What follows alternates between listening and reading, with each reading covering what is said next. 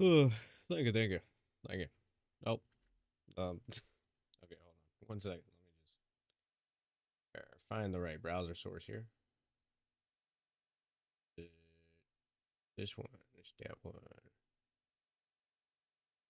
Come here. Refresh. There we go. Yeah. Theme song by Dream Katu. Very good, very good vocalist, very good musician. She's done some awesome work in the past. All right. I feel like I'm like super late to this. I don't have everything set up. I was setting up 30 minutes prior and I just completely forgot to do something. So, or well, you know how streaming's stressful. 6-7. All right. I'm just making sure that I have everything set up at the moment. Uh,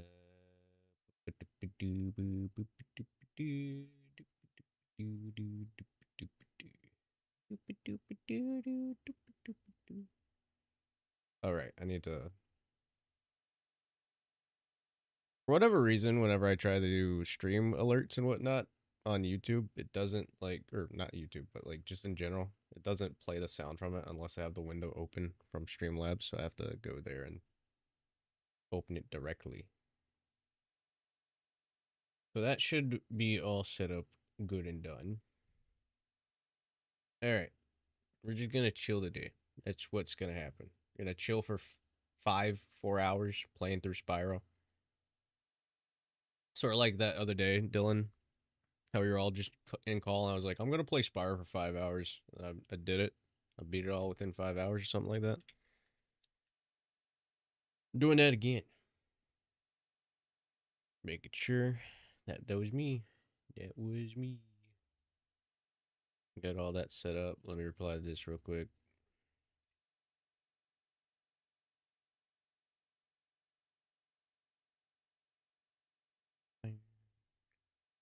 I should probably tweet all this out, huh?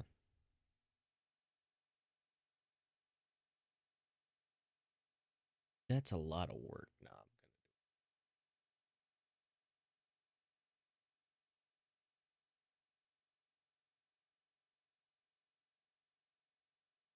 dun, dun, dun. How's everybody's day going? Hope it's going well. Twitch. Everyone. There you go. I don't really need to tweet this out since I'm already live on Twitter, so people can just come across it. But if you want to watch this and be in the chat and whatnot, uh, Twitch, DaveAce LOL, and YouTube. Just search up DaveAce and I'll be over there. Be over there. YouTube is the vertical and Twitch is the horizontal, much like Twitter. Snap my neck real quick to drink some coffee. Also got a new art tag. Decided to make an art tag called Ace Dudes. So if you make any art, want to show it to me, feel free to use Ace Dudes. Swap on over to the game profile here. I have to reset the thing on here as well. That's weird. All right. Interact, reload. All right. Let me unmute the game and we'll get into it. Or well, says the game's unmuted, but it's muted. Huh. Oh, there it is. Must have just been a graphical bug.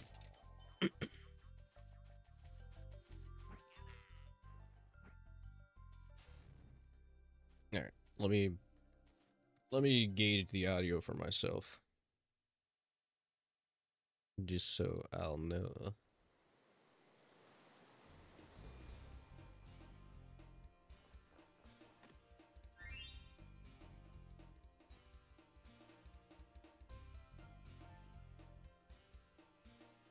I mean, it sounds alright. Sounds pretty alright to me.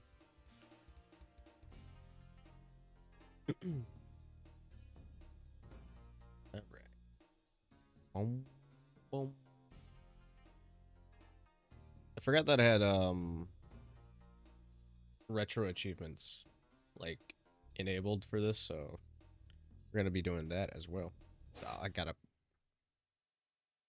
My controller's not being detected. Why is that?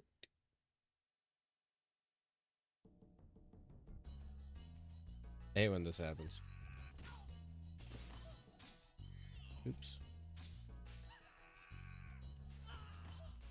Enjoy the ambience of enemies screaming.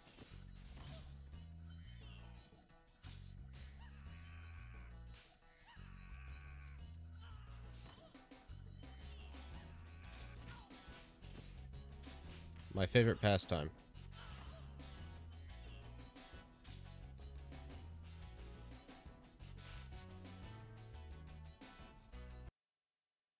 Oops. Alright, I think that should have done it.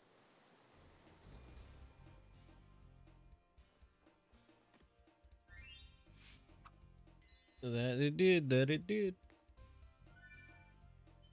New game. Dang, I got pretty far in that first save file. I don't even remember when I started that one.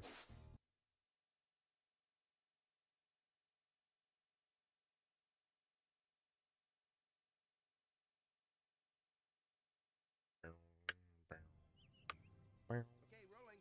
Oh, it's been peaceful here in the Five Worlds, or is it 6? For a Dragon's Age.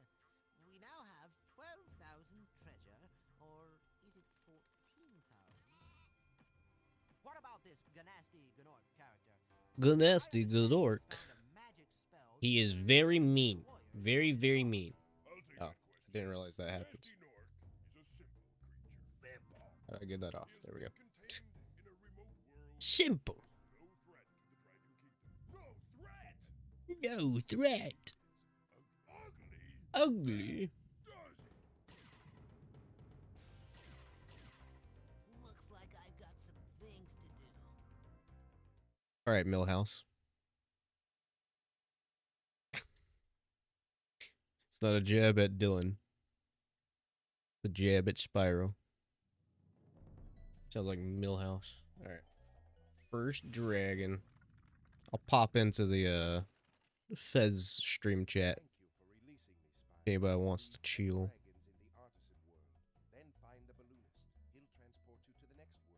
What about Nasty Nork? I'm going after him. Find dragons first. That's all I can tell you. Alright. Thank you. Thank you for telling me that I have to find dragons. Let's get some of the gems in the overworld first. I'll probably do the flight stage first. I usually tend to do that first. Just so I can get it out of the way.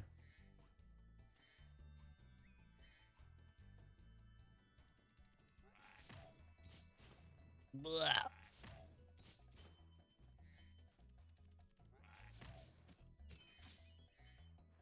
Alright.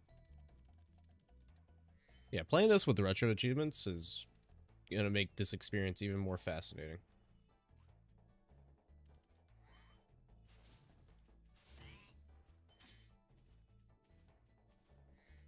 Hiding in the maze now, are we?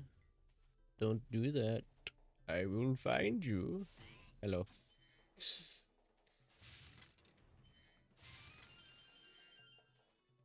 There. Oh. Bum, bum. Music is so nostalgic too.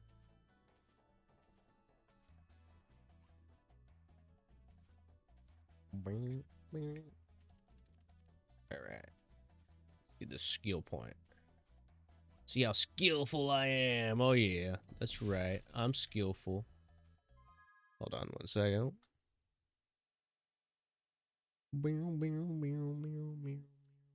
Yeah, no. It's a good Good game. I love the game. How you doing? Welcome to the stream, Rodriguez. I'll just say Rodriguez.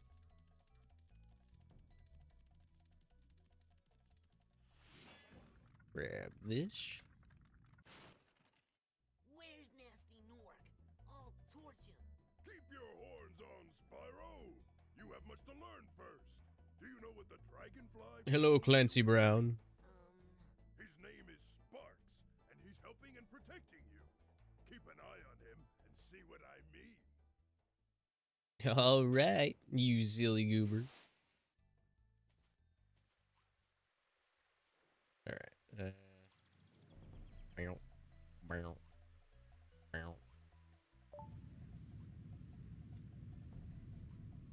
Into Sunny Flight. I couldn't remember what the flight stage was named. I had a feeling it was Sunny, but I wasn't sure it was Sunny. Always Sunny. All right. I think I usually go for the trains first. Well, that didn't work out in my favor now, did it?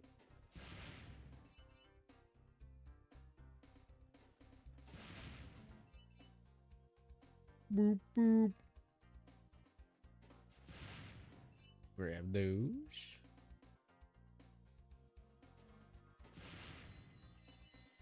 All right. Get the gold chests.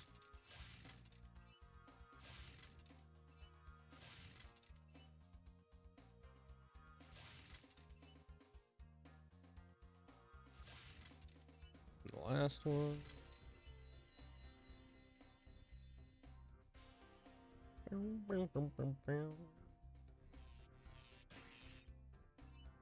I know a lot of people don't like the flight stages.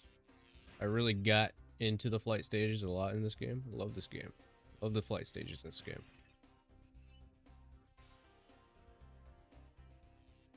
I am Mark. I am. How you doing? Hello, Mark.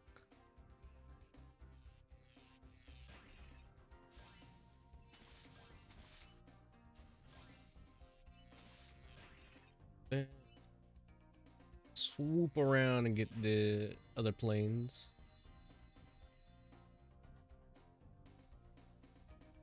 Swoosh. Faster than light? I didn't... Why did I get that achievement? I didn't beat it yet. Whoop.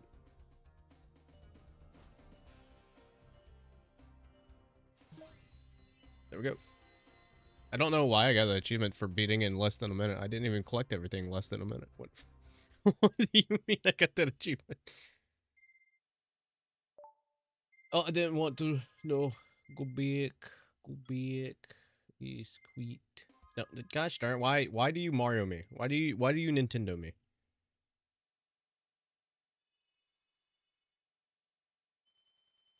How's it going? A long time no see. Yeah, it's been a while. It's been a while, you know. Just been busy, chilling, getting stuff worked on. As you can see, I've completely got like a whole VTuber setup going and whatnot. So, aside from that, I've just been stressed, to say the least. But who isn't stressed? It's you know, it's holiday season's coming up, so.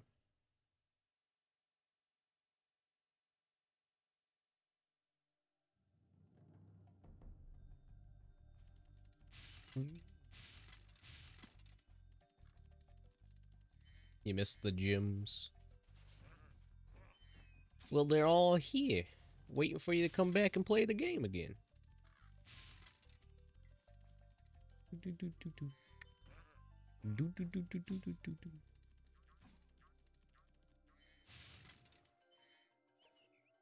What's up, Purple? How you doing? But yeah, no, I mean, other than that, I've just been vibing. How about you, Mark? Been working on anything fun recently? I want to get back to playing some more of Ranger Rumble whenever I get a chance to. I hate that it doesn't have controller support. That's like the one thing preventing me from playing it.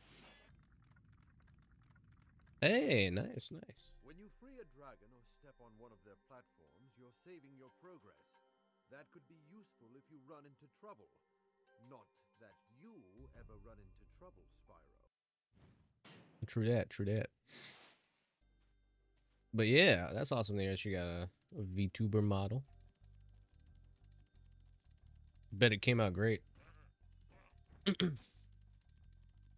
Nice. Old 1 to 3 games. I never find myself replaying through 3 a lot. Like, I don't even think... I can't remember the last time that I played through 3, to be completely honest with you. I mostly just go back to 1 and 2.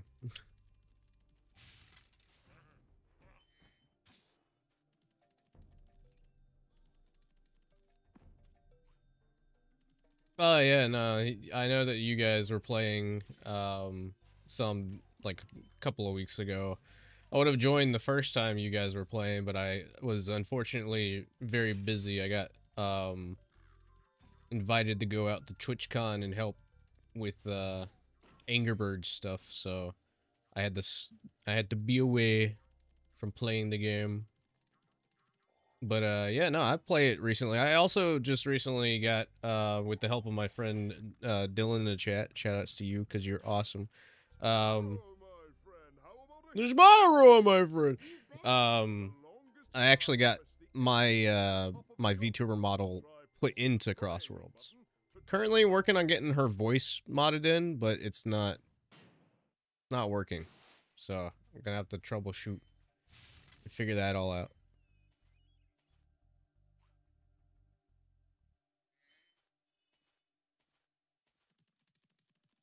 I wonder if, like, some of these retro achievements are counting, like, my other save files. Because, like, it's saying that I'm at, like, 61% and I just started the game.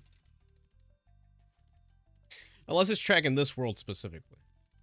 Which, if that's the case, then that's even better. I like that. I like that it tracks. This world I have to be very careful for, because I do tend to forget, like, maybe one specific area where gyms are. It's really annoying. Oh. Oh. Oh. Okay. I don't know what happened there. That was very interesting. I've never had that happen.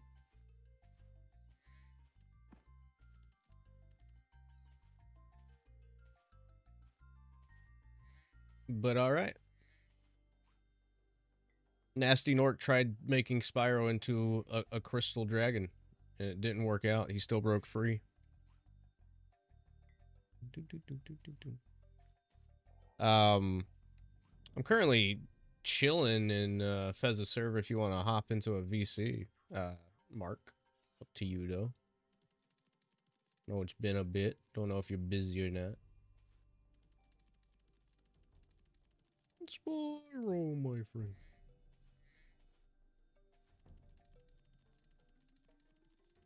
Alright. I know there's some, like, unless I already got them, I'm pretty sure there's some chests, but I'm gonna look around just a tad bit more. Oh yeah, I forgot about the thief as well. Yeah,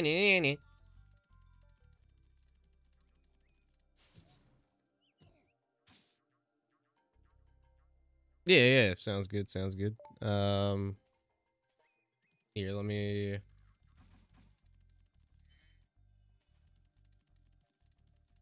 You want to play Rumble right now, but you're busy. I wish I could play Rumble. I don't have a console for it to play on anymore. I wish I had come over to PC.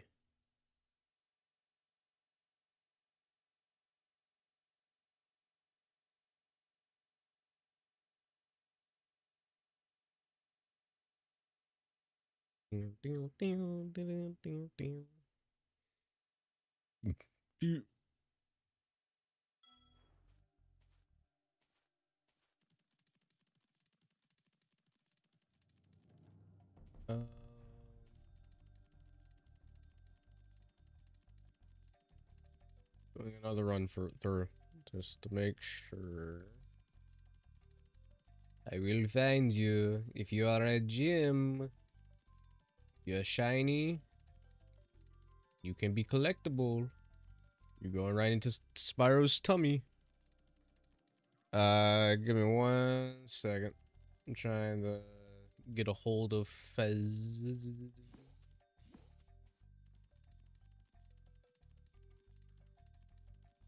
Alright.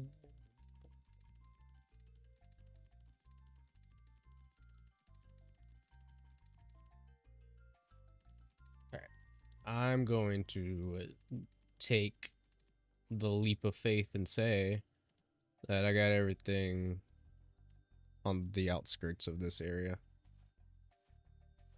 I've played this game 100%, like, so many times, but that area will still always be an issue, I'm pretty sure.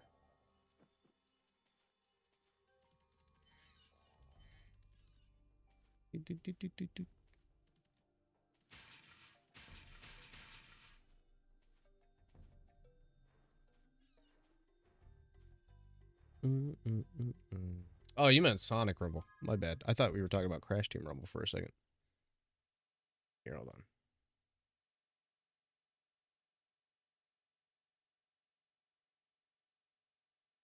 And even though that I went back and checked like 5 times, I'm almost certain there's going to be something up there. And if it's not up there, then it's going to be like in the most obvious place.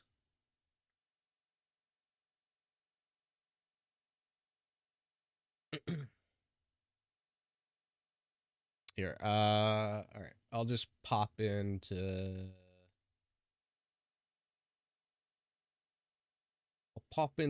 Fez's collab server stream chat, Mark. There we go.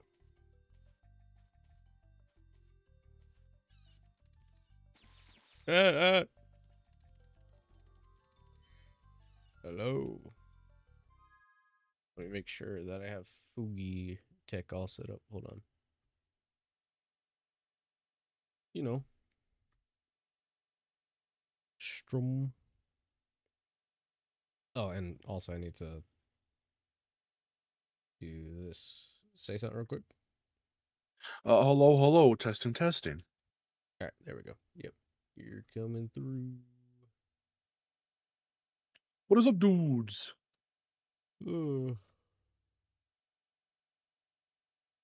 I'm very tired and I don't know why. I woke up, I think, 2 hours ago, and I gotta go to bed in another 5. Oh, that sounds like fun. Work is gonna be very silly for the next couple weeks. Oh yeah, because of Christmas. Christmas and all the Cyber Monday shit. All that good stuff. Everyone's favorite. What's up, Spider? How's it going? After you freed all the dragons, pass through this fancy vortex. I'm glad I came in and saw the Gildus. He's my favorite little dude. Let me tell you a story. No, thank you. First, let me tell you a story. Let me Yeah, tell you. the artisan home. The artisan home. It's a home for the gems in the Spyro. Let me. Bleh. What is You your gonna take watch on Game the Awards? Yes, definitely. Yeah. Yeah, What were you gonna ask? yeah, sorry. So, what was I gonna ask? Oh, yeah, it was just a quick little thing. Like, what are your thoughts on the original end portal from, like, the earlier, like, the demo builds and stuff? Are you satisfied with what they did in the final game, or do you... I'm collecting thoughts with this question, because I really want to see... I know speedrunners don't like that thought, because they love exiting level whenever they're done with all the gems and all the stuff, but that does just kind of defeat the purpose of the M portal when, like, in the earlier builds, they put a gem in there, so like if you wanted everything, you had to go through the M portal. Oh shoot! No! It's just, I've Woo! so I've actually never seen the like the end portal, like how it was before the final game. So that's actually new knowledge to me. But Oh, okay. I guess for me it doesn't really matter. Like I get I get the incentive of like making it to the stage in portal and like getting a gem for it. But like just pausing and exiting a stage after collecting everything, which I think I just did. Yeah. I mean, like, I guess in a sense, it may and I may just be talking about this from a design perspective. It could be that QA testers, when they were testing a level, it just got so monotonous of just going in and testing the level and then making it to the end over and over and over again, to where the point where they just like requested to be able to just leave the level. Yeah, I could see that.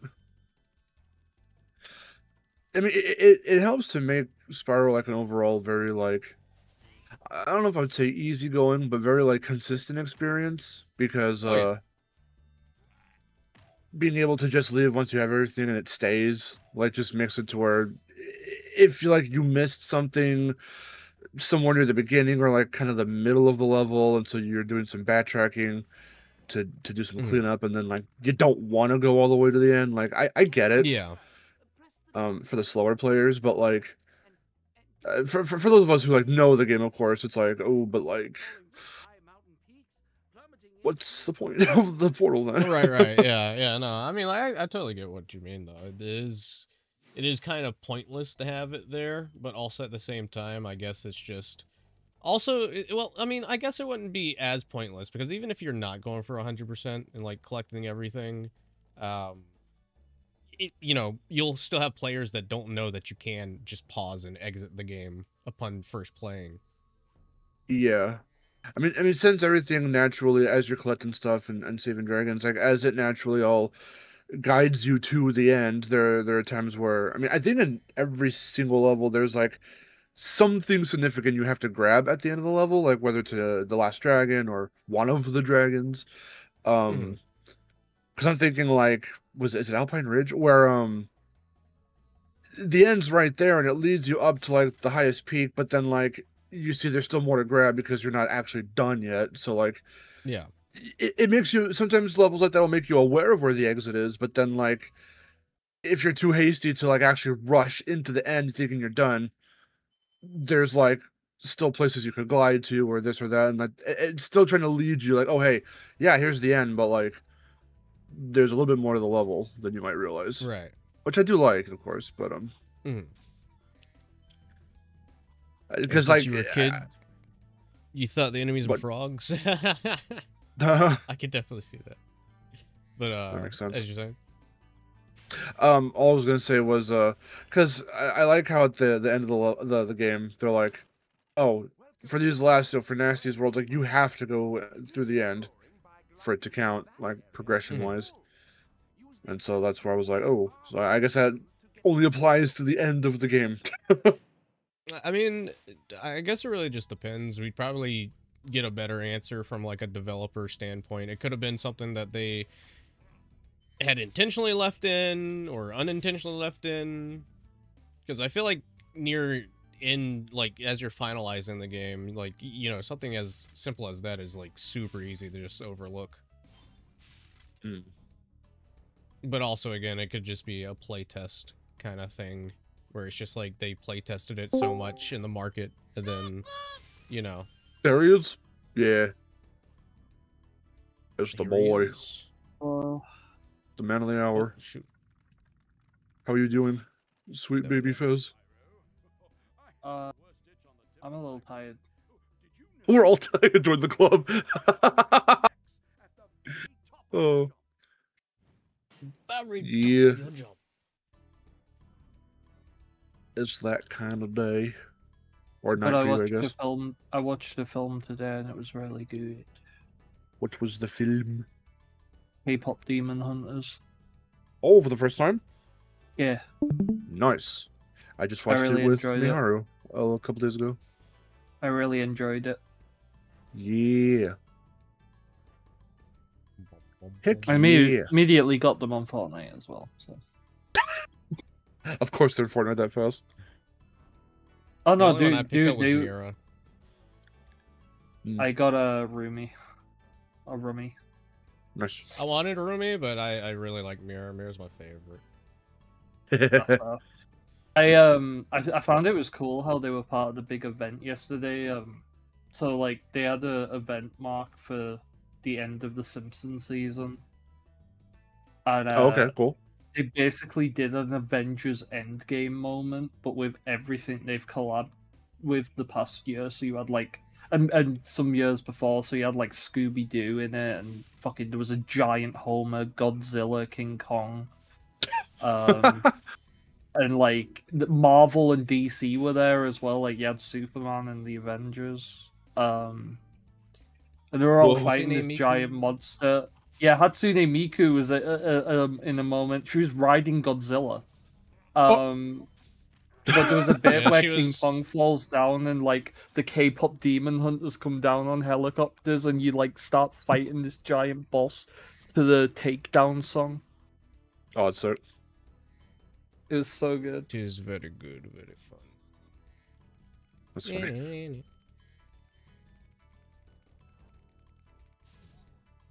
But I'm also K-pop very sad that the demon Simpsons season egg ended. thieves.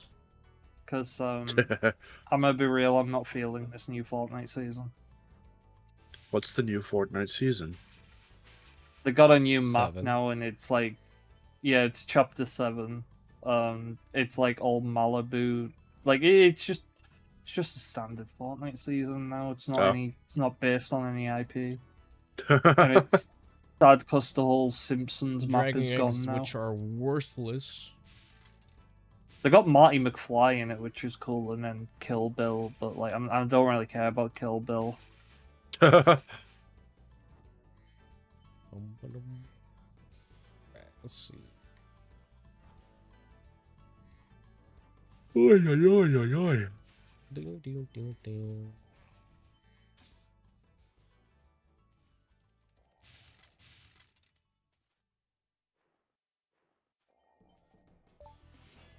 Yeah, my mom's been into all the K-pop stuff Oh, recently, torture. so she has her favorite group and all that, and I was like, okay, so you'll probably like the movie. And for I think it was my grandma's birthday, we watched it. It's really funny. Next week is your birthday. Hey, nice.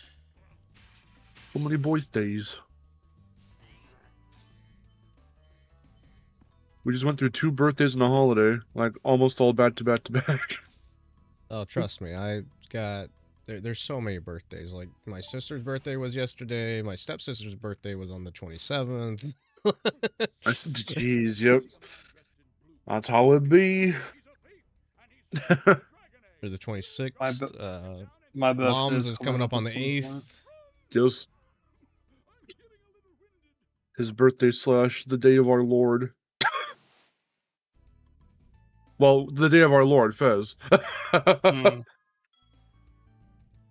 The day of our Lord Legend 8 or Fez. however, whatever your status is now. In Crossworlds. I've stopped caring about ranks and Crossworlds. I made it to Legend 9 and I was just like, yep, I'm Legend. Ever since I see. found out the meta is just fucking bagging, like I've stopped caring. Well, I'm curious of what they're going to balance out in that patch coming in on the 4th. Yeah. Or the 3rd. We gotta play Rumble Mark at some point because that's a lot of fun. Oh, yeah, it's. I think this is like the 3rd time I've asked you, but it's free to play, yeah? Yes, Yeah. it is. Okay. It's on Steam, Yes. Gotcha. and it works well on a Steam Deck. I've tried it. It works really nicely on that thing. And I would say that you don't have to worry about ads or anything because Steam, like, they Yeah, they don't have implemented ads. like a TOS thing where it's like if your game is free to play, you can't have ads in it. Oh.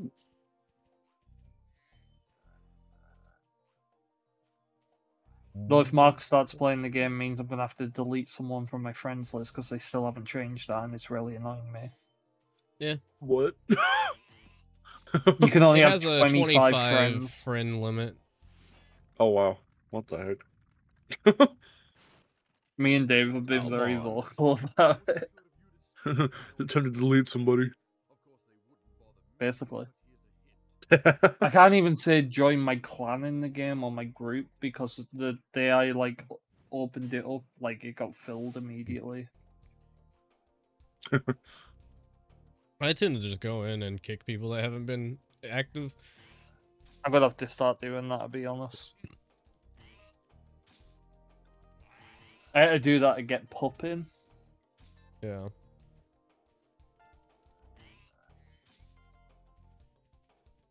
It never fails to make me laugh. Every time you hit the Norks with the shields, they just go freaking flying. Yeah. They do like 20 backflips Hey, before they Spyro! hit the ground. I like to think that there's at least one that's trying to be friendly. It's one of the ones from the from Dragon Shores. Yeah. Step right up, Spyro. I'm gonna. You Don't banished hurt our me. leader, but we're gonna open up a carnival. There's nothing else better to do, so might as well do that. Spyro. Oswin. Dewey Griffin with a lisp.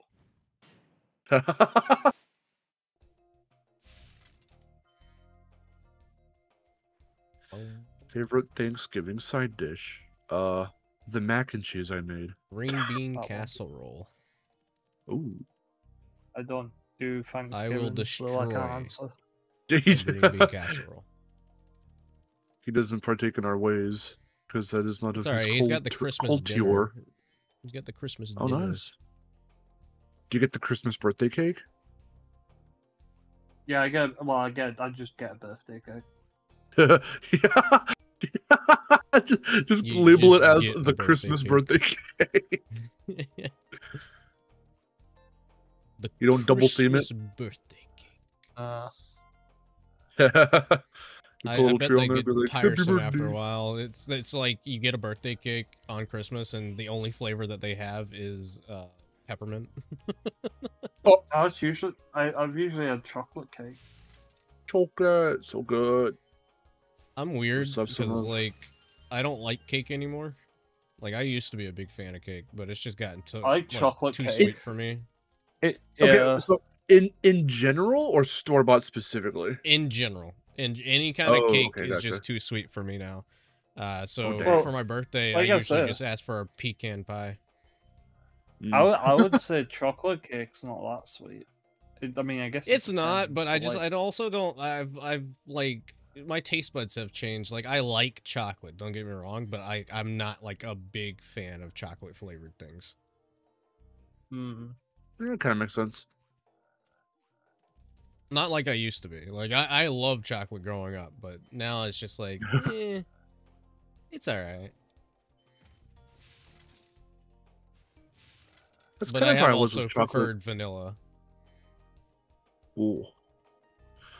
With chocolate milk for me, I remember as a kid, I kind of liked it, and very quickly I grew out of it, and I just prefer like standard, regular old milk.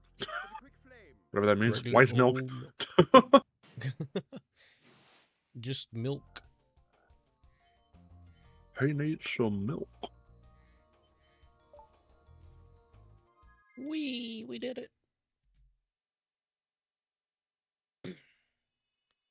This will probably be like near my 10th time completing this game, 100, or, you know, completely.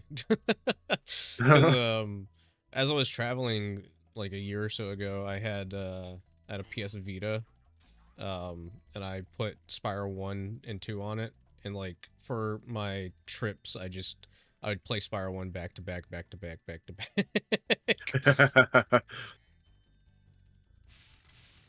Because it was just so easy to just pick up and play. I was like, all right, I'm done with my flight, and I'm halfway through the game.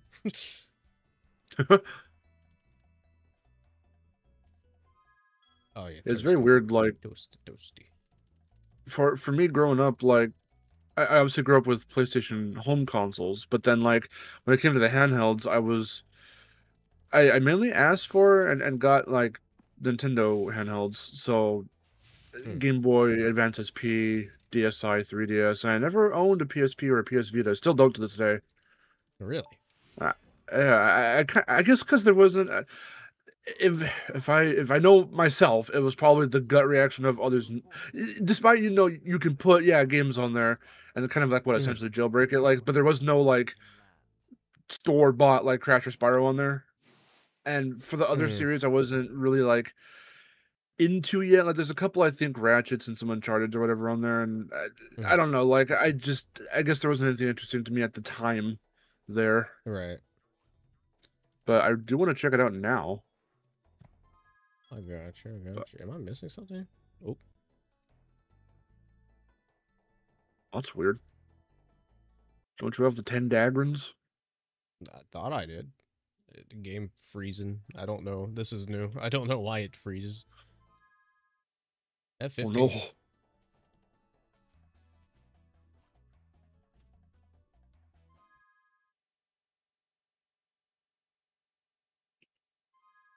Toasty, please. Toasty, open up.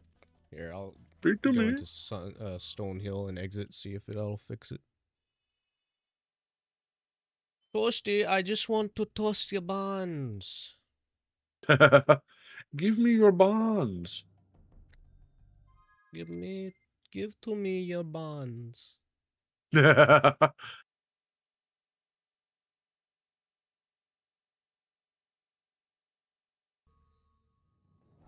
Did you see all the Miari's things for Tekken, Fez? No, I haven't. I've been The so like out new of it girl. with Tekken. Have they done a new story mode yet? Damn. No, not yet. This is the last character for season 2, and she's got some interesting as hell lore. Okay. And Vic and I were talking like extensively about it like a day ago or so. No, I was expecting them to do like another story bit with the new season. I think they will, because last time I think they, if I remember right, I want to say that they waited till all the characters were out, because I think all of them. Well, no, they waited till Heihachi was out because the story thing came out with Heihachi, because obviously the last character was Clive, and that was a collab character. Yeah. Okay, gotcha. Then yeah, I don't know if they are, because they haven't said anything yet. Yeah, it's making me think like, oh, are they just not gonna do it now, or like what? I'm very, very confused. They are just not letting you in. What the heck? I have. Okay. Oh, did you exit the levels like through the portals? Do they need you to do that in this version? Yes. Like whatever he's playing. See, we were just talking about it, Mark. Let's go. Talked about that, Mark. Let's go. Yeah, you gotta go to like the exit portals. I think you need to do that in Reignited as well. Now, that's not just for this, like, because like it's only for this hub world. Like every other world in the game, you can exit like without going through that portal. But they want you to go through the portals in this world only. Oh, so that's just a thing in the game in general. It's not like what Dave's playing on. Oh, you know what? Yeah, it's only in the first world. Every other world. Because I never exit levels, so I did not know that. I genuinely did not know that it wouldn't open if you. That's crazy. I should know this by watching like freaking Deo play. No. Just to check that one little detail, see if he goes through all the exits in the first world. Thankfully, all these levels are so short, it doesn't really. Yeah. It's not that big of a deal. Yeah. Wait. Twister Bob is partnering with Double Black Capital? What the heck is that? Oh yeah, that was announced a while ago. My God, I'm gonna have to put gold. They're an investing company. Oh. Time to put on Golden for the fucking millionth time today. No, takedown. What? You gotta I listen like to Takedown takedown. too. You gotta listen to takedown. Like you're up Ready and for the takedown. takedown. The demon with no feelings. I'm about going to my K-pop era.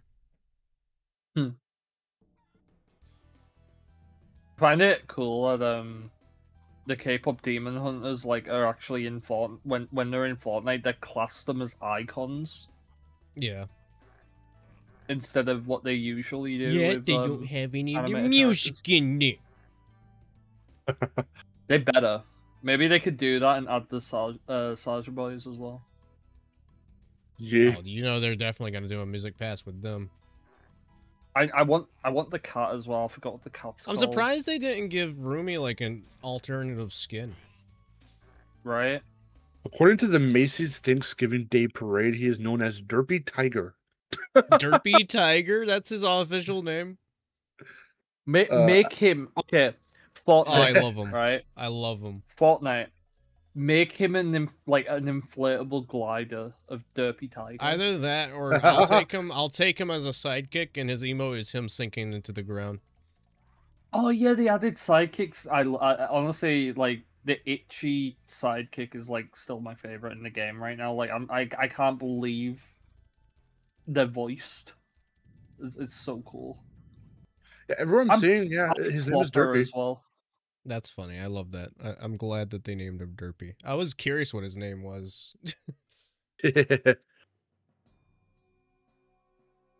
Flopper and Itchy are my favorite sidekicks right now, but if they add Derpy Tiger, I will also add him as a favorite. I'm expecting Sonic at some point as a sidekick in Fortnite. Yeah. Oh yeah.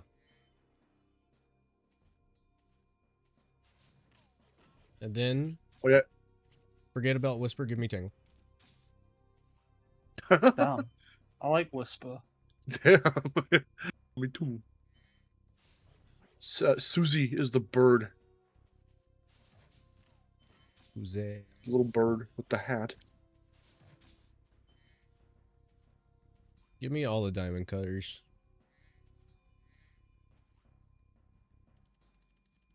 Susie. I love how The only like time you use the the law whirl. manager for Sonic came out when Tangle and Whisper got announced for Crossworlds and was like, Tangle and Whisper are just as canon as the rest of the game characters, and I'm like, hell yeah. That's right.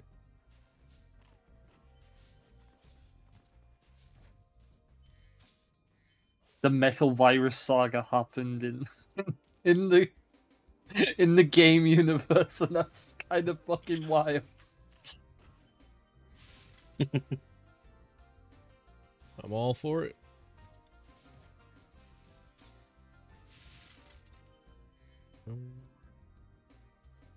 Bum bum bum bum bum bum bum. Doggo, ouch. Doggo.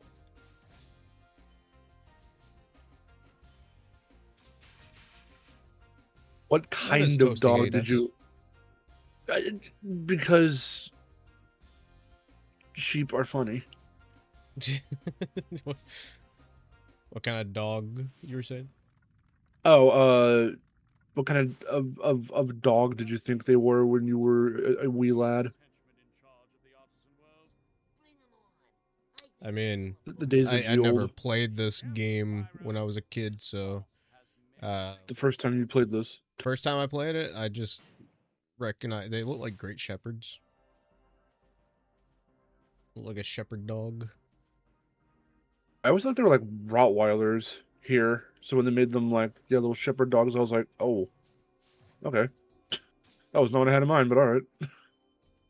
I don't know why. I feel like that's just what I I feel thought. like shepherd. Like I was just the wizards that you fight look like they're kind of farmerish, shepherdish.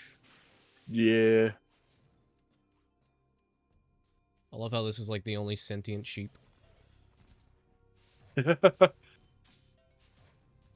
It's like, guys, we gotta take a stand against this purple dragon for flaming us for no reason.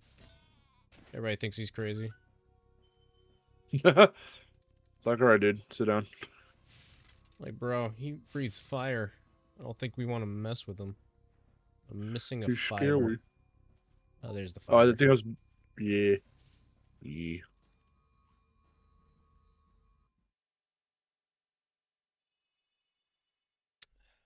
Toasty. Toasty! I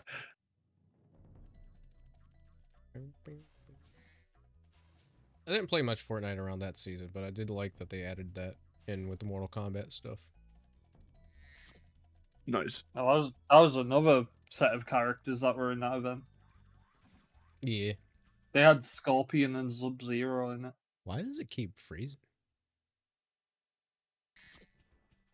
It's trying its hardest.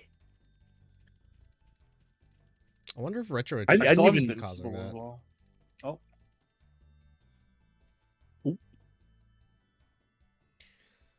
What did you say, Vince? Oh, do I was just saying I saw Invincible as well. Oh, nice. Like saw in the Fortnite thing. I haven't seen the show yet. No. Well, you gotta see the show. Eh. You Maybe. gotta see the show.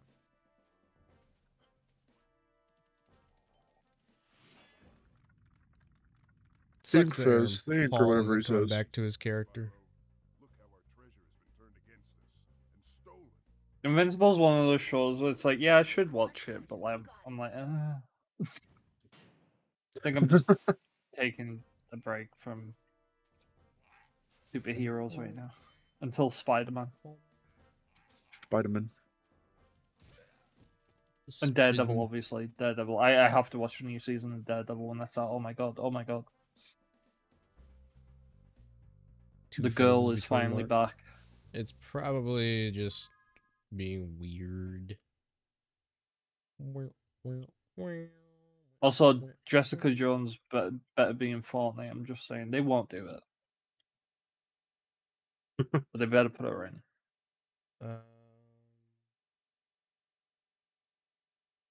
Maybe.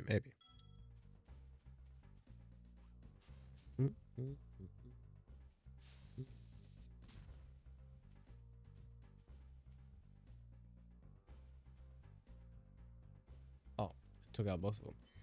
Awesome. Get off the cannon, Spyro.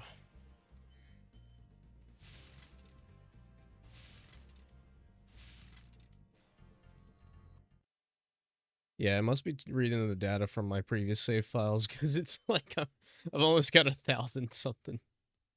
Oh my god. Oh no way! No. What's up? Guess who's receiving Oscar buzz for guess who's gonna be in the Oscars for Best Supporting Actress? Me. Gal Gadot as the evil queen. Nice. What? Hope she wins. Once again, why do we care about award show? Like okay. Okay. Come here, I'm you just like, evil why thief. why do we care about award shows again? I don't know about those award shows, but we love the game awards. It's fun to make fun I of. don't. Sometimes it's fun to make fun of. I like the Yeah. reveals, obviously, and that's what a lot of people tune in for anyway. That's what I'm tuning in for you. And I was saying in my chat because they were like, oh, what do you think's gonna win this? What do you think's gonna win that? And I'm like, I don't care. But like for games that truly deserve it to get the recognition in the certain categories that they're being nominated for, obviously. So there are a couple. I mean, I'm gonna Unfortunately. vote. I'm gonna vote soon. I haven't done it yet because there was like so much traffic on the site when it first Yeah. opened. I'm still just annoyed at like the snub for the movie category. Like, I know you don't like the Sonic movies, Mark, but like Sonic 3 should have at least been nominated. Compared to all the other slop that was there, like the Minecraft movie. That was fucking funny. Until Dawn. Twisted saw Metal that. didn't even show up there. And like people are like, well, it must be good if it got nominated. No. No. Maybe I it was was something we all born missed to about the glide. Minecraft movie. The Minecraft movie's bad. I know. I've seen plenty from it. Also, I'm still sour over the Sonic Frontiers snub years ago, where it lost to Genshin Impact. For what? What category or what was it? Player's Choice. Genshin. Which, by the way, Genshin Impact's been on Player's Maximus. Choice for a few years. Incredible glide, Spyro. I With a thought pinch I of saw you salt. vulture standing on my head. And I know Sonic Racing Crossworld's not going to win the category I'd like it to win, but I know it's not going to happen. With a pinch of salt. I wonder. I know Genshin obviously still gets plenty of support still, but I haven't been hearing it around as much. Like it seems like the hype, like the huge hype it had received, like is starting to die down. It's becoming just Well, I another mean, game again. from my understanding, if Genshin wins like an award at the Game Awards, they're like, oh, if we win, then everybody gets such and such. So like, Yeah, they're it's almost- bribing people. yeah, it's pretty much always almost guaranteed to win something because people will get free stuff. Oh, jeez, Which is it's not predatory at all. that's horrible in my But opinion. also completely unrelated. The voice actress I have for Ace has some work in Genshin. It's just really Oh fun. damn. I mean, hey, it's exposure, you know. Yeah, exposure. She also just recently did something with Wizard 101, which I was just like, wow, that's crazy. But yeah, Did something no, like recently with that? That's still around. They did like a new expansion, and she got the voice like one of the like major characters. Oh my god. Nice. I just didn't know it was still around. I remember I've Yeah, heard they that just name ported in it to PS5. years. What? Yeah. What? Just got a PS5 release. Oh my god. That's crazy. Wizard 101. The Wizarding World of Wizard 101. Sparks, are you blind? there's only one game I would say He's that like, ever "No, really like. I don't want it. There's only one game at the Game Awards that ever really had an impact from winning an award, from what I've noticed, and that was Yeah. Astro Bot. Astrobot. Oh yeah. Astrobot. And then everyone said, this is why we need more platformers. And I'm like, we have plenty, guys. You're not playing them. That's the problem. Because what they mean by Right. that is they want platformers in the franchises that haven't received anything in like over a decade. And I get that, but you're missing all the good shit that's been coming out. That's what annoys me. It's like, but I want old things. Like, We're not probably gonna get them, dude. All those devs are doing other shit now. I'm not gonna lie, I'm like that with the people who are like, we want Sonic Mania 2, and I'm just like, but Evening Star just made like a 3D platformer. Why don't They you play made a that? new one. Yeah. It's funny. No, I don't want them to make new original creative IP. I want old I want my IPs that Sonic. I want my theme. Yeah. I want my Jack and Dexter. I want my. That's it. Where's Sly Cooper? It's like, I okay. want my Sly Cooper, and it's just like, my guy. Did you Like, guys buy the re-releases on PlayStation? Huh? No? Did you? Did you? Did you buy Sly 4? Because I'm gonna be real. I'm gonna be honest. I didn't see anyone buy Sly 4. Yeah, exactly. And by the way, the I mean, PS3 beat out the 360 by the end of the generation, so it's not even just a. It also doesn't PS3 really help sort that of thing. Sucker Punch, again, is like one of those companies that have been, much like modern games, where they're made up of only like a small percentage of the original team that worked Yeah. on Sly. Yeah. And this is why It just couldn't Insomniac be are them. fucking based. because Exactly. they still keep doing Ratchet and Clank, Yeah. and we're getting a new mobile game. Yep. Which still needs controller I need to support, go back despite to. it being updated. It does. I haven't. Wait, did they update it recently? They updated it, but they never added controller support. It's a Would good be game. I'm still curious who's doing the music because it sounds like David. It genuinely sounds like they got David back.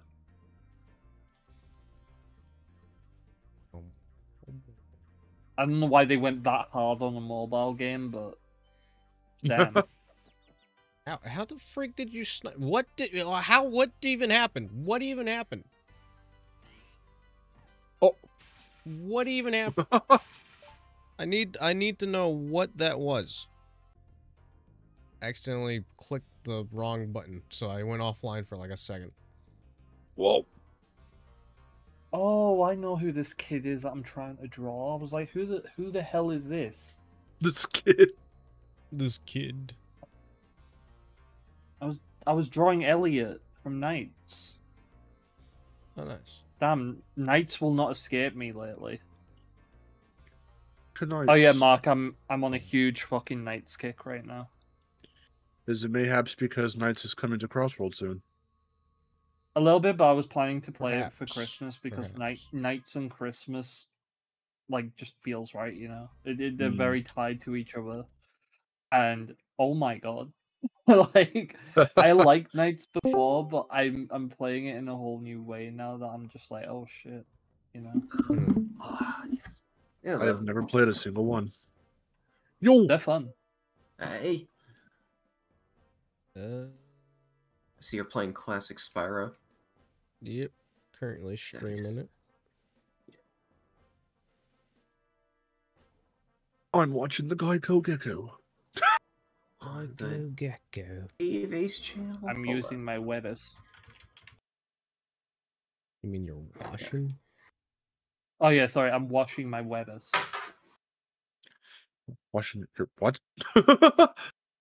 It's The thing what? that fucking Pop started saying, and like, I can't get out of my head now. It's just him because it sounds so wrong, but it doesn't mean anything. Okay. Twitch is back. You just Okay. I'm let's just- washing my Webbers. Okay. Bum, bum, bum, ba-dum, bum, bum. Yeah.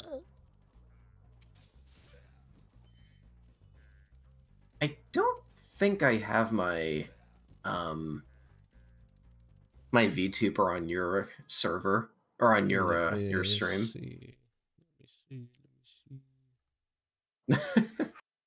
I don't think I've been on the DaveAce channel yet, actually, thinking about it. Hi. Maybe not. First maybe appearance. Yay. Not.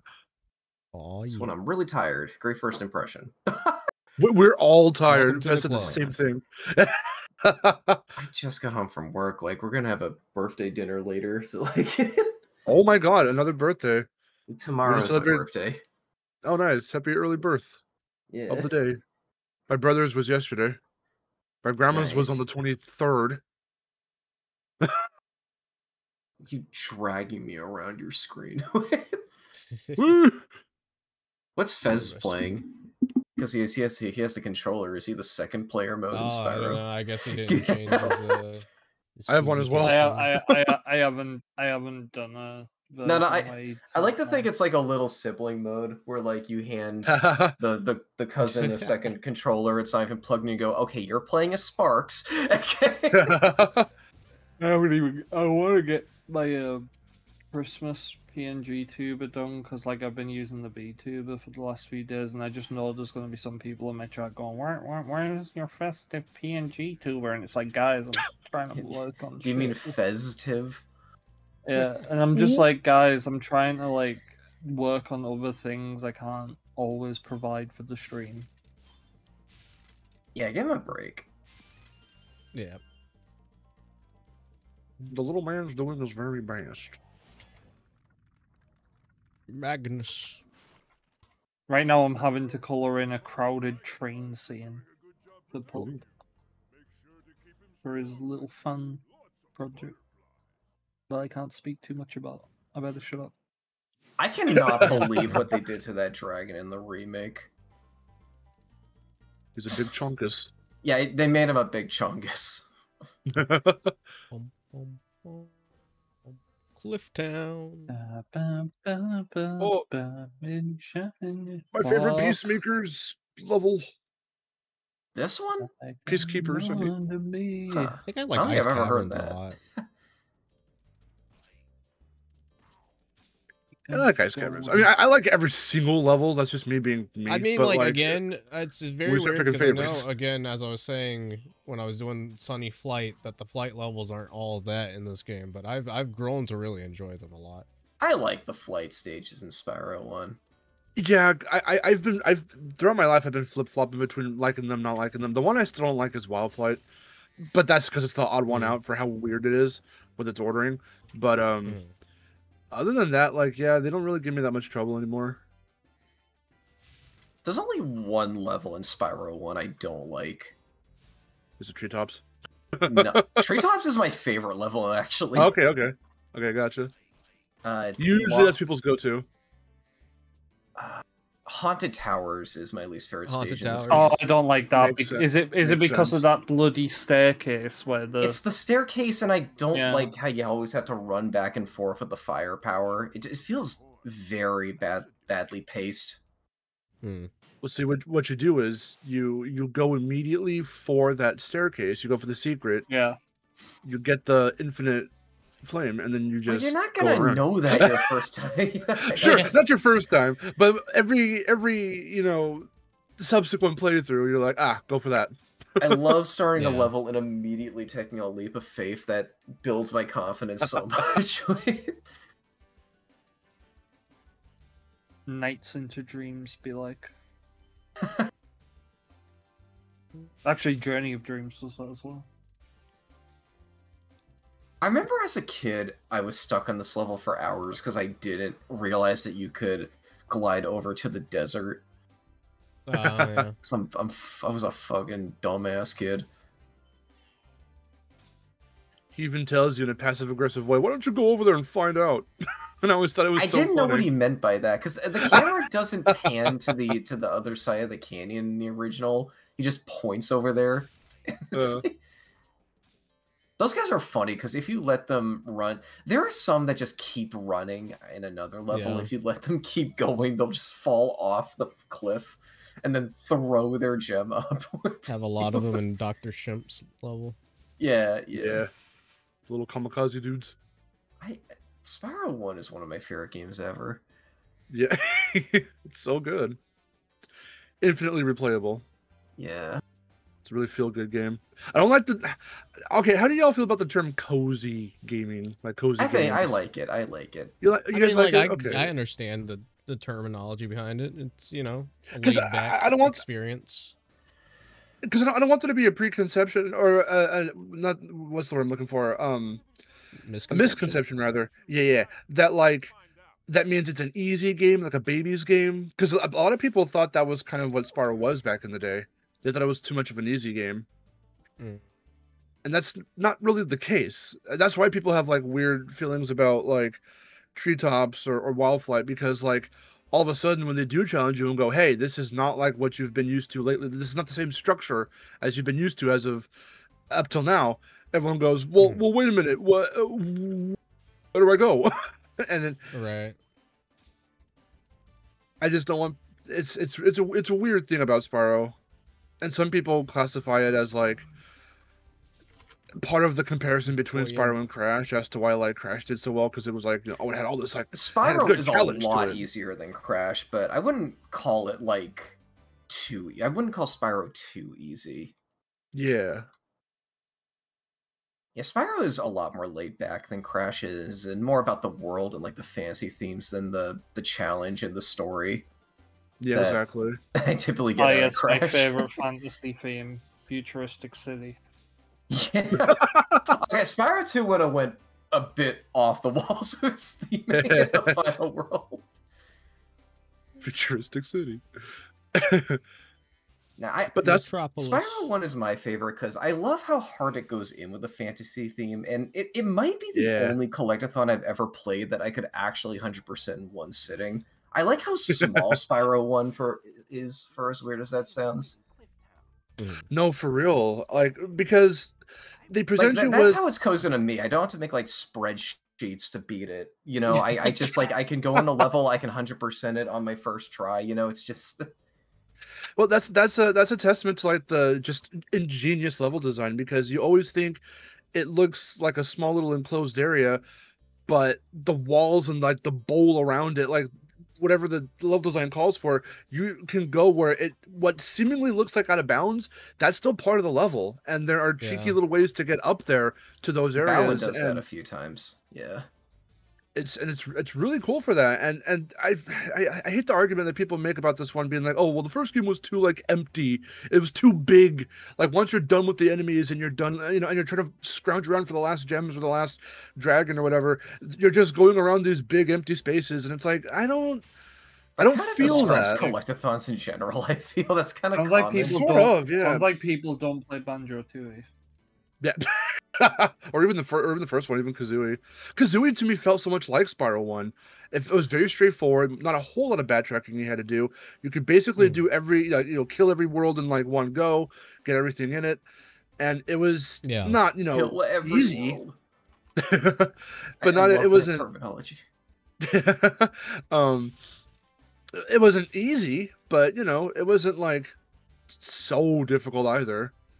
Banjo-Kazooie. It felt like the right balance of, like, basically you could and you should go for everything before, facing Grunty, because it actually benefits you.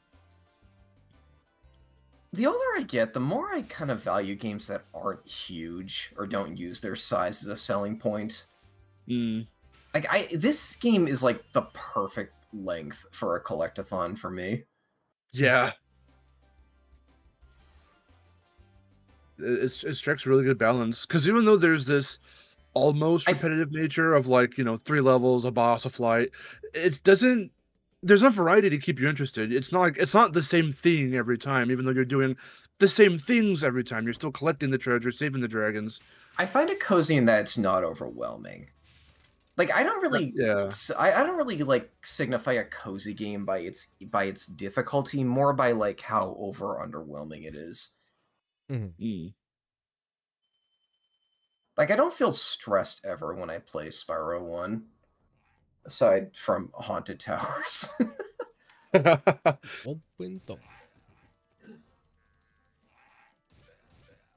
There's a funny Easter egg with these guys, actually. If you let them run into... Do you know about the mooning Easter egg? Yeah, they moon you. And then you just burn it down, and then... You burn it, and you don't... Yeah. That's indecent. That was my kind of crass humor as a kid. That was comedy gold right there. I remember taking a video of that on my flip phone and showing it to friends at school. Oh. Here goes it doing its famous freeze for some reason. That's the back of the box feature. It freezes. Are you playing this on... Or are you doing this for retro achievements? I keep seeing, like, percentages in the bottom right. I got retro achievements. Yeah. They said, so what did you do today, Thomas, at work? And he said, I textured an orc's butthole. Butt crack. That was somebody that was someone who worked on Papu Papu. Because they were very... I remember they tweeted how proud they were of that butt crack. It's awesome. Oh, butt crack. I don't even know what word I'm looking for. Praise. Crevice. Butt crack. Praise. The creek. Up the creek. That's it. Yeah, that's right. Well, Naughty Dog themselves... an achievement name.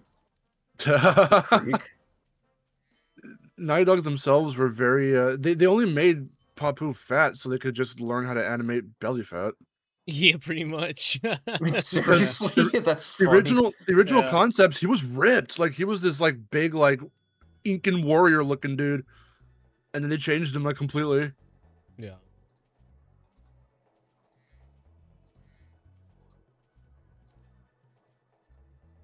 Naughty Dog's always been like that though. Like I remember even in Uncharted, they were like, "Yeah, we put a waterfall there just so you could see how like his clothes get wet." Yeah. yeah. Just because we wanted to see if we can do that. It's like, oh, So I love character design. Yeah. I love when they do stuff like that. Oh yeah, it's just around that corner.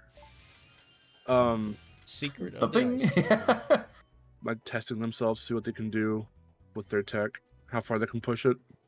heck, even in Intergalactic, like I swear to God, like they specifically showed in that teaser trailer of Intergalactic of that character putting on a jacket. Do you know how hard that would have been to fucking animate? Yeah. Oh, yeah.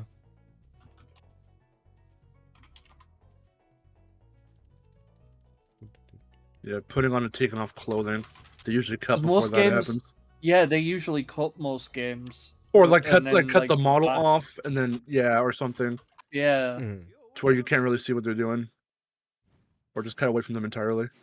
Thank you for releasing me. I'm not gonna lie, I still have like a good feeling about Intergalactic.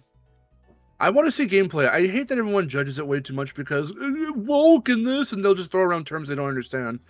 Yeah. And like, meanwhile, I'm like, I want to see the bald lady run around and jump and slash things. I already like the tone of it more than I did Last of Us. Yeah. Well, okay. When Last of Us 1 was like a fucking phenomenon, I was into it because it was different. It was something different for them. They wanted to go a little more bleak, a little more mature. I didn't mind that.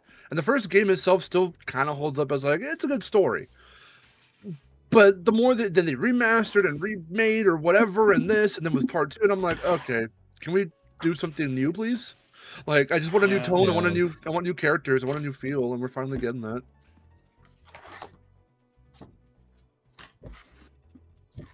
You can't snipe me from here, you idiot. Those lampposts don't do you a bit as a kid for a while. Okay, I stand corrected. It's not really obvious that you can charge those and do get something from it. Yeah, you'd have to like already know those gems are like perched atop them. Or You're you kind of just run into the character accidentally. Yeah, yeah, that happens. Yeah. Being quadruped, Spyro is kind of low too, so you don't really see them unless you're there in the background either. Yeah, I think that's one of those moments that would prompt most players to use the look around feature. Yeah. Stupid snowball man. Meanwhile, I often forget dragons that are weak to ice types. Why do you think there's only one ice level in this game? Bat. Those Those darn bats. Rouge. Yeah, Rouge is in there. Finally, people can stop gooning to mid. Jesus. What? Felt a little personal. Personal attack against Pup. I'm all for it. I'm ready, all right. Ready for what? Spyro, I'm purple like you. I found out once that one of the actors who did like a dozen voices in this game went on to do a minor character in Minecraft Story Mode, and I can't unhear him. Oh, nice. Huh? That's funny. Vadu funny. God, these songs won't get out my head. Help me. No. Get ready for the tank now. How do you know that was the one I had in my head right now? I've had it in my head since, like, it was on. Watching. You're ready for the takedown. Demon with no feeling. I'm gonna animate Ace to singing that. You know, what I like about that movie is the story is so straightforward. It doesn't really linger with a bunch of exposition, and they give you just enough backstory so you know why they're doing what they're doing and why they feel how they feel. And like, it's really cool that, not to say everything is just outright laid out for you, but like, oh yeah, no, I mean, like, it's a very simply told story. It is. Yeah, it is. doesn't and, get like, too complex. That's what I like about it, because like, I mean, I love the music and everything, and I know like a lot of people might not be into K-pop, but like, you could literally just remove the music from the movie, and the movie will still be good. You know? Yeah. Still has I great. mean, it hines it. It's still definitely Yeah. I think the characters are great as well. Like in the film, Oh yeah, like I that. love the characters. Yeah. Fantastic. There's a weird quirk in Spyro 1 where, like, if you go into the first person mode, you can, like, aim your flame. Yeah. Oh yeah. This is, like, the only level wait, where really? Yeah. This is the only level I've ever found a viable use for it, though, because you can use it to aim up at those bats. Yeah. Yeah. Wow. But even then, you can't, like, move or jump, so it's not that helpful, but it's a funny quirk. It's a funny, like, first game quirk. Yeah. Your bat. In future games, they give this more utility by letting you use the super flame in first person. Yeah. Spin stuff in general as well. 'cause And it the gives you a spin little move, reticle. yeah. And the spin move. Is Spyro the first video game character to have a dedicated spit button? You know what? I don't know. I don't How know. many video game characters spit as a core action? Well, I do know one of the Frogger games has that. Frogger the Great Quest, everyone's fucking favorite. Could be wrong. That might Didn't Abe have one? predate Spyro 2 by a couple years. Well, no, Great Quest was on PS2, so that was definitely after. Oh, okay. So as far as predating Spyro 2, I don't know. But as far as like another game I could just think off the top of my head that has spitting, definitely that one is one that I know of. Predating though, I don't know. And I don't even know if I want to look that up. What Now, could Spyro video game definitely came characters first spit? if that was on PS2. Yeah.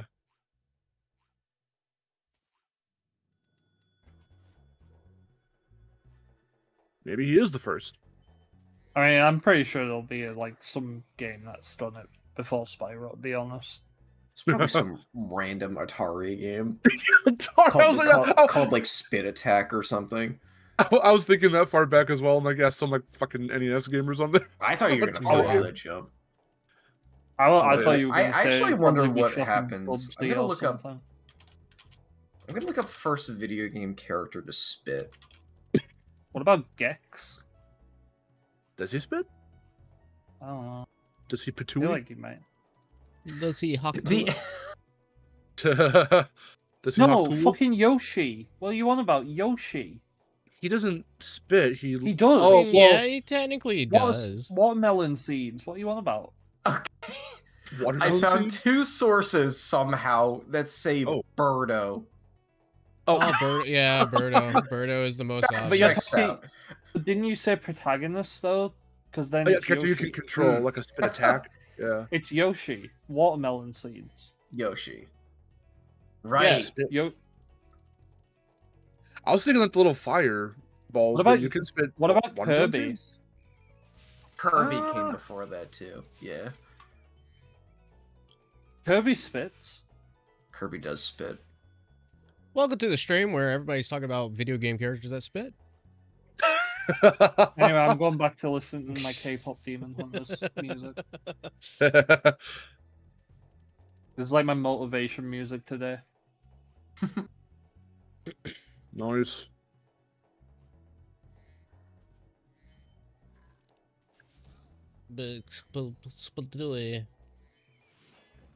And I think too, just real quick, back on that story topic for the movie, like there being a sequel in development now, I'm like, oh, you know what?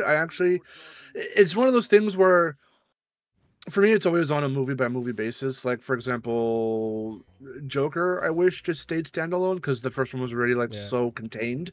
But for K-pop Demon Hunters, I'm like, okay, yeah, it could work if it just stood, alone. But I do want to know more about like the Hone Moon and stuff like that, and maybe even past generations or whatever. So like, you could, because the first story, the story of the first movie was so simplistic, you could expand on it in a sequel, and that's where you can get your exposition out and dive more into like I all that stuff. I will say, I'm glad the creator of K-pop Demon Hunters said he didn't, because like Netflix was like wanting to do a live action remake, and I'm so glad he shut it. He shut it down. Good. Yeah. That's what Dave told me because I was like, "Oh no, Yeah, no." They were like, "We're not doing that." That's I hate when ridiculous. plans for stuff plans for like weird adaptations and things of stuff that aren't even like that old. They move so fast. Plans for that They move so do. fast, and it's like, Yeah. dude. I mean, even greenlighting a sequel like immediately after the first one came out is like also fast. But It's fast, but at least while that's coming out in like 2029 or something, you know? yeah, but like, God, it's just I hate when like You gotta remember, animation takes time. Like they're gonna greenlight it that's now, true. so they can get. It's not gonna be like right away. I think I'd just rather not know this early in that a new thing's happening immediately after the Yeah, I guess first that thing makes or sense, original yeah. thing comes out, because we didn't, as far as I'm aware anyway, when I was a kid, we didn't hear about that stuff so publicly. Yeah, Like but I you wouldn't know didn't shit have was the coming out internet. until. Well, no. Even when we did, like, no, even like mid late 2000s, early 2010s, Yeah, but like still didn't know. the I didn't know internet they were is a making a second completely SpongeBob movie different place until. to. The internet is in a completely different place than where it was even in 2010. Well, I Like know. we are surrounded by fucking information at all times now. Well, I know that. I'm just saying, like, but we didn't have like, I guess like whoever on Twitter or something, even though Twitter was still around, even back then, to be like breaking, Shrek getting another I sequel. know, Like they but like didn't I do said, that. you can't escape the internet anymore. Not It was now, kind for of sure. different back in the day. Like before, we used to just have only like certain outlets break this news, but now Yeah. like anybody can go, "Oh my god, holy shit, this is happening, this," and like we're surrounded by information all the time now, dude. So you're gonna learn about it. I I mean, like I guess, I Which guess makes the me, double-edged which sword for makes me me is fucking wild. I feel like I feel like I appreciate it more because otherwise, it'll just get leaked anyways. a really cool I bit will of say game this. design. Oh, Oh, go on. a really cool bit of game design I love from that level are the lighthouses. It's kind of a soft tutorial to getting used to the cone of flame, like its hitbox, because you have to go around them because they're so big. But you still have to brush close enough to them to flame them. That's off topic, but like, when else are we gonna be able to talk about that? No, these guys, I I love making these guys run off the cliff. Oh, all I was Just let gonna him jump. say Let him was go. with how information. Good, Fizz? What I was saying is with how information is constantly in our face all the time. I know I had like that one news report from like 2019 for the second Simpsons movie, but that really did just come out of nowhere. Like I can't be the only one that felt like that. Like that announcement, like that teaser poster, and the fact that it's coming out 2 years later after the teaser is like, what? Okay, you know. I can't remember many movies that make me just go, wait, what? The huh? Like catch me off guard like that. Oops. I mean, something for the Simpsons movie sequel. I mean, not knowing if it was going to happen back in the day or not, and then finding out, oh, it's super totally supposed to happen, but it was like so much time has passed. That makes sense because it's not immediately after the first one, and you kind of aren't really having. Well, I know you always have Simpsons in the back of your head, but like we wouldn't really have like, oh, the speculation of a second film kind of in our head like immediately after the first one, even though like they did that little funny joke at the end and the credits and all that, but like then getting the confirmation some time later, oh yes, they're gonna do one, and that being everywhere, like, well, that's fine because oh my god, they're making another one, cool. But like how, again, like with this, just as an example, first K-pop movie coming out, and then immediately there's gonna be a sequel, like announced anyway, that it's in development, and it's like, well, I mean, okay, if I found that out like next year or a year after, I would be even more excited because I'd be like, oh shit, it's already kind of out of my head. The first one's out of my head, and maybe I'll watch it a couple more times, and then all of a sudden, bam, out of nowhere, news drops. Also, Game Awards. I'm hoping there's a new Simpsons game. I can't believe the Simpsons saved Fortnite. Like, I'm not even saying that. Like, it legitimately saved Fortnite. They had like record-breaking like amount of players for that season. It was insane. In the remake, this guy has a like a little Aku Aku mask on his staff. Yeah. Oh yeah. I'm gonna tell Shemp you beating him up. He's gonna get the shump. Love how the music fades out here. This game does do dynamic music, yeah.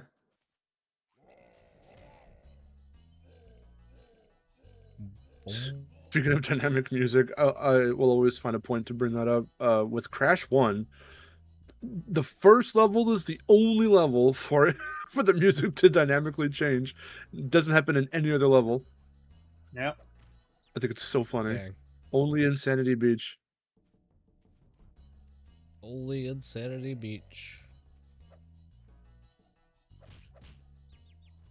Come on, Shemp. Get that big old shimp. Get his booty. Why is he wearing metallic Spyro sandals? speedrunner? Flip scarf.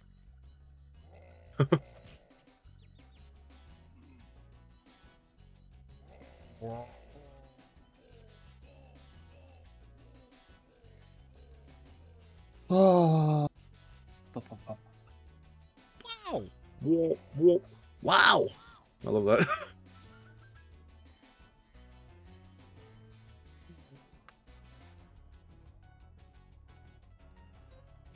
I don't care what anyone says. I love the boss level structure of this game, and every other Spyro game from here on out went the typical route and not the unique route.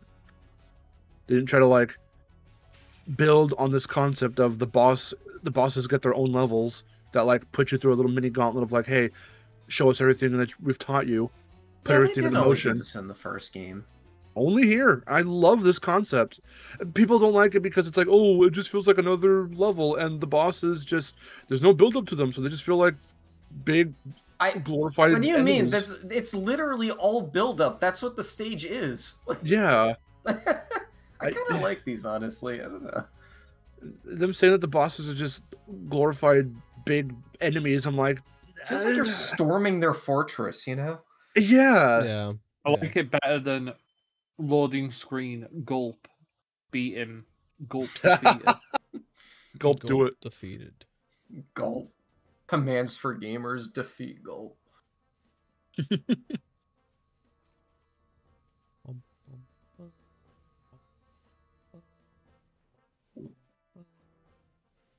I will still say that something Crash always had over Spyro's, like, Crash knew how to do, like, presentation for the boss fights a lot. Yeah. Yeah. But Spyro 1, I would say Vitoski, I I think they did it really well. Love that trick. Yeah. Don't get me wrong, in Spyro 3, I think it's really cool as a concept of them in the cutscenes, like, showing the bosses get created out of little tiny enemies. But then them just being in this like little arena and you just gotta like dodge some attacks, wait till Also, that's basically how Croc does it too. Oh yeah. Yeah. Except Spyro doesn't go, what?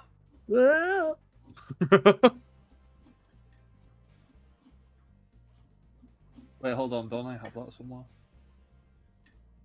You should. I think so. I don't think I Game did. fan, how you doing? Yo.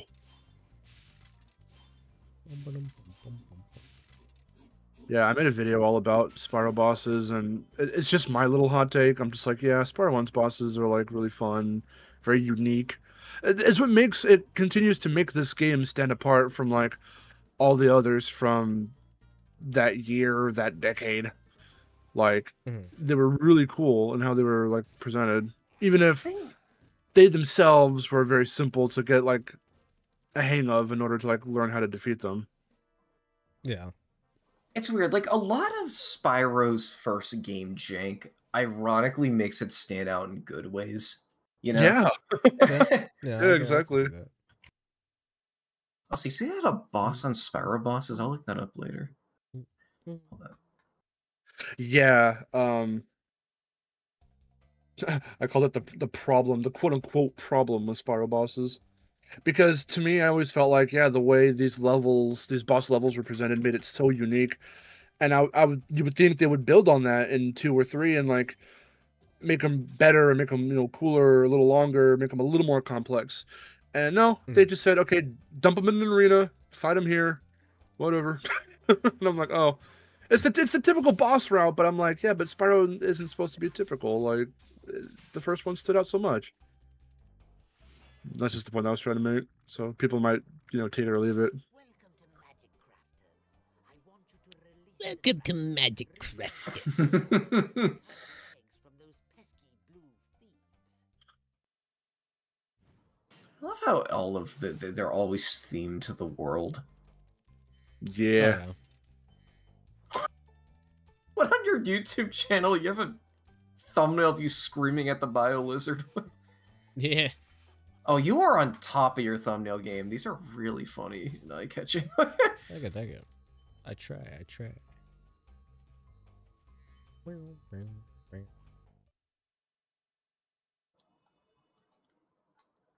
Yeah, I mean, I don't mind the remake trilogy, but I just prefer how the OG trilogy looks. The OG. The OG. Hello, give me my Wumpa fruit.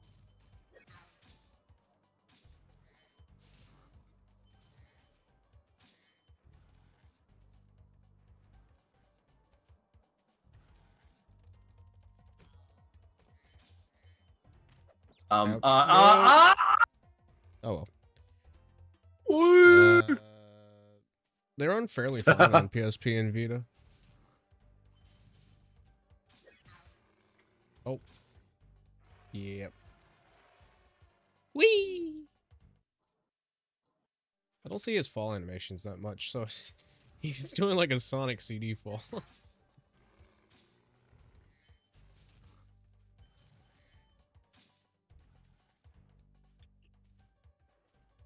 He voices Spyro in the in 2 and 3, the original as well. I love having normalized, which I think it is, but I'll just say it anyway. Normalized bringing back voice actors who were the iconic voice for a character from back in the day, and if they're doing a remake or a new game now, bring them back. I'm shocked they were able to get Tom Kenny, to be completely honest with you. Martin T. Sherman for Pac-Man. That surprised the hell out of me.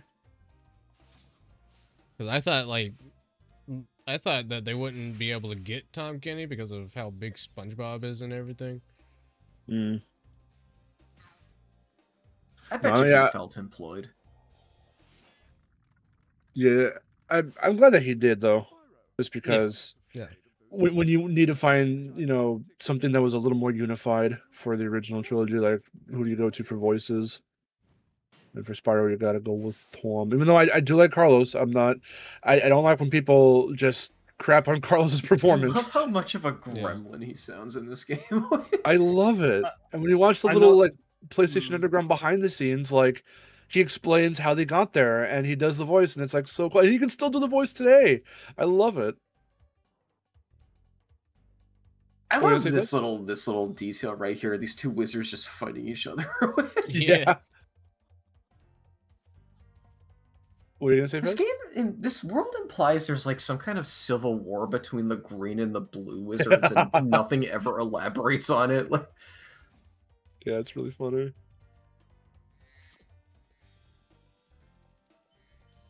Crush. It's like the blue dwarves have stronger magic, but the blue wizards have stronger magic, but the green wizards have geomancy. Well, that was one thing that I remember they said in the behind the scenes as well, that one of the big points they wanted to do in the animation was to really make sure that a lot of the enemies interacted with each other and with Spyro. So like, you get hit by them, they laugh at you or they'll taunt you. And just having the interaction so it feels like the world's lived in and they're not just going back and forth in their little cycles. Yeah. Yeah.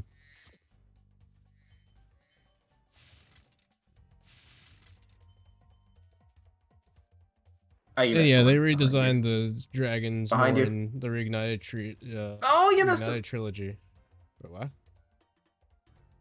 Oh, Sparks didn't pick that one up. he's being a little stupid today. Got a little bit of a dragonfly sickness.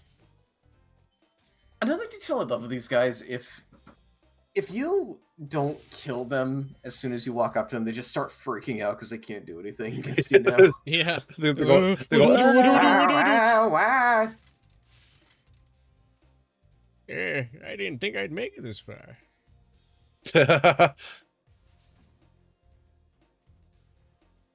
Here, do it here. Just watch He's gonna him. get me. Yep. No! I knew it. I knew it. Oh, That is some radioactive water. Look how bright neon blue that is.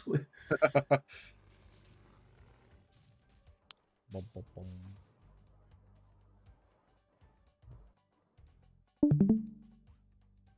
Got Ah! him.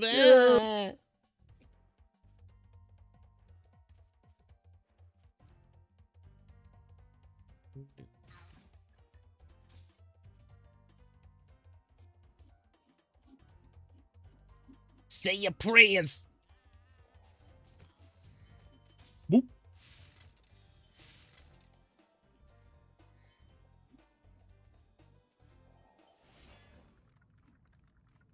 Eldred. Oh, thank you for releasing me. Oh, hello. That was Oh, weird. All right, I'm off now. I'm gonna go grab some McDonald's. One of my favorites is like, Spyro, it's great to see you, but I have to go. I've gotta go. Okay, where are you going? I like My the planet one that gets needs cut me. off mid-sentence. Yeah, there's some borked sound mixing in some of these. It's really... Oh, it's bad in Spyro 2. Oh yeah. Like lines get cut off, and like the B's and P's and T's pop. Dude, at one point, I swear there's a couple where you can hear the like voice director going, "Okay," like in the Yes, background. Really yes. quietly. there's like 2 examples of that. Also, this is one that's really, really subtle, and you'd have to really like listen to the voices for this. But I was doing a video for Miharu at one point, and we were listening to the cutscenes together, and we were going through and just interactions, I think, because we were doing an NPC video, if I remember right, about Spyro 2, I think. And so like we were looking at all of the interactions, and we got to what's it, Cloud Temples, I think, or what's it called? I'm trying to remember. Hold on. What was that level? Those enemies in the dresses are those penguins. In the remake, they're dwarves, but they do kind of look a little penguin. Yeah, I can see the bird-like features. Yeah. Spyro 1 enemies are a little abstract sometimes. Yeah. Another thing I kind of like about this game. They made it a challenge for Toys for Bob to go like, wait, what are these guys supposed to be? Yeah. For the most part, I like a lot of the interpretations they went with. Yeah. Let's line this. I love how the little lightning wizards are like just basically Orko. Yeah. From He-Man. They're just like, make them Orko. they're little cute dudes, but they're assholes to deal with. Do it! Yeah! Oh, I never knew about that. Yeah! Wait, did they just yeah, forget first to try, put collision there? baby. First try. Yep. Yep, they did. So funny. Yeah, no, so in Cloud Temples in Spyro 2, there's a little wizard dude you talk to. I think it's the guy who he's voiced by Greg Berger, and he's the one you talk to initiate the freeze the little guys to hit the bells minigame. Mm-hmm. So in his very like Greg Berger voice, he'll be like, oh, Spyro, do the thing for me. And then when you do the first part, and he goes, I suppose you want an orb for doing that. Well, I'm afraid not. Like, that's not Greg Berger. I think that was probably like the temp audio, but it sounds so close that you can't tell. And then when you complete the second part of the challenge, and he finally gives you the orb, it's Greg Berger again. And I was like, whoa. What? Like, both Miharu and I were just like fucking flabbergasted. We were like, huh? I bet you when they were doing like voices, they just forgot that line. They're like, we can't get him back here. Just do the temp one and hope the kids don't notice. Oh, probably. It's so weird. Missing one. Like they couldn't do that remotely back in the late 90s. You know? It's really funny. And once you go in and listen, like you can't unhear it. Get the dial-up Yeah. telephone.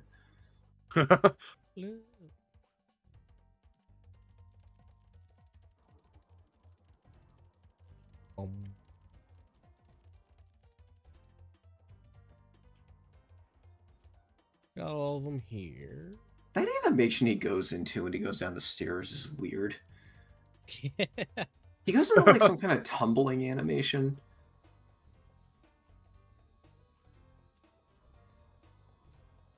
It's easier to see on the other steps. Yeah. You should have everything. Says I'm missing a twofer. They added new freed dragons in the remake. Yeah, the dragon redesigns are immaculate. They're all incredible. Ah, there it is. Oh, there we are. Got it.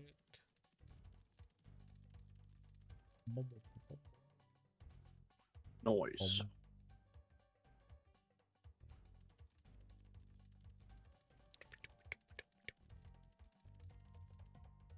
Had a feeling it was over there. I just wasn't sure. Might have been a chest that I broke and Sparks just forgot to grab it.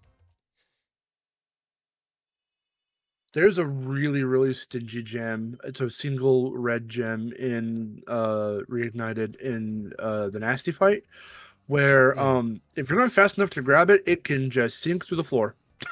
Oh. And you have to restart the whole thing in order to grab that gem. Interesting. Because I remember playing, I think I was playing it with Miharu, and she was watching me, and I beat everything, and I'm like, hold on, why did I not, like, what? I didn't get 100%. And I checked all the stages in my inventory, and then I saw Nasty only had, like, had a gem missing, and I'm like, okay, what, where I miss one? And, in restarting it, I saw it when you're chasing one of the thieves down like the hallways or whatever. It was just kind of there, and I'm like, okay, how would I have missed that? Like I ran down this hallway and got everything, and it's like somehow it sinks to the floor. I always assumed all the gems from those guys just slurped right into you. Yeah. Any Only issues when you, like, that people encountered in your original copy of Spyro 1? Not that I can remember, though I do think, like, sometimes I could unload some of these enemies out of memory. Does resetting the level help or fix it? Yeah, but like more so it like acts as if they like off themselves, so you just have the gems there. Yeah. Look, in this version, he See, like, look at the points camera arrows. here. I love how it perfectly like just lines up what you should be focusing on as he talks about it. Yeah. It's a lot of good cinematography in these for the time. You think they would have, again expanded upon that, like in Reignited? No, They did.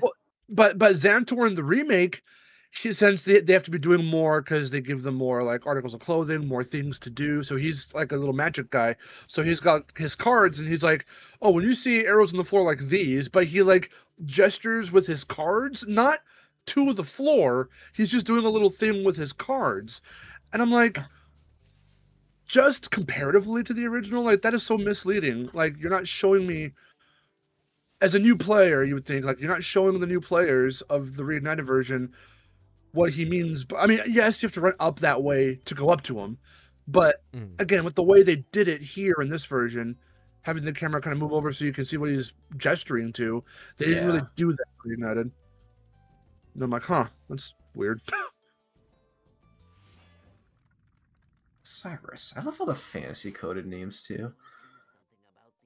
Yeah. Druids. Oh, they call them druids. I guess that makes sense. Yeah. Druid is kind of a geomancy is kind of a druid thing. Druids are typically like animal wizards, you know? Mm. Yeah, whatever.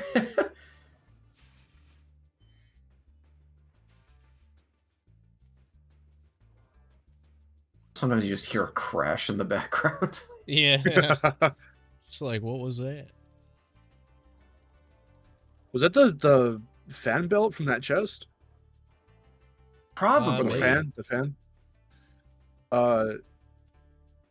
Because yeah, you can very This jump's intentionally kinda line up. tricky. Oh yeah, because of how they move. You can intentionally line up those types of chests, so when you flame them and the fan goes flying off, it can hit enemies or chests like in the distance. That's really That's fun. funny. Environmental interactions. This is a small level, but it's really dense. It has like 3 gameplay gimmicks. Yeah.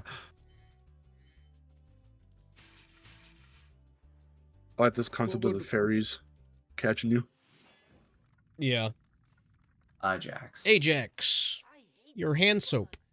When I become big and strong, What? That line's a little confusing if you approach from the geomancy side. Oh yeah.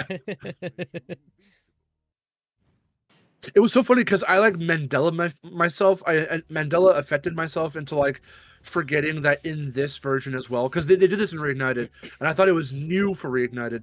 But even in this game, when you first touch down this level, it points you in the direction of the cave with the spiders. Yeah. But you They usually want go you down to the do way the with cave the first. yeah.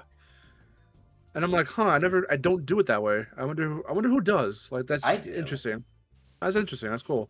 It's easy to run through the cave and just grab everything. Mm-hmm. Because you'd have to backtrack out of the cave though. Because if you try to go the way of it'd be Yeah, they hard to like. backtrack out Nothing but a anyway, too. mere concept that we all follow. Like, toast his ass. Because I remember at one point I was playing Reignited and I was like, wait a minute, that's weird that they point you in the direction of the cave. I'm like, did it do that in the original? Because like, I thought it didn't. And then upon playing the original again, I was like, oh no, they totally do. That's weird. Why did I think they didn't? I thought they pointed you towards the wizards. I've always gone the wizard route just because I just find it the setup to be easier. Yeah.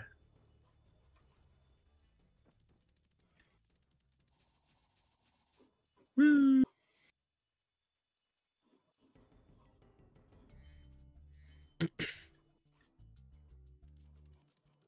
I only have 2 episodes up right now, but or fall. I want to do more episodes. I don't know on what games yet. I have a couple games in mind, but I have a series of videos where I look at the first level of just certain like platformers, certain games to see like to test out the level design, see like how they ease a new player into like its mechanics, into the world, into the level design. So I did one on Crash and one on Spyro. I once saw someone do that for the Sonic series. That was a cool. That's a cool idea. Mm.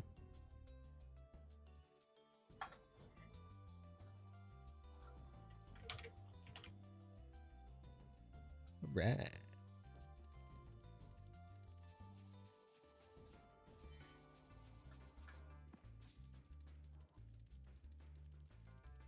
Yeah, Stonehill's a great introductory level to just the world of Spyro.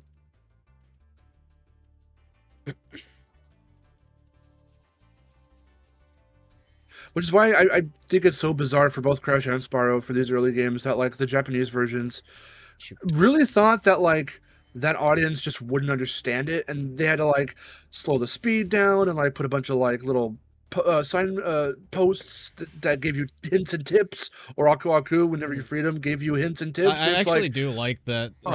They have like in Crash 2, like whenever you do get like an Aku mask, like Aku goes to the screen and says something to you. Like I like that. It is funny. I do like it, but my little game design brain's like, you don't need it.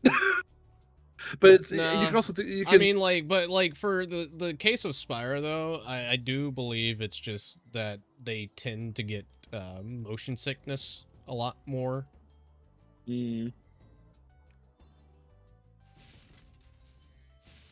wonder if there was like I I wonder I if that got contributed. motion sickness in Reignited, but that was because of the fucking motion blur. The motion blur. At least I could turn it off though. Yeah. I know they toned it down in the update, but I feel like people forget when that first released. I have never seen a game with that bad of motion blur. Yeah, The I'm weird glad thing they is- patched The that. OG release. The weird thing is, I don't ever really notice motion blur. So whenever somebody asks me why do I have motion blur on, I'm just like, I do. Oh yeah, I know. No, but, I do but that here's the too, thing: admittedly. most games have it subtle. What Spyro did, and like Spyro is a franchise where you move the camera really fast.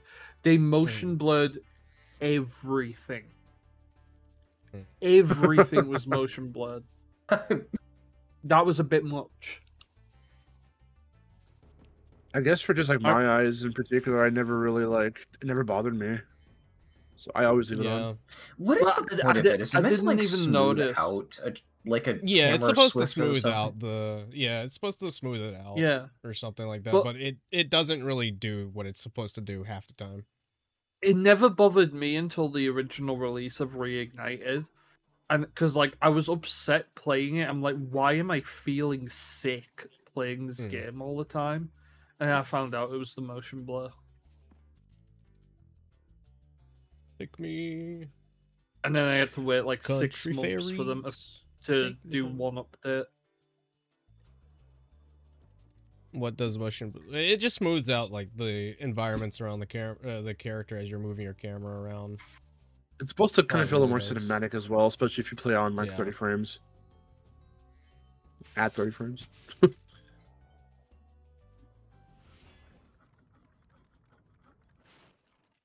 The motion blur, the whatchamacallit, the like dust or whatever on like the lens or whatever. Hardust? No, was I? No. What's the word? It's not dust. What term am I looking for? I can't remember the term I'm looking for. There's like some. Maybe there's different like for a lot of those like photorealistic cinematic games. They always put like these different little filters like on the camera to make it feel more like it's in the environment. It's not dust. I was looking for a different term. The only thing that I can for think some of reason, in terms of dust is noise. Maybe I'm thinking of noise. You sly spider. Get that spoder.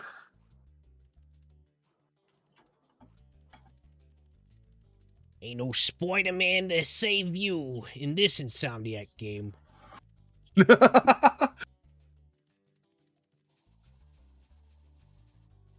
It's still wild to me that they went on to make the Spider-Man games. I hate those Spider-Man. bugs. Yeah, me What too. was that I sound? fucking hate. That's the retro Brop. achievement sound. Oh.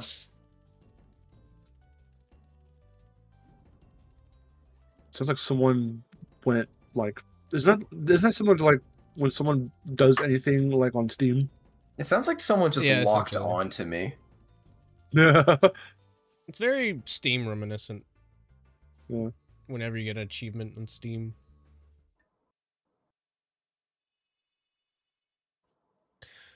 Thank you, Spyro. I'm gonna go now. I'm gonna fuck off and eat lettuce. Bart whatever. needs See me, ya. Spyro. Eat lettuce. I gotta go wash my lettuce, Spyro. I'm trying to Oh, imagine Are they Spyro. the I'm are trying they to imagine teensies? Spyro eating lettuce like a cow would eat grass. I'm washing my lettuce. I gotta go wash my letters. Learn to fly. Got it. The teensies from Rayman 3. They always gotta go do something.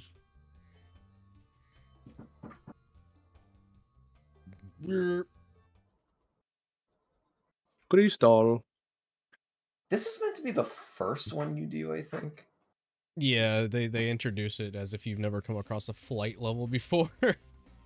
I mean, the first level is the first 2 levels. They are marginally hidden.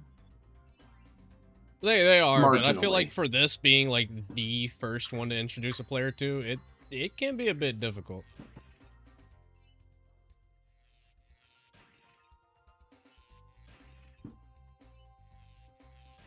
Don't really have a preference for how the designs look, to be honest, game fan.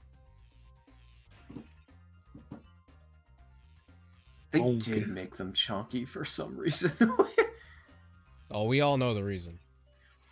Yeah, Same Reunited reason why wasn't Dingo called Dial's Spyro and his chunky. dad's for no reason.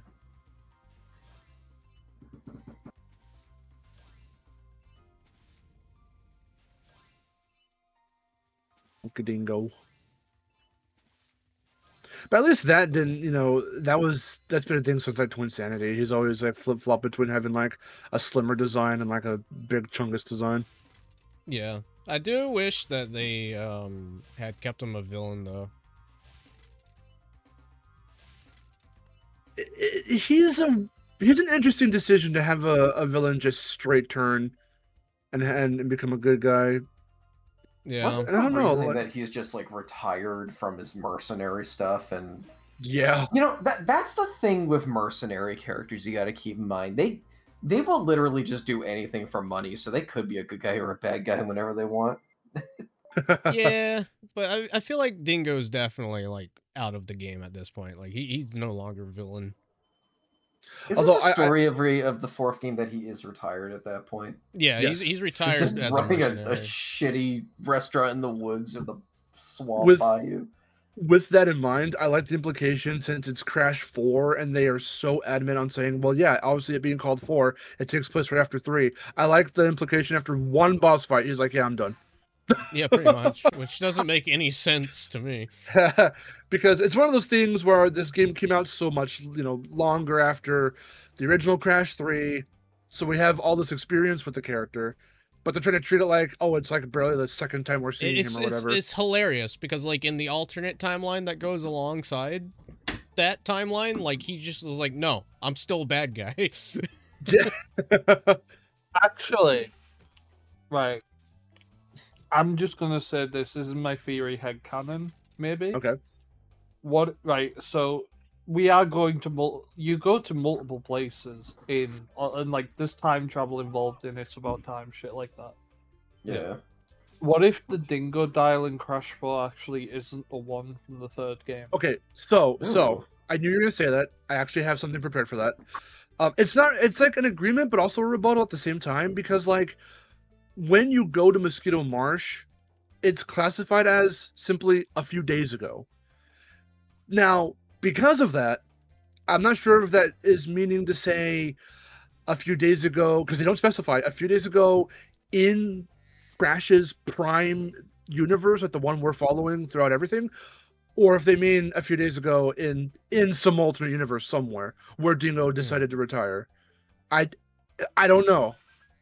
Because of how non-specific they are, I'm personally willing to take it to mean it's our Dingo Dial, because the events here I feel just like happened a few days prior to the main adventure. yeah, I feel like it is our Dingo Dial as well, but like that might just be because of like the whole stuff with Tom I would've liked referring it to if it Crash and was- Coco as a different like universe Crash and Coco. Yeah, Mm. I would have One of my liked it if it was after Twin Sanity, because if you line his design up in 4 to the one in Twin Sanity, Yeah, it's very they're close. kind of very similar. Yeah. One of my favorite jokes in Crash 4 is like, so how many times have we beaten this guy? Like 7, 8, 3? 3. All right, Yeah. seems like it was more. Funny, I love that. Seems like it was more.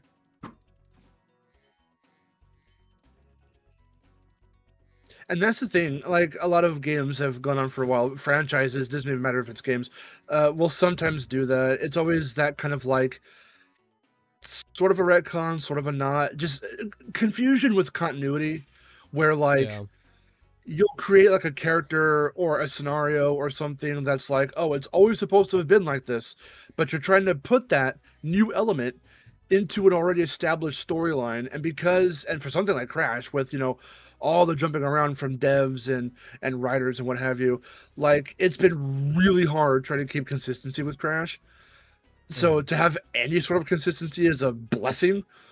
And yeah, so for them to only have done it, defeated Cortex 3 times, but for Dingo to have made it sound like he's been, this big bad guy his whole life and he's only fought Crash once. Like, there's these little things here and there. Like, the evil twins are around. We're not supposed to know about them for a while. If we're to take it that this is following right after Naughty Dog's, continuity, they're not supposed to be there yet, and Nina's not supposed to be there yet.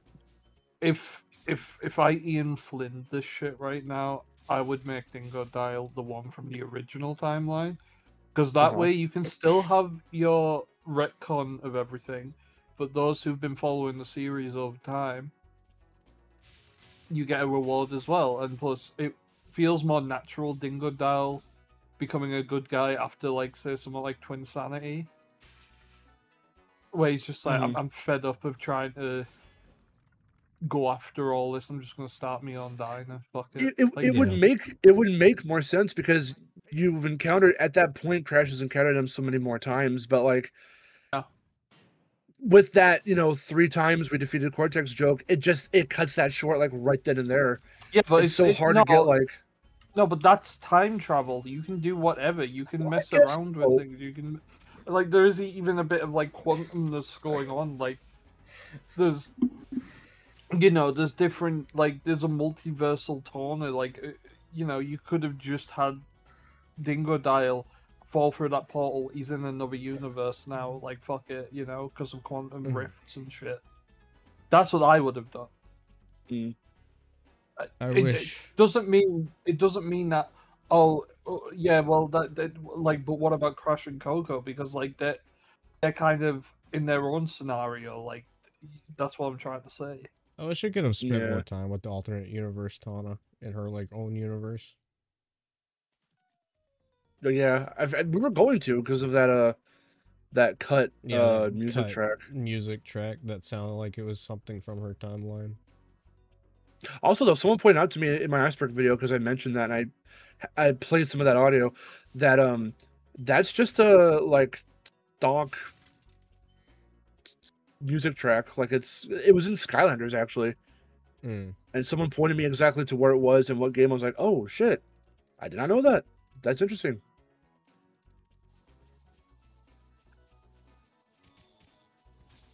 But nope. Yeah, I do wish that we learned more about her. I guess it just wasn't. It was something they could have just cut for the sake of time and all that. Also, I'm just saying, for that new Crash Team Racing, there better be another alien overlord wanting a race.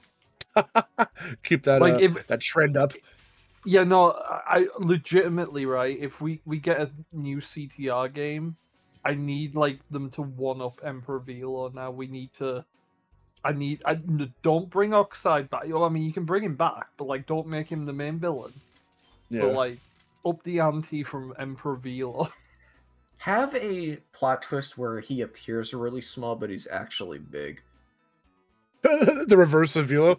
Yeah, it's the reverse of Velo, because Velo, like, he pretended to be really big, and he ended up being really small. He's Scrappy-Doo. Oh my god. Do you accept my challenge? Do you accept I'm not actually this big? Remember you showing me the cutscenes to that game, and I was confused the You whole stupid time. clown. What do you mean, a pair of mimes that turn into slime monsters? What the fuck? Yeah. This is what I mean. Like, who cares? Like, So where do we go from that, Where do we go from... It's gonna be a giant plant-eating monster.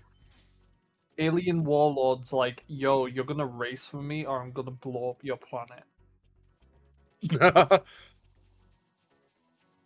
This is a cool puzzle right here. Woo. Having to figure out that you can double up on the speed of these things. Yeah. Also, I kind of find it funny that all the aliens in Crash's universe just want to race. Yeah. Like, what the fuck is up with that? They're Space Jam. No, legitimately though, Nitro Kart is just Space Jam. When are we gonna get the Monstars? That's it. That's what they do in the next game. We get the Monstars. Yeah, Yeah, we got a whole group them. of aliens. That'd be kind of cool, actually. You know That would be how, cool, like, actually. you know how like soccer is huge everywhere except America? Maybe racing is like that, but like planet Earth. Yeah. Well, in Nitro Kart, they were in space. They weren't even on Earth. Yeah. Yeah. But I like how Hey, it happy implies that Easter. Oxide. I like how it implies Oxide went to him like a little bitch and said, "You don't need to take care of them for me." I would say maybe the next Crash game does racing across dimensions, and then I'm like, oh. Crossing worlds, if you will. For a future Crash game, can we have Yeah. Entrance come back as a main Those baddie, worlds though? do be crossing. The entrance come back as what? I want Entrance as a main villain again. Yes.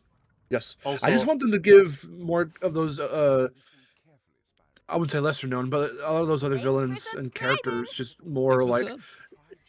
do something with the Komodo Pros again, or like, something, you know? also, I beg, if Crash is getting a new racing game and it's gonna be like the old one, can we have some crossover DLC like the Pac-Man and Sonic thing with Sonic and Crash? Anyway. If I'm not getting it in Crossroads, I want it in the new Crash game, damn it. No. What I'm asking, because Crossworlds it's apparently the Yakuza DLC's like brought in like over like 60% more people to Crossworlds. What's up, Crane? wow. Potato?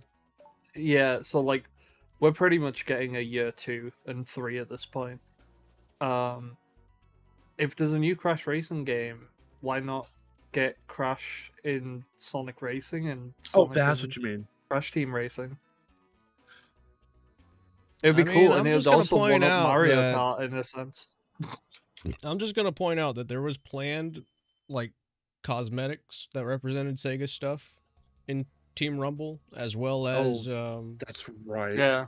as well as Crash Twitter following Sonic Twitter and vice versa. Well, we'll see if anything happens with that. I think it would be so funny if Mario Kart like gets mugged by both Crash and Sonic teaming up in their respective car races. The concept of it doesn't matter if it's Sonic, if it's anything really for me. Like the concept of a Crash game having crossover collab DLC things is just very, very strange because they've never done that before. As far doesn't count because the two franchises are so tight knit that I don't count that as being like crossover, something truly crossover, like with Pac-Man or Sonic. It would just be again, to me, it's just weird. We had the they've never Noid. done it before. Oh yeah, there was the Noid. That's the one time they did it. The Noid. That's right. It was weird too. Funny. It was funny, but it was weird. I was like, okay, random, but funny. I guess. Mr. Crumb. This boss's name is Blowhard. Blowhard. Crash Racing on Extreme Gear would be peak, though, to be honest. Yeah, people have been drawing him like in his little jet ski, and that would be like the vehicle, the machine, if you will. Or you could have Cortex's like overboard as like an Extreme Gear. Oh yeah, that too. Less than Get 30 Cortex in the seconds. I'm sorry, that challenge said I blow harder. Yeah. I caught that last second. Top of the stage within 30 seconds. Oh, nice. Flame that man. But I'm going for all the gyms, so no. You know what I wish Spyro would take advantage of? They've never really done it before, as far as I can recall. Well, especially not in the original trilogy.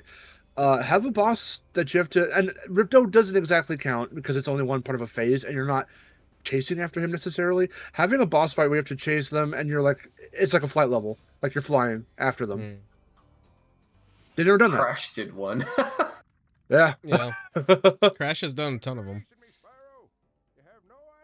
Hey, Spyro, You guys how's it excited going, for man? Game Awards? No. I'm excited for the announcements. Yeah, I Hey, want who to are see you the cool again? trailers. Who the hell? Where'd I leave my soap? Crash, my mouth moves like a Muppet. Crash, I'm like a Muppet. Crash, Spyro, I don't even know what franchise I'm in. Spyro, Take, wait, Crash? I like the Muppet designs in the PS1 games more than I do the Reignited. Spyro, you don't even look like a bandicoot. I like the skyboxes more in this I game. love how many PlayStation Yeah. characters look like Muppets because that's just the easiest way to animate a 3D mouth. Yeah. It's so fun. Oh yeah, you can just walk up to this guy before he can even attack you because his attack animation is so slow. That blows hard. Oh. Yeah, this boss kind of sucks. Dang it. My point, it's being deconstructed. Oh, I should have said this boss kind of blows. Oh, there you go. Like, what does he even do? I'm not sure if I've Swim. ever seen his attack. He just throws He just a shoots- storm cloud at you. You missed one. You missed Yeah. one. I You know, missed I'll go one. back for it. I know, I'll go back for it. How hard can you blow? I could blow hard. I never expected the achievements to give me existential questions. You just get an achievement, where are your fingers? I'm not expecting a Sonic announcement at Game Awards.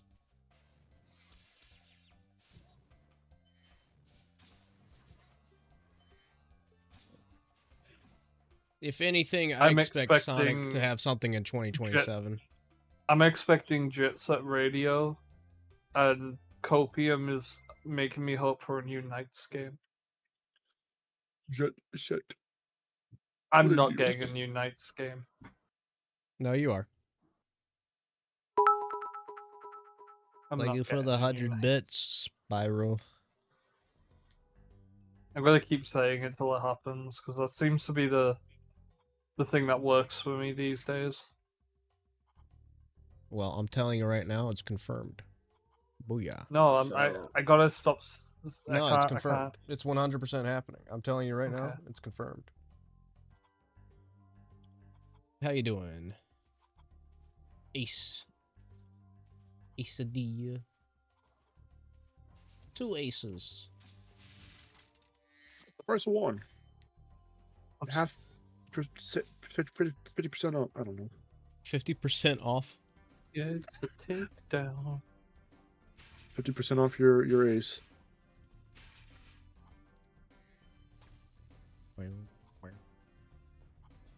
Alright, my least favorite homeworld. That I like the stages, I just don't like the homeworld design. chicken dude got all zapped up. He's got a little zappy zappy. Bruno. Bruno, we don't talk about Bruno. him. Yep. Yeah. Remember the same joke. We don't talk about Bruno. Sure it was. Hey, go away. I don't talk about you. He says Go, that go. so pensively. What's he- You're right. You're right. I got a really cool Truth thing for nuke. y'all. I'm gonna post this in the general. Mhm.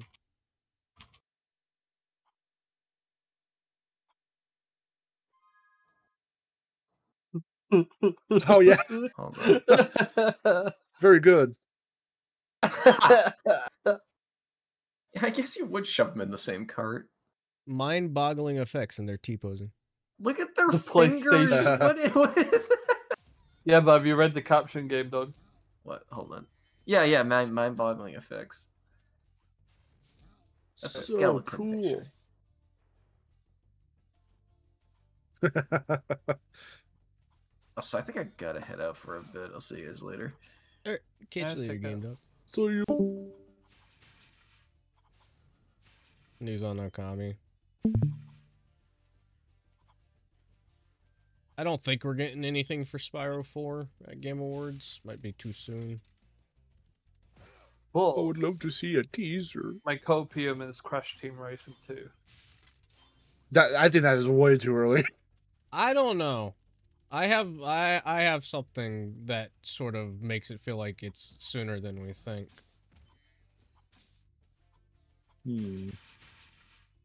Ooh. Because if you look back at that banner that Beanox uploaded accidentally. It was for yeah. All of the it said games that were 25 on there were years. complete products. Yeah, and Crash Team Racing was there. Also, Mark, it was for 25 years of Beanox. It's this year. Beanox is celebrating that this year. Yeah, well, I mean, I know that.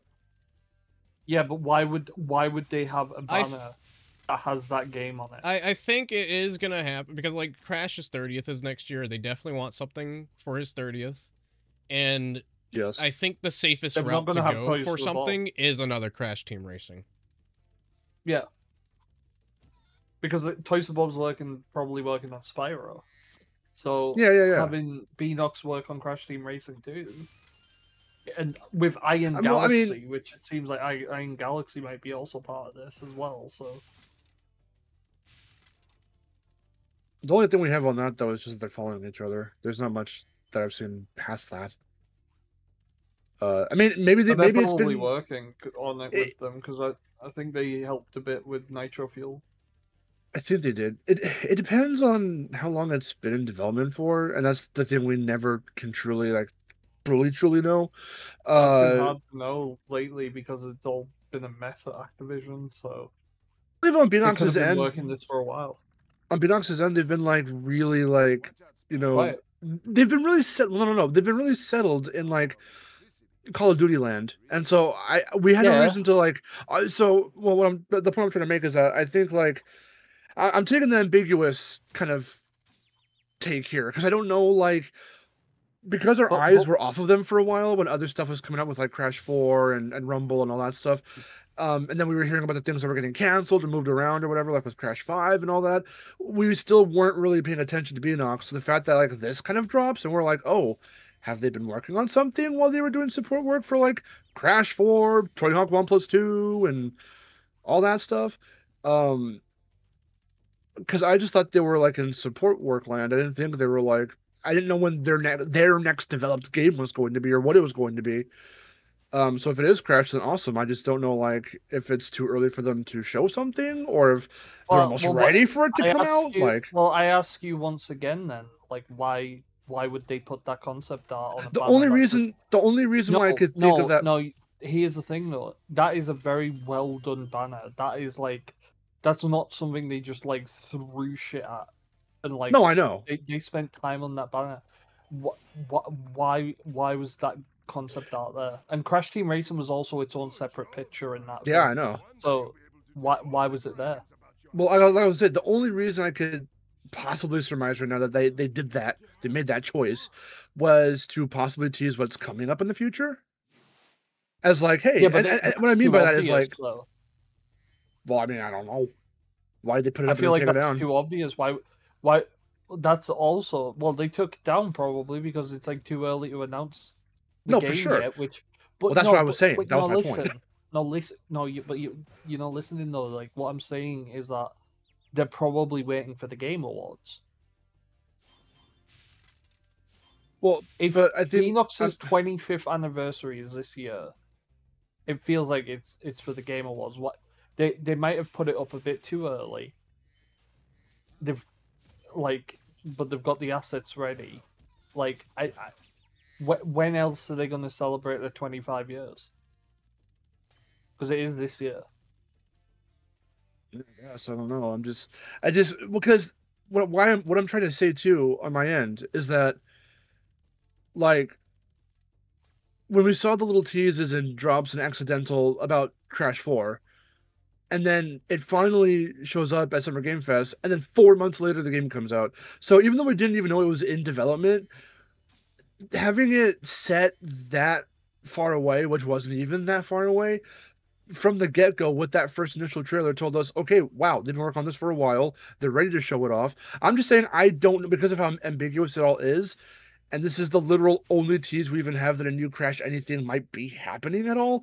I just don't know how far into maybe they are is what I'm trying to get at. I'm saying it's ambiguous for me. I don't know. Maybe they are ready, but it could also be too early. Like I don't know. We haven't really. I think it's just going to be a teaser. I think that's all it is. I think it's just a teaser. Maybe. It's going to be at the Game Awards. I mean, personally, and this is just me being, playing devil's advocate, I would rather we see a Spyro tease first. I mean, just you're still because getting Spyro. I mean, like, the idea of it being Beanox kind of still gives you faith that Toys for Bob is still chugging along, working on their thing. Like, if Crash is getting a new game by Beanox, and it's a kart racer, that's fine, because, like, it doesn't take it out of Spyro. No, I know, but comparatively, and I don't know how much I can say about this, so I'm going to be very vague, but you know what I'm about to say. Like, considering what we know about Toys for Bob's, when that started, and that's all I'm going to say, considering what we know, like, that's something to keep in mind timeline-wise. We know that such and such has been, kind of going on in the background. From the sources we've heard, we know that's a thing. We didn't know this Crash thing was even a thing until that tease happened.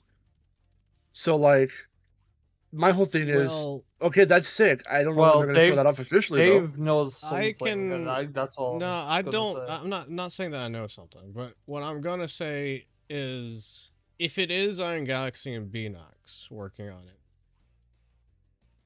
I wouldn't be too shocked of the turnaround time, because all they have to do is just literally reskin the Nitro Fuel game with the assets that Toys for Bob had. I mean, but that's not even knowing what kind of a game it's going to be. I mean, Crash 4 designed Crash in a cart from Nitro Kart only tells us so much. I chose when I made my video to leave it open to interpretation of, like, is this a brand new game and that's just an element from Nitro Fuel they're bringing in, or is it Nitro Fuel souped up, the PC version everyone's wanted, with extra, like, holy crap cool content, like the Crash 4 designs as skins or whatever. Like, we don't even know what it's gonna be, let alone, like, when it's gonna come out, or when it has even a vague release date or window. Like, I don't know. No one knows. And so I try to keep it, like, very, like, ambiguous for my thoughts and my stuff. Like, well, yeah, maybe it will come out, like, sometime next year in time for the anniversary. But to me, it's just getting one tease and then immediately jump into, yeah, it's coming out soon. That just seems too early to me. But we'll have to wait and see. I mean, maybe it will show up. It'd be cool. Like I say, I just feel like the announcement's happening soon. If that, because I was actually on the Beanox team page, like the official Twitter page, and, like, saw it right there. I don't have it set up, Tevin. Get took down. Yeah, Frederick saw it as well. That's how we have the proof that it happened. Like, I know it happened. I know it's real. And then you had the bio change for the Crash Twitter. You had the fucking, I mean, the Thanksgiving post. Me and Dave see something in that as well. Again, it's art. I'm gonna stop looking at art as a tease unless there's genuinely something there. They used to do it with Rumble, so.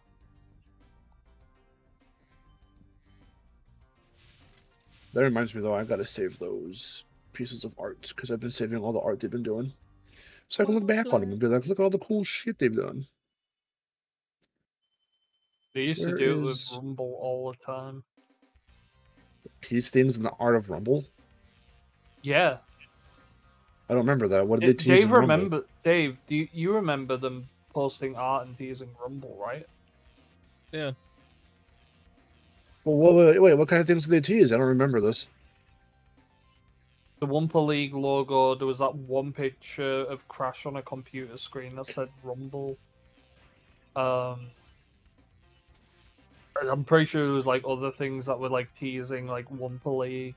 Oh, okay, no, okay, no, I think that's different. Them using art we had never seen before to tease a new game is, like, one thing. But, like, putting on art to celebrate a holiday and then hiding something in the background, like, that's a completely different thing, though.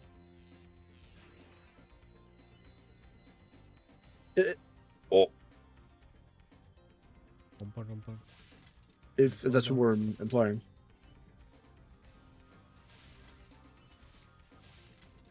I don't know, but Spyro. Like I said, me and Dave have hope. But yeah. Well, I do too. I want to be really, like, I want to, like, keep the hype to, like, a realistic level. I don't want to tell people it's happening and then, like, nothing happens, because I feel like I've done that before, and I don't want to, like, fall into that kind of, like, weird. I don't want people to think I'm, like, distrustful. That's how come I've been actually slowing down on the speculation. But I made a video on that image, I'm like, shit. I mean, I do believe something's happening. Yes, I'm not saying I don't. I just don't know when they're going to be so eager to show it off. I mean, if it's all for Beanox's anniversary and for all the ad crashes and all that stuff, then like maybe. As far as our content creator, Spyro. As far as our stuff goes, like the people we know and our little connections, I haven't heard about if they plan to do a cool little like, hey, we're gonna give you a thing to, you know, like the pizza box or the dice or whatever. I haven't heard anything about that, so I don't even think they're gonna do that for this. I'm not sure. Since the Game Awards are literally in like 2 weeks or so. Yeah. Anyway, have already I'm gotten probably some gonna there. head out for now, just because I'm getting a little tired. Okay, Yeah, now see we you never talked later. about. Wait, Fez, we never talked about the. Oh, he just left. Okay. Off he goes. Save the universe. We didn't talk about the stuff. Oh. Cry emoji.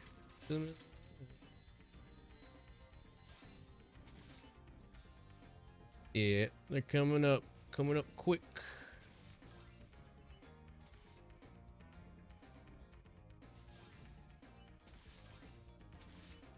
Yo, Frank, Wee. how you doing?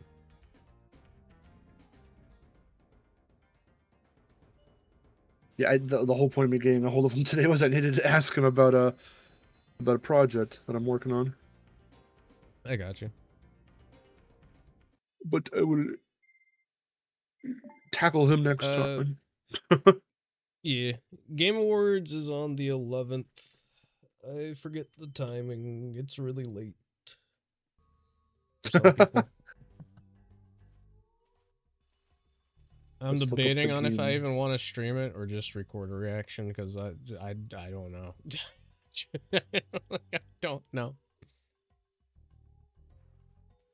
Let me see. I'm assuming it's on like a Thursday or something. Yeah, it's a Thursday. So we probably Always be able to has catch been. it. Well, the thing with that Nationverse is that with them being owned by Microsoft, they may handle how they do teasing differently for upcoming projects. So it could be possible that they end up sending creator packages out. It could not be possible that they end up sending creator packages out. Yeah, that's what I'm saying. I mean, since we've, you know, each gotten stuff before, and we usually have someone to ask about that, to inquire about that. That's what I'm Yeah. saying. Like, I have to kind of, I feel like I still need to keep some things vague. I'm not sure how much y'all's can talk about things like that in the space anymore. I don't keep up with people sometimes, so I don't know what's happening with all I that. usually ever really talk about it publicly because it is just creator stuff. But like, Yeah, people know that you have PR contacts. Would never give Yeah. out any of the emails, but you know. obviously. But yeah, I mean, just considering we've there was always a pattern. You know, CG was one of the first ones to really say it. There was always a pattern. And the fact that with all the things that have happened, either directly to or because of, you know, Activision and everything, as of recent, it's just there's no longer really much of a pattern. So we just don't know. It's all very nebulous right now. That's how come I always say, let's just kind of like wait to see. I'm always saying, let's wait to see. Let's not jump the gun too hard here. Because I don't want to be one to tell everyone, hey man, it's happening. Hey guys, you know, get ready. And then nothing happens because it's happened before, and I don't want to like consistently do that. Yeah.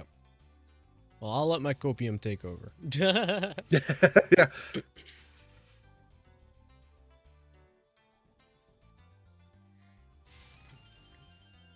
But it's not like things aren't happening. It's just you gotta wait to see what happens. From all the buzz we've been hearing about stuff lately, we shall see. Lyle. Range with Kyle. Crocodile.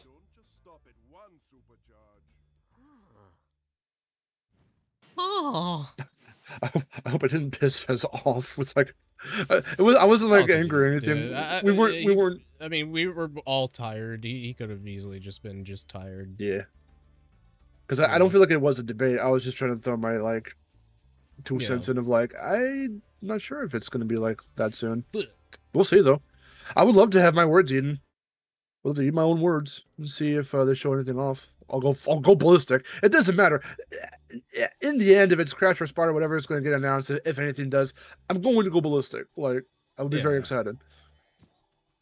I just don't want to, like, with everything that we've seen and heard, I don't want to, like, give people false hope. I'm just gonna hold on to my copium because I don't know if there's actually much at the Game Awards that I'm looking forward to seeing. So I'm just gonna... Yeah, because sometimes I think it's gonna be a good show and then it's fucking boring.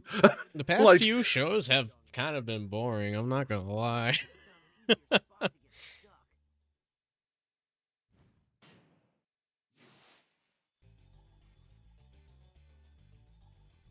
But yeah, no. I mean, I'm always cautious about it, but something gives me a good feeling about it. Yeah.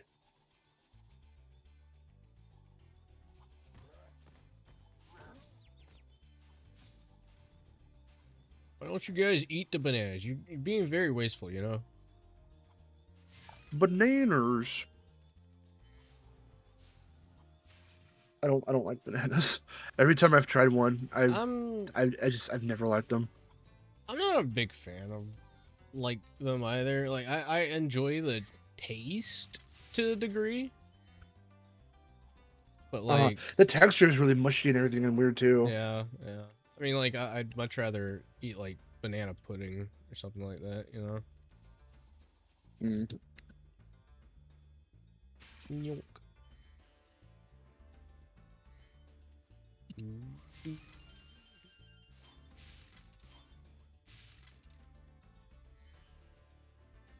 God, it's wild to me that I can do this level pretty okay now, because like first time playing this game, treetops was a nightmare. Yeah. So I was saying at the beginning of the stream, like I think it's so funny when people come to this level and they're like, "Whoa, where is everything?" And it's just it's really funny to watch new players like freak out over this level. It's like the only level like this too. Yeah, because it crosses over on itself, so you have to like be backtracking constantly to like use the supercharges. I like how they do this in the world where they don't even give you the hint about supercharges. Yeah. Yeah, I forget the dragon that goes, yeah, don't just stop at one supercharge. Who was that and which level was he in? I'm trying to remember. I think it's literally like oh god, I forget which. It's in Wizard Peaks, but like it's like the level where you're going through and having to use the multiple of them to get to the higher places in the background. Forget what the level's name was. It's got all the ice wizards in it.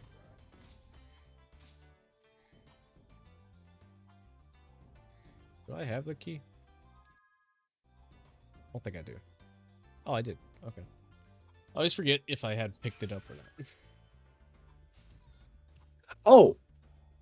Wait, I had to look it up. That quote is from this level. Oh, is it? Okay. Well, I must have just ignored it when it happened. Spyro, if you jump at the end of a supercharge ramp, you can really go far. I'm all over. Why'd you say it like an epic trailer man? You can go very far.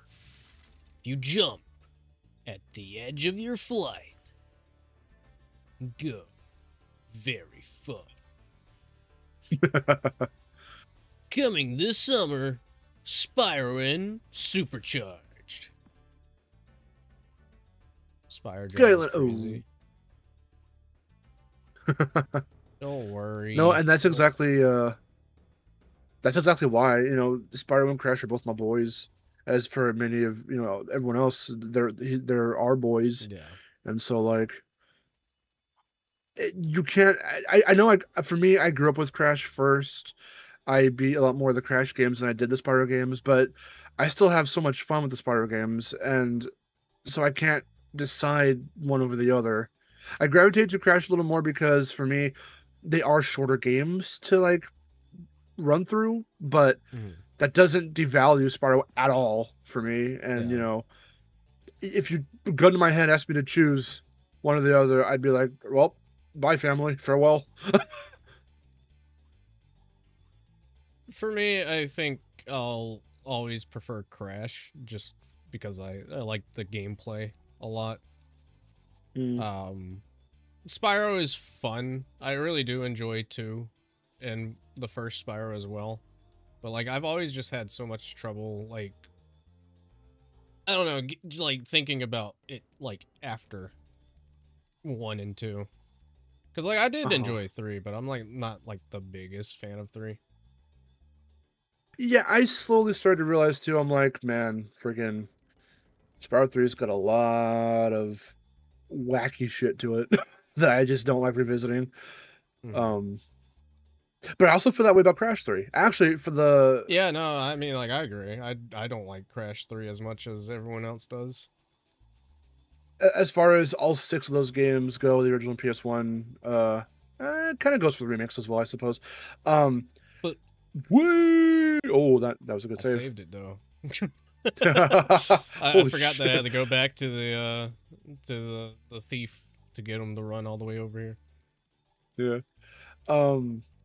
For all 6 of those original PS1 games, like they fall down the same kind of pattern for me. Like I love the first game, Crash 1, Spyro 1. Spyro 2, Crash 2, they've got more to them. They both build on what came before. So there's a nice balance of there's a little bit of challenge to getting everything and some backtracking involved, but it's not the worst thing. And then Crash 3 and Spyro 3, they're fun. I love them when you're going through for the base completion, but trying to get everything for both of them, it's a Yeah. hassle. Yeah, it's a lot more of a hassle than you think it should be. Yeah.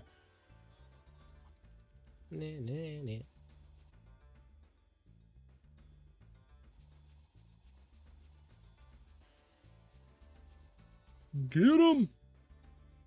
Woo! Come here, you. Come here. Hand over the egg. Just give it to me. Just give it. Nobody just give gets me- Hoyt. Oh, it's not even an egg. It's just It's gem. gem. Forgot.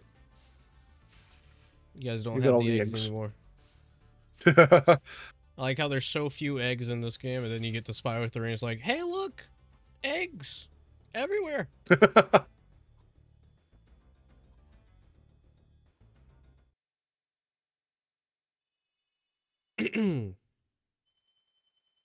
Which color thief is your favorite? Wait, what?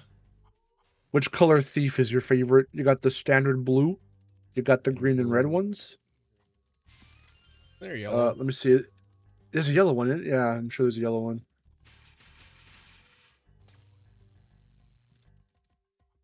Spyro. Thieves.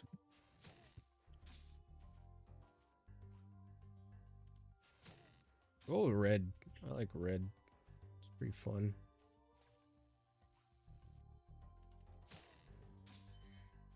Because I like the color blue. For me, it's got to be the standard blue. What does he look like without his wrappings?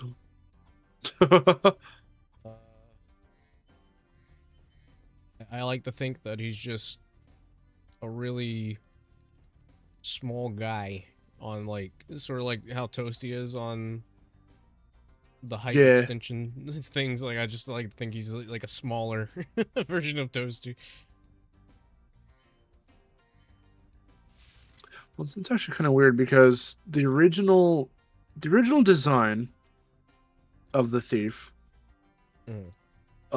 leads me to believe that they're kind of hooded and cloaked so you can't see their faces. But like the reunited version, that's just the color of his skin. He's just a dark Yeah. dude. Yeah.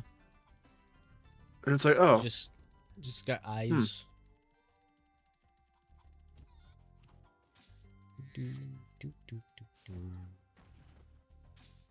Yeah, Fez had to go. He was getting tired. yeah, he told me. Misty Bow. I was like, I'm sorry, of this stuff. And he's like, nah, you're fine. I'm just tired. I was like, yeah. Nah, I'm gonna have to bounce in just a minute as well, but I want to see you finish Yeah. off this world. Sounds good. Sounds good. That's only because I need to go to bed early. If I didn't, I would stay for like the whole thing. Yeah, no, that's fair. I got you. This is an infamous level. I love how they use what was originally a limitation to actually create atmosphere. Yeah. They actually use the draw distance fog to make it foggy. This is what the whole game would have looked like if they didn't fucking pioneer like awesome technology that's still used to this day. The whole game would have looked like this. Insomniac, man.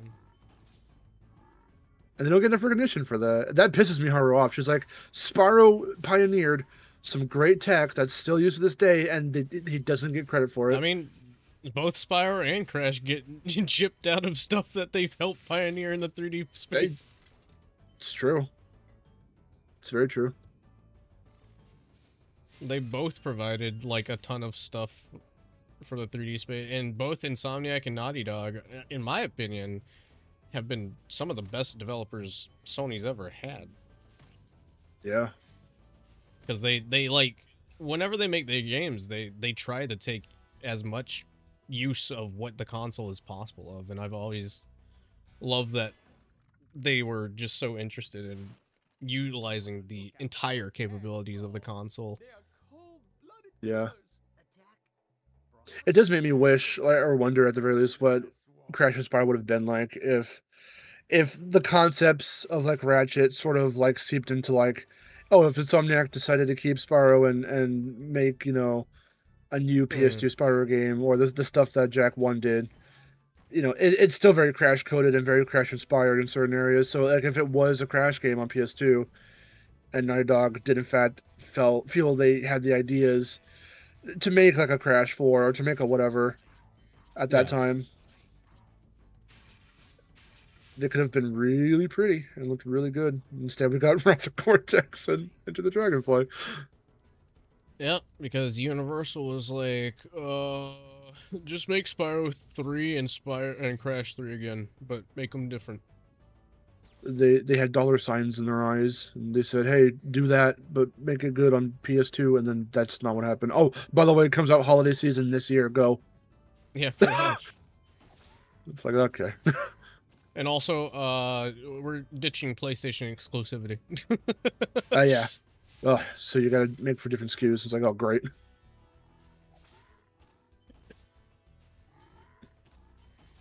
I know I don't mean to dip, but blame my job.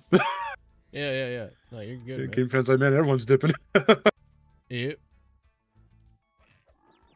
Although I am gonna be streaming I dodged into you. Oh. I'll be streaming some more Donkey Kong Bonanza later on this week, and I want to do another collab on Crossworlds. So if you're interested, Dave, if you have time and you want to hop in, definitely don't be afraid to do so. Yeah, no, I'll let you know. Just gotta keep me posted with it. Yeah. Damon. DW. TW. DW Reed.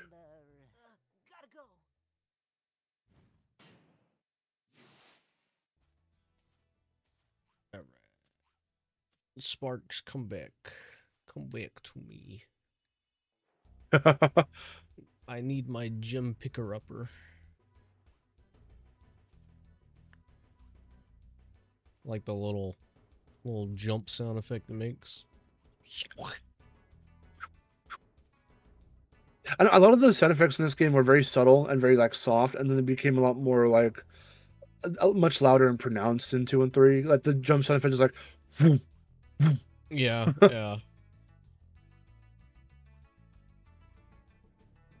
Little guy. They got a lot of usage of that sparkle sound effect as well, because it's when you pick up a gem. Oh yeah. The extended version or a looped version is played for the whirlwinds, and when you get a key. Wait, why did it do that? And an egg, like any other little key items that you can pick up, also use that sound effect.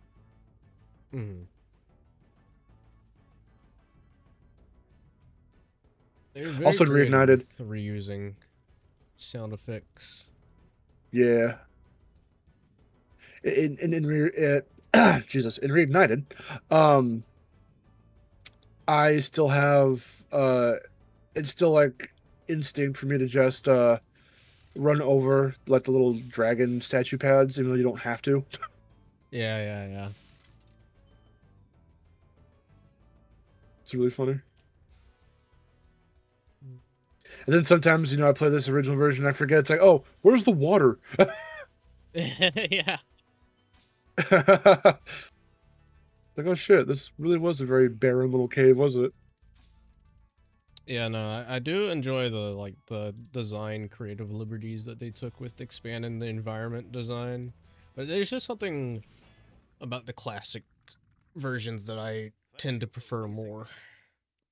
Yeah, I think, and I see it with these games with Spyro, and I see it with Crash as well, because of how bold, um, a lot of like the outlines of like bricks and patterns for floors and stuff are in these games, because they need to stand out.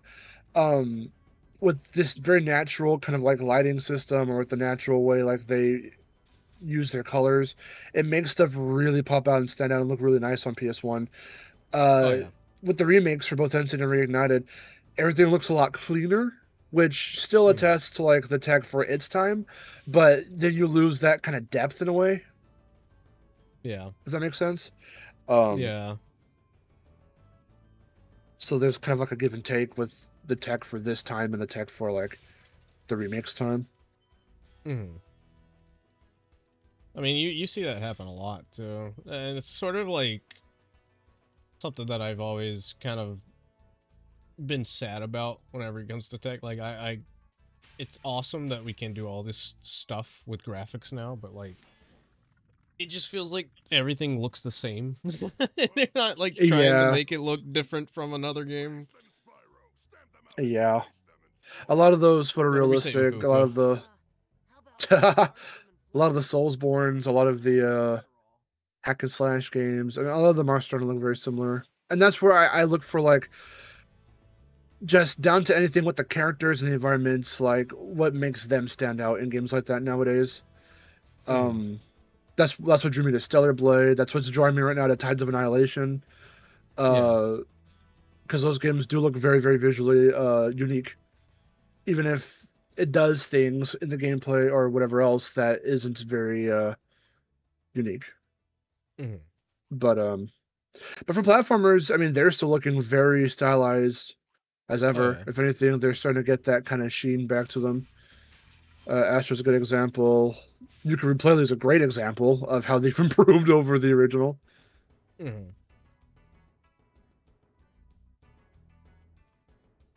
always usually mess this up, so.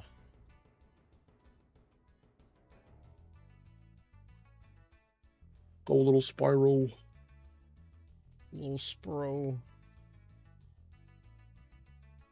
Little Sprit. It's really funny how scary it gets when you don't have sparks and you're just like, oh shit, now I gotta make sure I gotta line stuff up, I gotta collect these things, like I have to actually run over them. Sparks. It's intense. Yeah, no, it definitely becomes intense. Like Spyro the difficulty spikes up to Crash Bandicoot level of difficulty. That's what makes Sparks such an intricate and like awesome like mechanic. Like he's a character that missing a fiver. No. Where the heck would it be? Let's backtrack a bit. I know I took out all the enemies, so it might be in the end area. Yeah, I'm trying to think. That's what I love about Aku and Sparks as characters and mechanics, that they've got like multiple uses. Yeah. And Sparks being your health work meter in the same way, but you know, you don't get the invincibility for collecting 3 sparks. Yeah. Well, I know I backtracked in the frog room area, so I don't need to go back there. Yeah. Everything's referencing 6-7. Okay, what the hell is that? This is where I feel like such a fucking. Trust me, it's nothing. It's really nothing. If I'm being honest with you, it's like, nothing. what does that mean? It's there was an interview. Oh, There it is. Look at there. Interview with somebody, and they were like, "So what's your height?" And he's like, "Oh, 6'7". And then everybody thought that was like the best thing since sliced bread. Was he actually 6'7"? No, I don't know. It was just Because if he was lying, that'd be funny. It's just the way he delivered it. He was like, I don't know, it's 6'7". I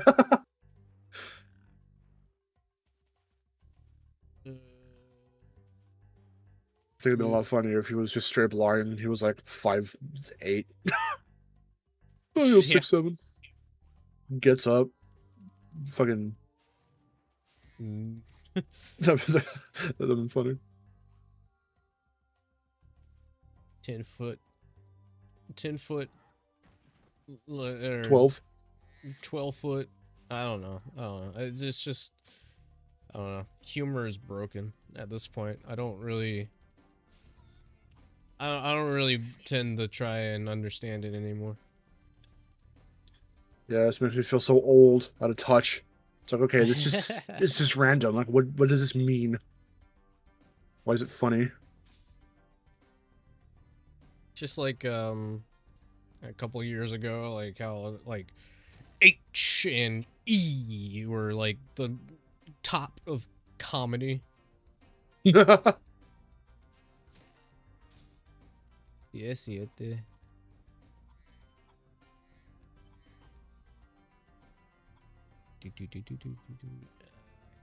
Yeah, get it, Sparks. There you go. Boop. Now for the weirdest boss of the entire game. Seis siete. Yes, siete. Play the Gex games again. It's funny how many platformers are like Crash and Spyro that I just don't have any interest of picking up, and Gex is one of them. Don't you want to hear the funny man make reference to Celebrity? I mean, like they look like fine games. It's just I don't really, I don't know. I'm not too big into Gex. I played a little bit of Enter the Gecko, and like it's okay. It just, in the way it moves and everything, it has a very different feel. Like it's so weird when you think of like PS1 games, and not even so much as platformers, but like how, I don't know, the way like Resident Evil looked, the way Tomb Raider looked, like, yeah, they had a very similar kind of look, they ran at a similar type of frame rate. And you look at these games like Crash and Spyro specifically, and they came out around that time, if in some circumstances not a little earlier, and it's like, why do these look so goddamn smooth and clean? Not to say that the others that I listed aren't, but like, no, yeah, no. It's like they just, especially around the time that these games came out. I mean, like, I know Spyro came out like really late, kinda, compared to Crash, but like still, Crash came out in '96, and they were able to like make so much effort in the animation department for what the PlayStation 1 could handle.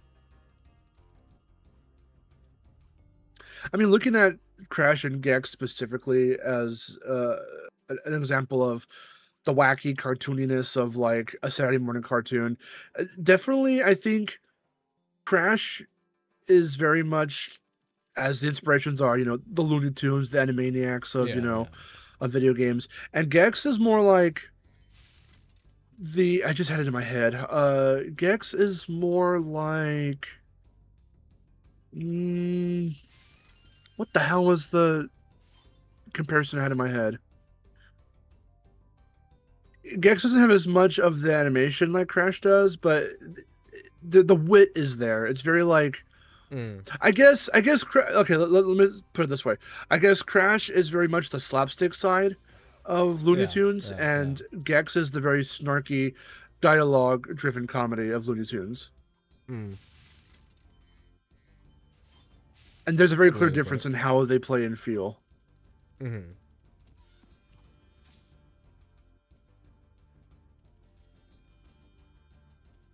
No, that makes sense. But then, like, Yes, DKC also expressionless.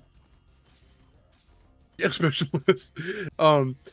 With DKC being a gameplay inspiration for Crash, that makes a lot of sense because it's level by level, like just clearing out stages.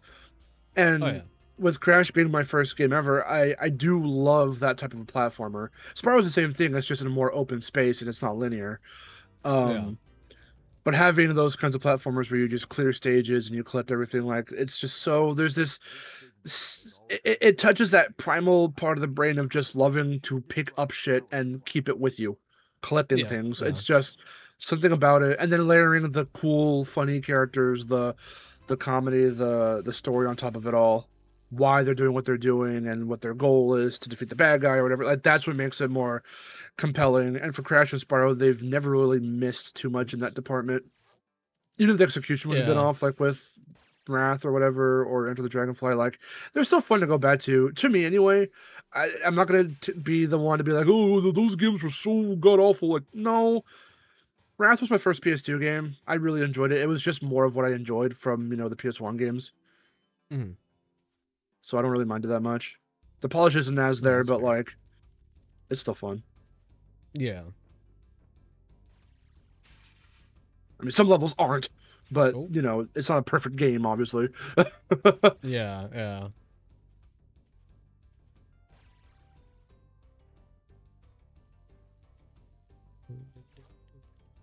Metroid Head. Oh, I knew. oh no! Oh no! Welcome back, Sparks. Hey.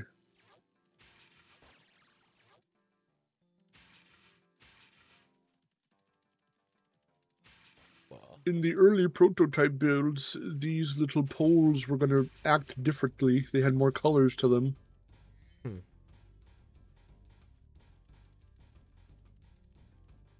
There are a lot of I'm cool assuming- differences in this game. Yeah. I'd imagine. Like, I don't know. Development for these games have always interested me just because it's interesting. Very, very interesting. Back when, like, the beta version of a game was, like, elusive and it was like, whoa, like, they were going to do this and this is what this level Yeah. looked like. And in some whole cases, like, whole and like entire enemies or like whole bits of levels or like areas are just so different. Mm-hmm. And now beta just means like, oh, you play the beta now, play the early version. It's not fully done, but it's basically done. And it's like, Yeah. oh, okay. I mean, yeah. But yeah, concepts like for Blowhard, the hats on all the enemies, you had to blow their hats off and then defeat them because the hats made them invincible. Or like the big turtles, the mutant turtles in what was it? The haunted, what's it called? Oh god, I'm forgetting the level name. Oh yeah, I know what you're talking about. It's like yeah, it's the they had the bats fly out of their fucking stomachs. Forget what that level's called. Like Some dark passage. I think it is Something Dark like that? Passage. Yes, okay. I had passage in my head. I can remember the first word. It was like, was it haunted? Was it dark? You know, that's the first time I've made that jump there without actually messing it up somehow. I didn't think I had it lined up properly, but hey, Metalhead done and Beastmakers is. Oh, Yay! yes. Dork. Belt to more. Passage. Let's go. Dreamweavers. Oh yeah.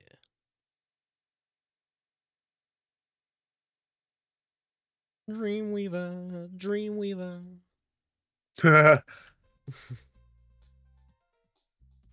Time for all the enemies to be very bizarre. Yeah. And Whoop, see you. annoying.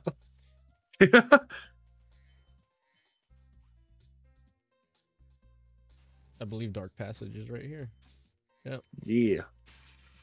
First level.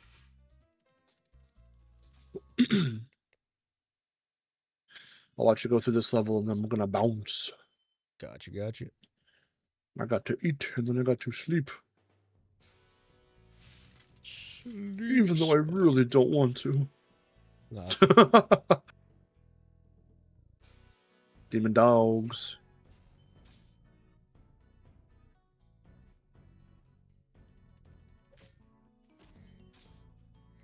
Such a visceral, like, smack sound effect for that guy.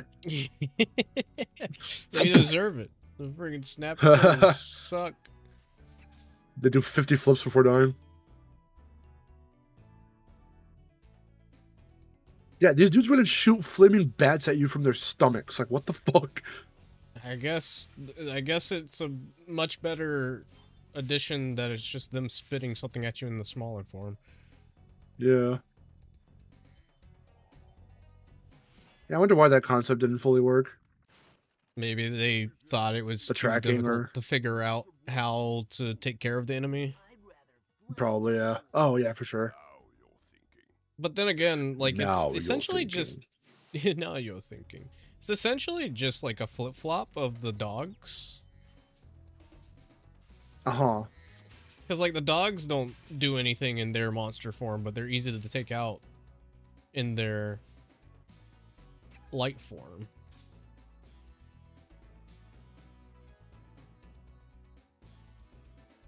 Ooh.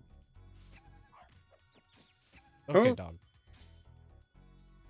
A big old sloppy kiss to Spyro.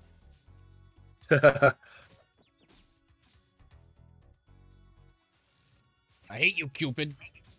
Whoa, Little whoa, demon whoa! What was Cupid going boy. on there? Oh, yeah. A couple of years back, I did a playthrough on vid games.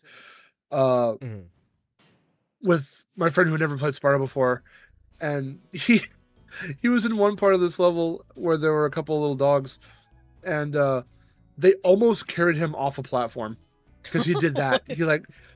He skittered on the top of them, and they like carried him because they didn't know really where their tracking was going, and they almost Oh like my gosh. butted him off the platform. That's insane. It was really funny. I think if that happened, and it was my first time, I would be severely scared of the stage. Okay, that's like, all right. that's unfortunate.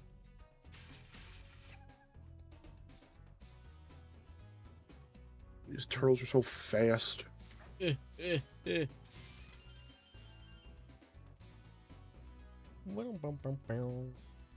like how they're At just like, this yep, point- here's the end. if you Yeah. want to leave, it's right here.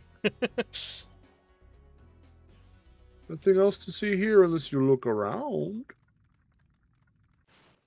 You know, I think you just might be the dragon to defeat. Oh, hey, man, how's it going? That's me, all right. That's me, alright. I'm cool. Love me. So cool. Why won't you love me? Alright, no problem, Ace. Hope you have a good one. Yeah. Thanks for the lurk. Lump. What is over here? Oh, is this? Lump. I think I might have accidentally gone the way that I wasn't supposed to. But good thing I did, considering there was a gym there. Jim. Gonzoon tight. A Jim. I wonder how many people have accidentally fallen off there and just landed in here without even Yeah, knowing. they're like, shit. Oh. They're like, oh, Yeah. huh, what's this? Sick. Fudge, these turtles, dog.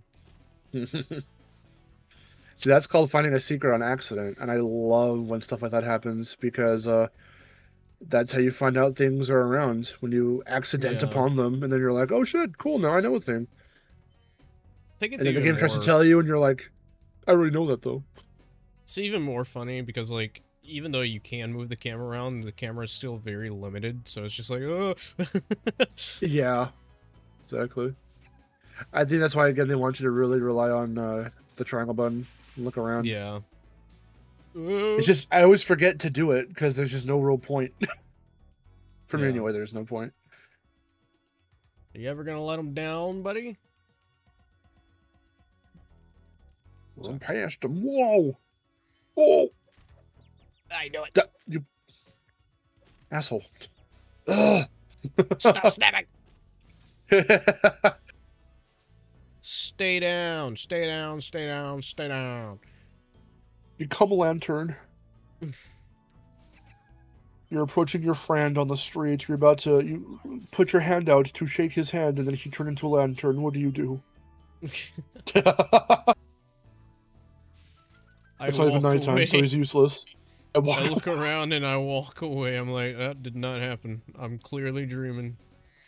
At least I hope I'm dreaming. I'm imagining they make Spyro backflip because they're hot. And he goes, oh! They're Bowser, essentially. Yeah. Para. Thanks, Spyro. I'd love to help you catch Nasty, but I'd really hate being trapped in... Nasty. Don't worry. The only one who's gonna be trapped is him. Is him. I'm gonna Never realized how kill much him. of a surfer he sounds like. Gonna hang tight with Nasty Dog.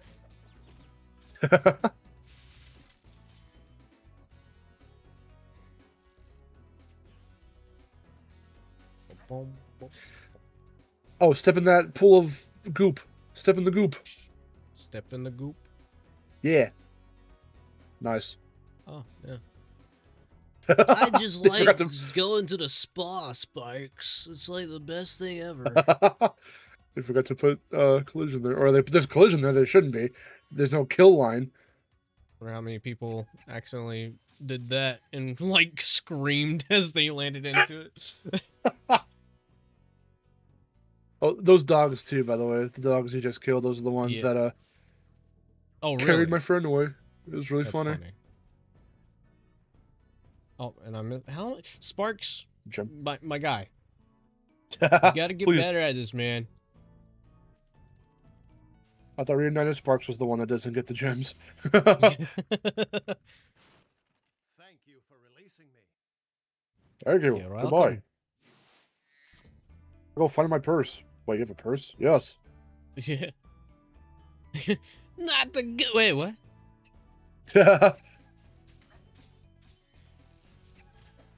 Any piece of advice before this battle? No.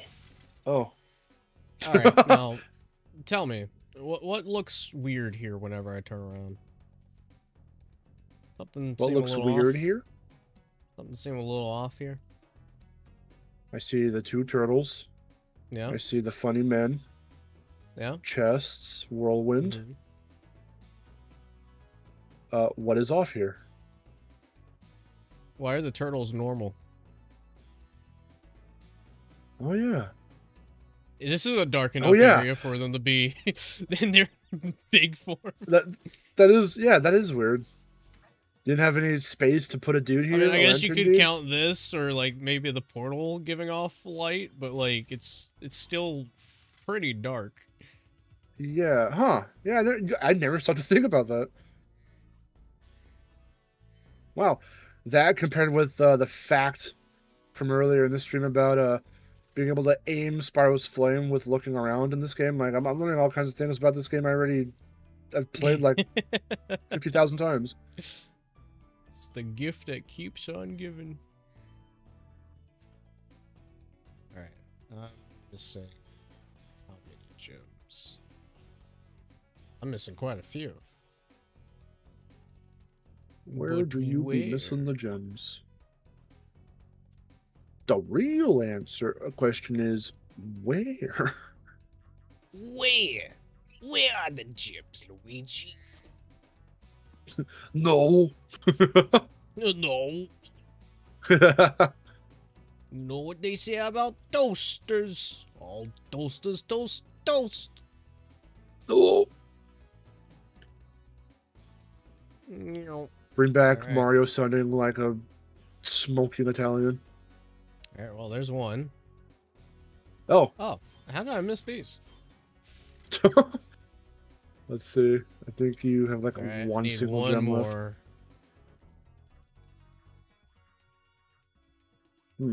Oh, There it is. what? I thought you Sparks, got. my all guy. right.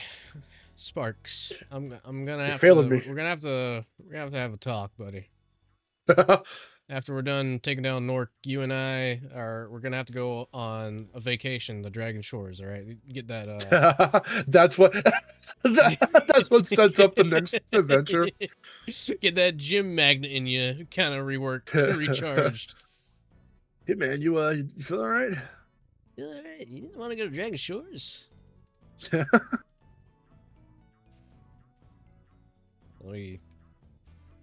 here, mushroom.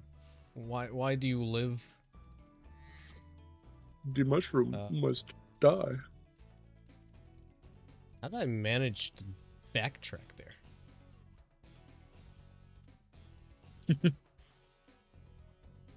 Hello, goop. That doesn't Not the work. goat. Wait, what? Oh, I see what I Ooh. did. Dun, dun, dun, dun. I love No. the Spyro. Oh, see you. I'm just gonna You go know, you around can save back. this? No. I'm gonna Go around back. I'm gonna go around back. Wow, I'm surprised that I didn't die earlier. Okay. Try the other way. Oh. Try the other way. Oop-a-da. Meow. Yeah, you could have saved it if you went the other way. Yeah, I could, but it's a whole backtrack. Yeah. No, Oh. I've got plenty of lives. Since I love the Spyro 1 theme and how baked in it is to like a bunch of different levels and bosses. Copeland is just a genius. And the thing I realized, because one of the Spyro games that eluded me for the longest time in my childhood was Hero's Tale. I would rent it and play only little bits of it because I would never get too far. And then trying to fucking own a copy back in the day, without fail, for some reason, every time my mom bought me, she did it like 2 or 3 times, bought me that game, it was always a used copy that would fuck up and it would never work properly. The disc was like too scratched or too weird. And I'm like, what the hell? Why does the universe not want me to play this game? So when emulation came about, literally like a year or 2 ago, probably 2 years ago, with Miharu and Fez, I finally did a stream series on Hero's Tale, and I played it from beginning to end, and I really, really like it. It's not perfect, of course, by any means, but I do like just how similar, or rather that just how many similarities that there are between, you know, Hero's Tale and Spyro 1. The fact that they brought back a little like leitmotif that they keep around in certain levels and what have you, and like some of the level designs kind of, it's a very straightforward game. It doesn't. It's essentially just Crash's Twin Sanity, or Spyro's Twin Sanity, more. Yeah, likely. no, it really is. While chasing Nasty's minions in this world, you must expect It really, really is. and prepare for what is not there. I do Even need down to to get the back fact to playing that- it. I kind of stopped at like there was like a really hard Sparks level I got to that I got stumped on, and I just forgot to pick it back up. Going for 100%, when I beat the game blind on stream, I was already like 2% done. So I was like, oh wow, with only grabbing whatever I've grabbed here without thinking much about it, the fact that I got so much like was actually pretty crazy. I've been meaning to go back and try to 100% it, but I just haven't done it yet. I got you. Oh, another favorite level of mine. Lofty Castle. Okay, because I have to say this every time we get to this level, whenever anyone's playing this, do you know about the music in this? Well, is it what I think it is, or is it different? Let me hear the music real quick. Bum bum bum bum bum bum bum. That is a piece from a movie that Stuart Copeland did, starring David Schwimmer. Weirdly enough, Well, that's interesting. he lifted because that piano from that movie. there's obviously, you know, the Amanda Show reference as well. Yes, there's that as well. That one's like blatant as hell though. Like you listen to the both of them back to back, and it's the same like thing basically. Yeah. But baking this little piano bit, boom, boom, boom, like it's a movie called The Pallbearer, and the track is called Bill is Dead. It starts out very somber, but then like almost immediately that tune comes in, and I was like, "Whoa, that's so cool." Just referencing a past work like that. I feel like a lot of musicians do that. It's not too far out of the realm for them to, which is really cool that they're just able to, you know, take something from their past work and be like, oh, hey, you know, I can just change it a little bit and it'll sound like something completely new. Not to mention the beginning of Good Burger. Oh yeah, one of our friends showed me that, and I was just like, "Oh, this is just Spyro 2 music." It's Spyro 2, yeah. It's just like Idle Springs. Like, what is happening here? It's so hilarious. Like it's so like it's just like when he does that, does he expect people to be able to hear it? Yeah, I don't know. It's like with what he's working with, like the programs and the software, whatever he's working with, the instrumentation in that time, and just what his style is like for you know that period of time. Even though you know before then it was starting to it was very different.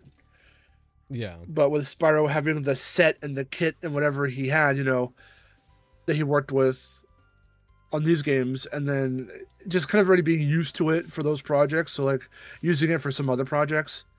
Yeah. Like Good Burger, or the Amanda Show. Like it's really cool how you can then just be like, this is music I recognize.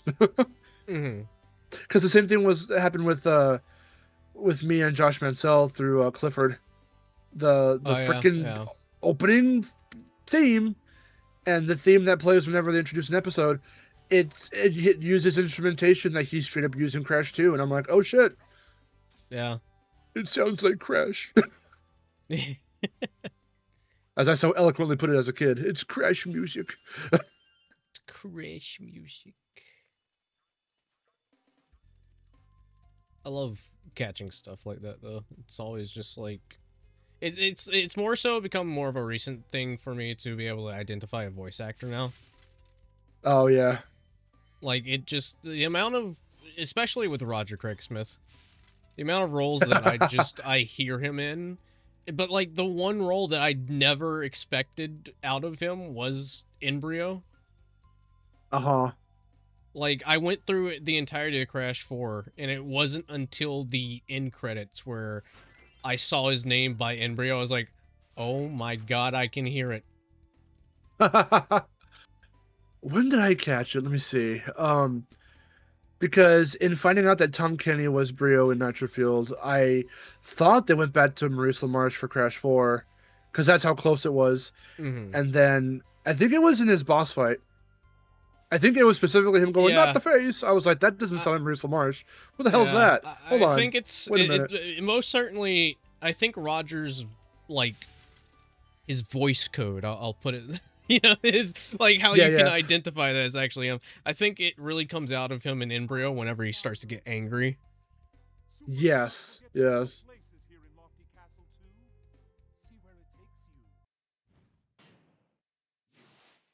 And it's funny because the announcer voice, see where it takes you. The announcer voice he does for Dingo's commercials and stuff, and especially how he's yapping in the credits, it's just his Sonic voice. Yeah. Like no, like I can 100% identify him as that. But like whenever it came to Embryo, that was like the one thing that like took me out of it. I was like, huh? I went the entire game and not once heard his Sonic come out of Embryo. Yes, Roger Craig Smith voiced Embryo in Crash 4, and he probably is going to return in the future, if I had to take a guess. Because they did, even though they didn't credit him as the announcer in Rumble, he most certainly was the announcer in Rumble. He was. He definitely was. There's no mistake in it. Because he voices. I mean, speaking of getting, he voices Chick, doesn't he? Yes, yes. Speaking of getting angry, when the announcer does get angry in the credits as he's yapping about, he sounds very much like Sonic right there. Yeah. I thought it was so funny. I started laughing. I was like, oh my god. I thought it was also funny, even, I think prior, let me see. When did Sonic Colors come out? It was early 2010. That was wasn't 2010. It? Yeah, I think. Okay, okay, so I think yes, maybe. Late I think 2010, he just got the role. Late 2010? Sonic Colors? I think the it was original? late 2010, yeah. Hold up, let me see. Wait, Nick.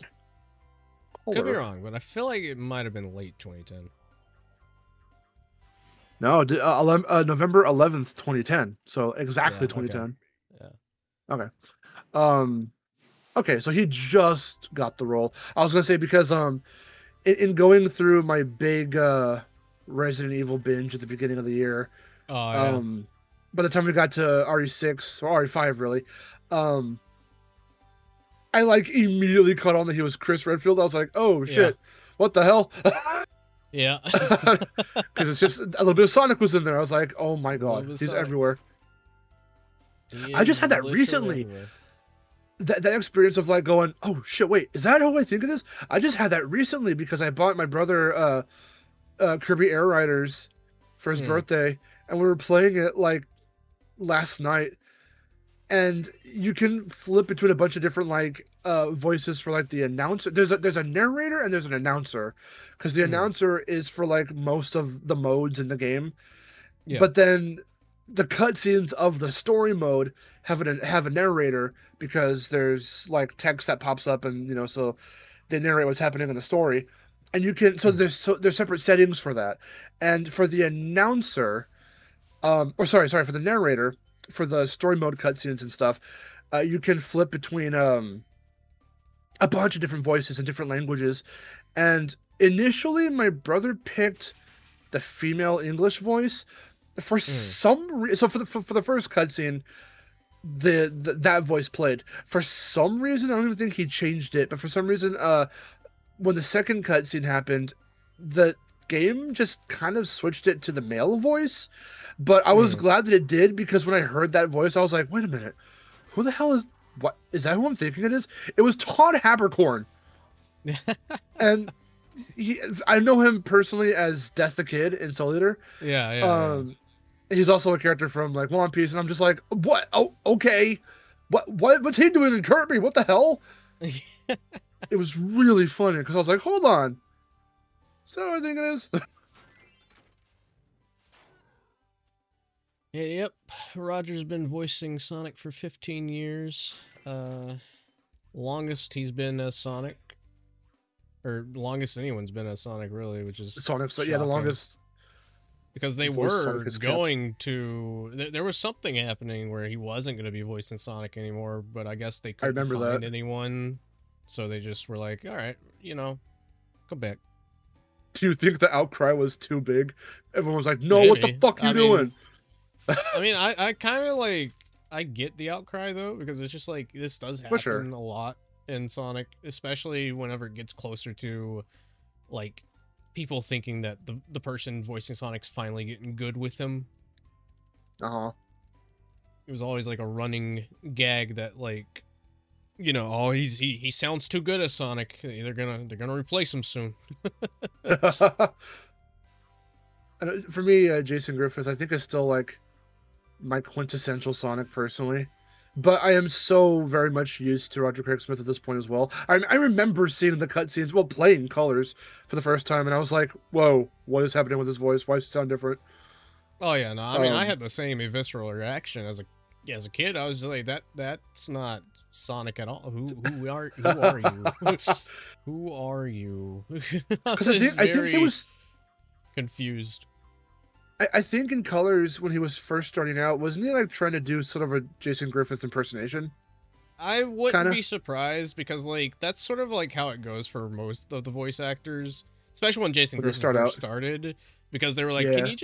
can you try to emulate Ryan? And he was like, sure. You Yeah. know, like they always try to have them emulate who was the previous one so it doesn't sound too jarring, but I feel like Roger's voice register is like quite a significant change from Jason Griffith, that it was just like, who are you?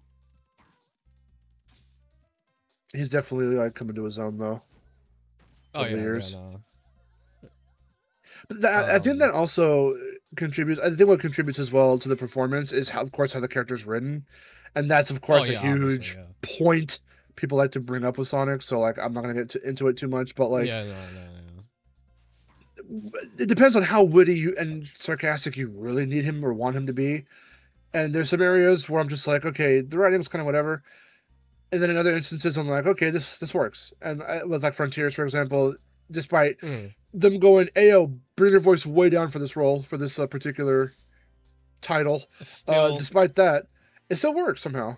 yeah, no, I like how it works, but I also just still like how he reacted to that when he was in the voice booth for that, because when he was recording the lines for it, and they were like, "Can you go lower?" And he's like, "Lower," and he's like, "Lower," and he's like, "Right here," and you're like, "Yeah, right there." He's like, "Really? you want me to voice Sonic like this? What?"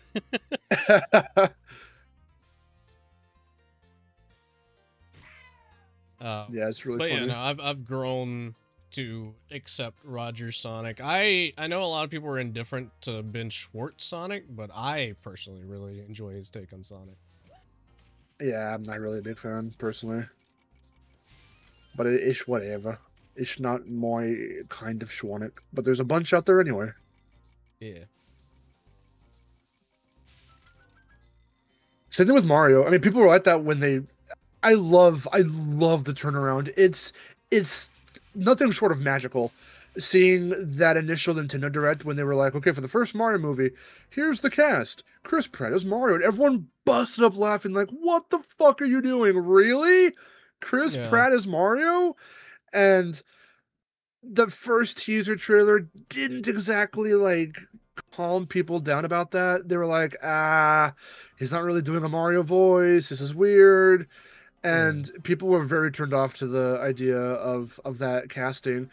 But then look at how the movie came out. People were like, "Oh shit! Actually, there's a good balance of him trying to do the actual Mario voice and also just typical Chris Pratt voice for him as like his regular speaking voice." And now come the second movie, Mario Galaxy movie. Now they're like, "And returning Chris Pratt as Mario." I was like, "Yeah!" It's so funny.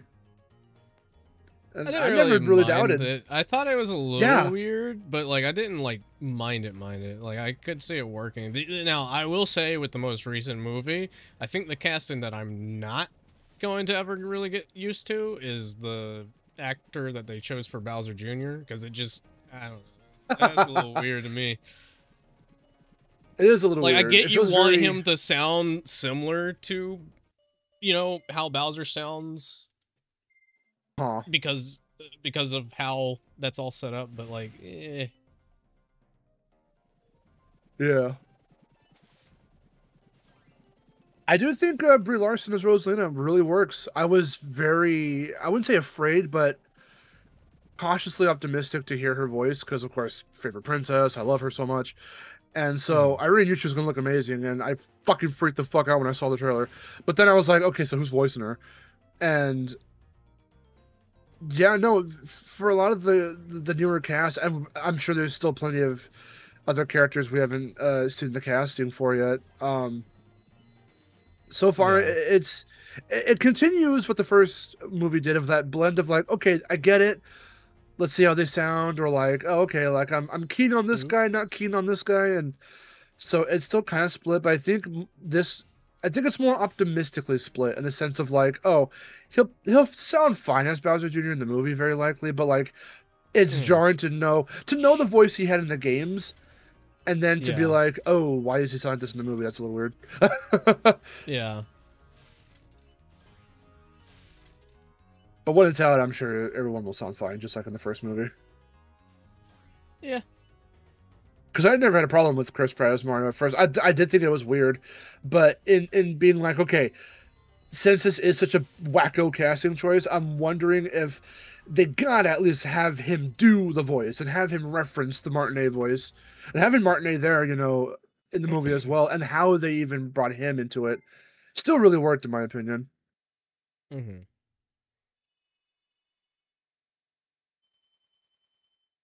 Yeah, I wish Luigi had more screen time.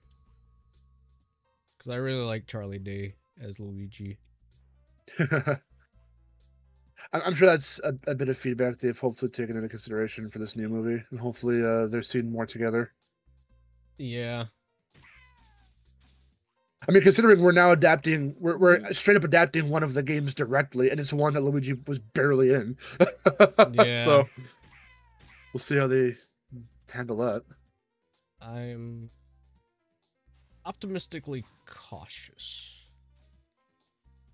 Yes.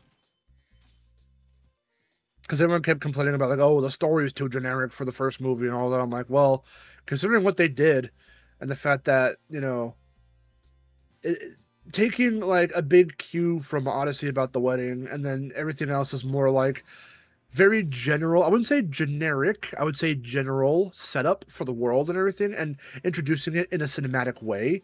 I feel it did its job perfectly. Like, they made a bunch of references to many, many, many different games.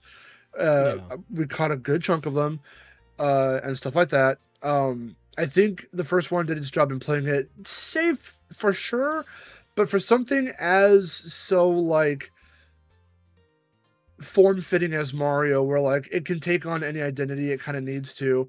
So you can either play it very bare bones and basic and it can still be entertaining, or get as complex like the RPG games tend to do, with its plot or characters or whatever, and it still works. People still like it. So I think, not to say Mario can't do no wrong, but, like, when you play it very close to the chest and you, like, try to tell it in a very careful kind of way that just is, you know, set up, not pure setup, like, oh yes, we're definitely making sequels after this one, but, like, enough that standalone it's fine. I think standalone the first movie is fine, but for this one, we're straight up adapting one of the games, and so now it's more, this one's gonna be a lot more, I think, for people who know Galaxy and know the little intricacies of Galaxy. We'll see if that's what ends up happening.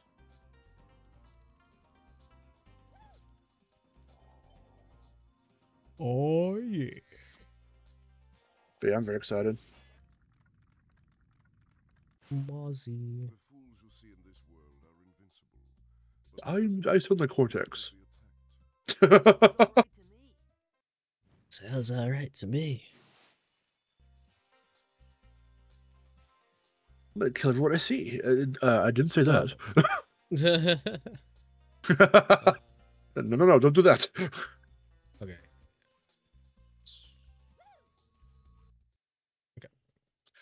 Quantity was. Oh! They're so funny. They're annoying as shit to catch, but they're funny. Spyro.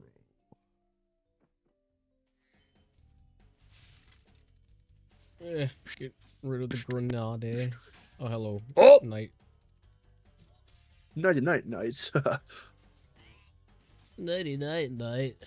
Alright, I gotta be careful with collecting gems over here, because I know there's been quite a few times where I've had a gem just stray loose over here. Actually, no. The other... I can't remember... I don't know if it was the Reignited or the original version of the game, but I know for a fact, I was going through this game. It might have been OG, because I was playing through it recently. And I was missing one gem, but I could not find it anywhere that I was looking. And what happened was, apparently, I killed an enemy, and for whatever reason, it was so close to the edge of the stage that it just fell off the stage and never came back. That really So sucks. I had to jump off and then, like, go back to the area just to get the gem. But, like, I was going crazy because, like, I was searching around literally everything. I was like, dude, where is this? Like, I know I've gotten all the enemies, I've gotten all the gems. What's going on? Yeah, that's what happened. That's what I was describing in Reignited as well, with Nasty Stage. Also with Wizard Peak, because one of the enemies, let me see, Whoa, as that one into the wizard is sun. like, as that one wizard is running through the very end, like where Lucas is, um, Mm. going through that area, and it's right near the beginning, at the foot of that like path to go up. How they've got the big guys that smack the wizards with the club. Mhm. In Reignited, one wizard, or sorry, one of those Norks or whatever, can hit a wizard with with his club. Yeah. And it'll do that. It'll do that very thing. It'll like clip out of bounds, and because the gems that are supposed to stay on the ground, that aren't coded to fly back up to you when they fall down, won't do so. So you just can't grab them unless you reset or whatever. The only gems in Spyro 1 that I know of, whichever version that you're playing, the gems are coded specifically to come back up to you when the enemy dies off screen, are the kamikaze guys. Yeah. That makes sense. But no other gem is coded that way. I'm not sure how the coding works for that, but it prevents that exact like type of soft lock or whatever, or not so much a soft lock, but like that type of like I hiccup, think it's a little glitch. more so they know that the kamikaze ones sort of just go off stage, so they need to make sure that those enemies specifically have that code put into play, but they just didn't really think about it too far or too much about it for other enemies that just are like aren't so close to the edge but are still very close to the edge.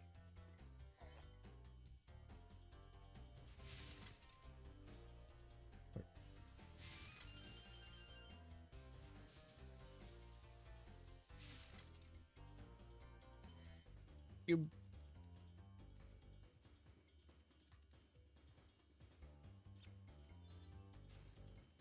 I'm in love.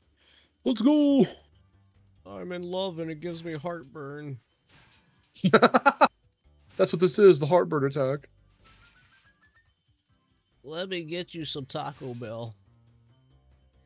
Do you want some satisfactory tacos and want to be shitting out your anus for 10 days straight? Come to Taco Bell. Uh-oh. Sorry. Woo! Grenade, grenade, grenade. Ah, yeah. The door is sealed.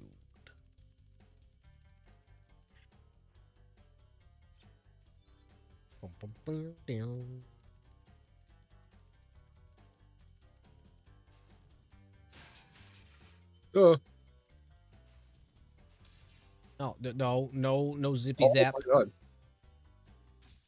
I don't know how I dodged that, but how did you do that? I take those. Juking him. You're looking. You're juking. Ouch. Oh. Is that very spiral of you? Spiral. Spiral. Spiral. Spiral, my friend. Do a little spiral for me. What? Do a little spiral for me. Whoa.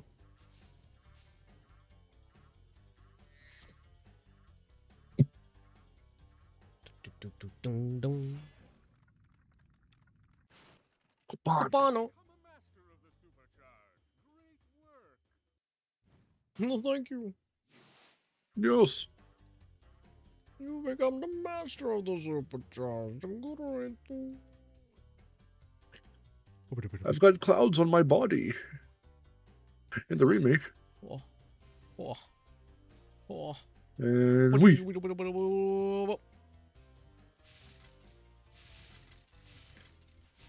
Time for one of the coolest Kiss. gimmicks. Oh, she's clipping through the chest. Yeah, don't mind the chest. She's omnipresent. Yeah. All right, infinite super flame. I remember I got this for the first time, and I was like, "So, when does it end?"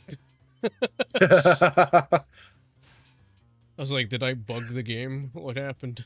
Yeah, I was gonna say. I wonder how what the general like reaction was for players who play this for the first time and were like, they think it was like I guess depending on your age or like what you thought about games, it's like, oh, either it could have been like, whoa, so cool, like I've got this forever now in this level, and then there's those who are like, did the game break? Yeah. What's happening? I don't get it. Why do I just have I this? don't get it. I'm like, why this one of all the ones that I've had before? Yeah. This is not new. What's going on here? I believe I got everything up here. Then just a nice little shortcut back down to here.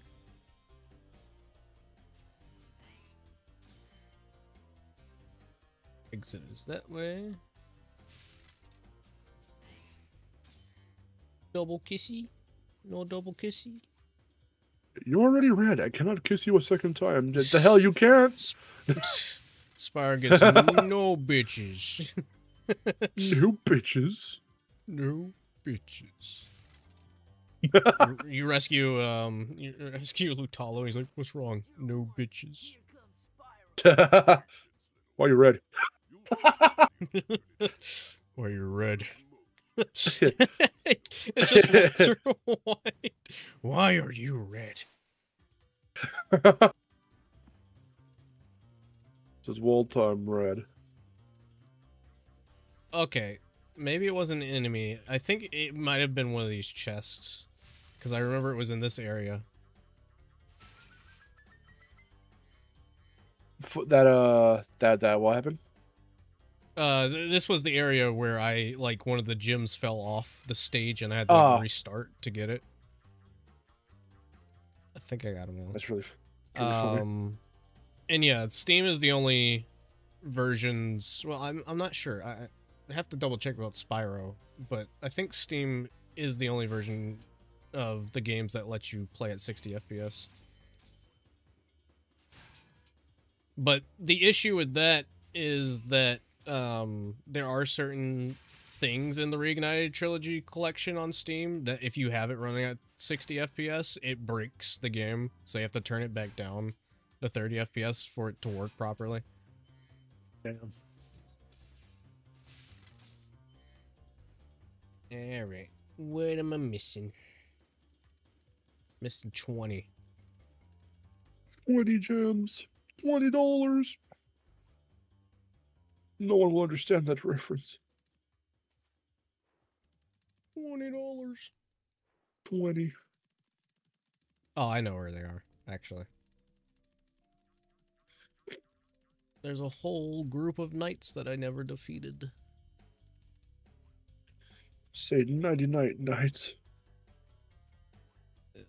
Over here.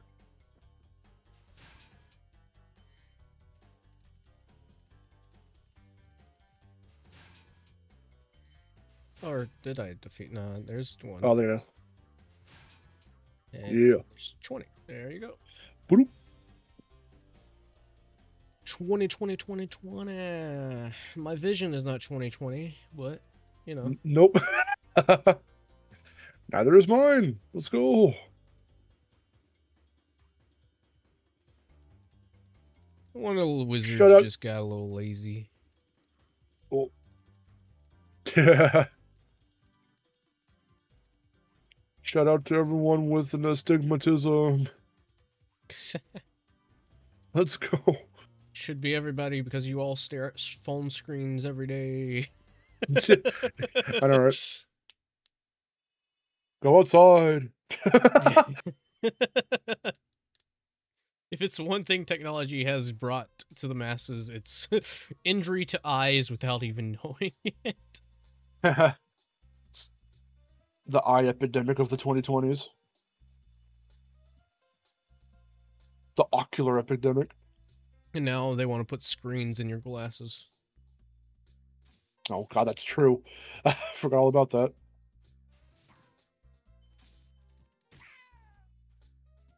You'll always be connected. I remember seeing a toaster once that had Wi-Fi. I'm like, why? Why the Wi-Fi? It reminds me of, have you seen the recent season of King of the Hill? No. No. There's like this thing, Hank's like cooking on a grill, and everybody's like, yo, Hank, that's a really cool grill. What is it? And he's like, oh, you know, it's just one of those high-tech grills. Comes with Wi-Fi and all this, and as he's like explaining it, and he's like, yep, and it's all in the garbage over there, and it hands over to the electronic grill in the garbage can. That's funny. He's just using a regular grill. Alright.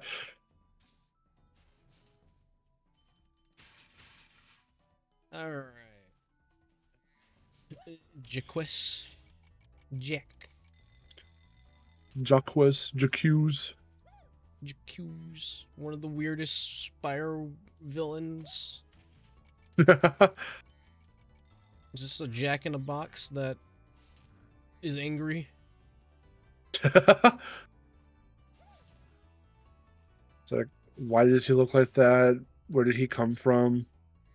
Can he come out of the box? Is he Probably working not. with Nasty? Like, Yeah, you how the hell never did see they these meet? full enemies come back ever again. Yeah. Woohoo!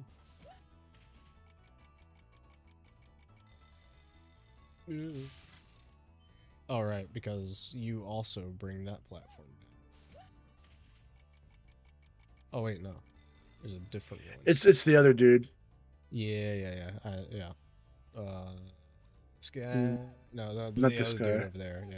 Yeah.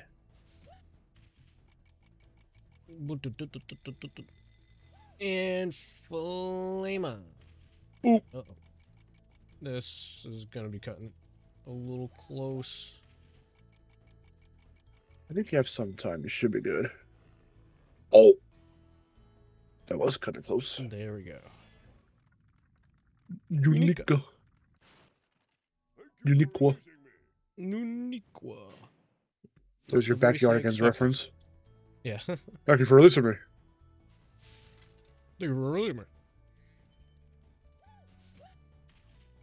I will never not find it funny.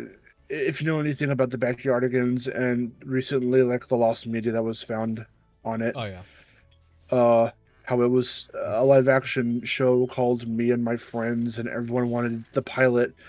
People were salivating over this thing, trying to figure out, like, how to get their hands on it and everything. And when whoever put it up finally put it up, the episode was about patience.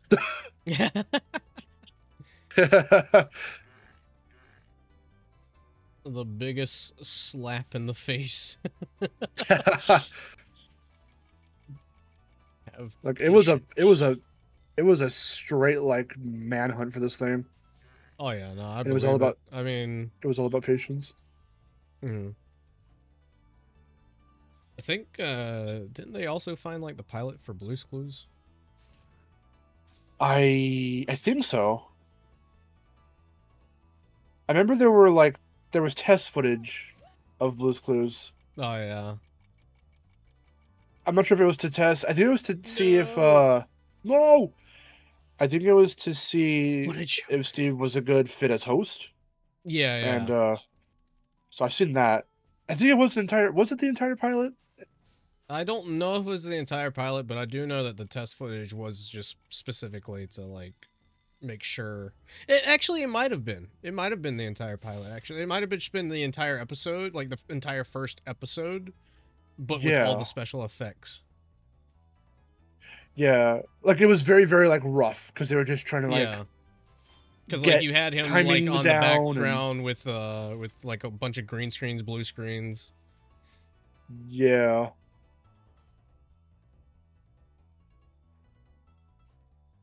There is also a version I think that has it where a lot of those effects and all the backgrounds are in, but they had really early designs, if I remember right. That?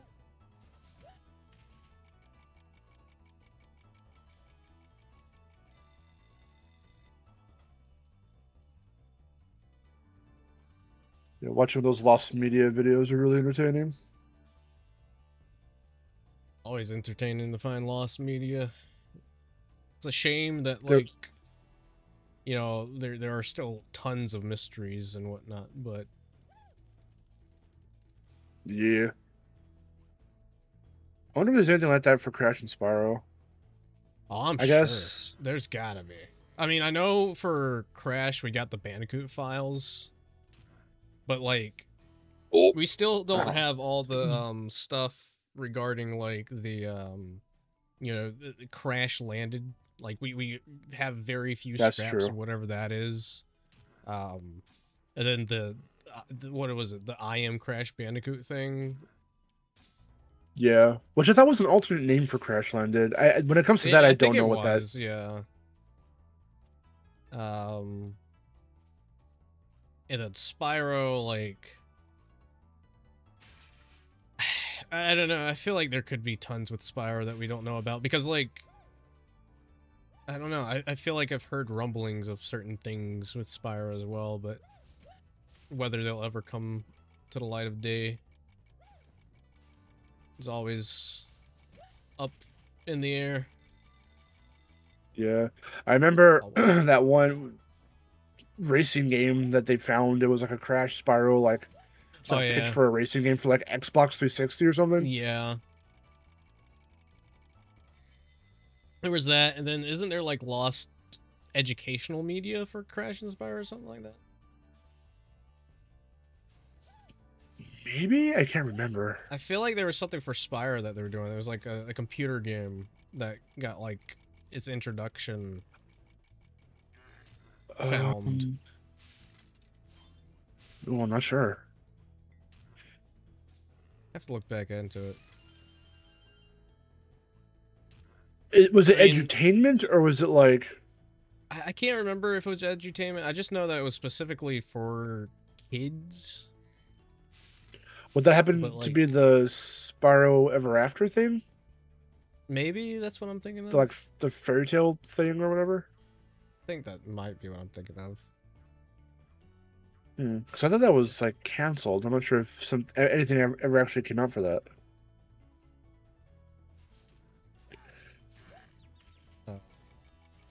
But I have no idea. Because there's kind of a fine line between like straight up canceled stuff that we never really saw, that never came out, and then there's things that came out but aren't very well documented. Yeah, like Crash Village and Spyro's Lair. Like Crash it's documented Village, to a degree. I remember Crash to a Village degree. so much. It was fun. I I remember. I enjoyed playing it. Yeah, running around talking to random people or whatever. Choosing evil or good. Yeah.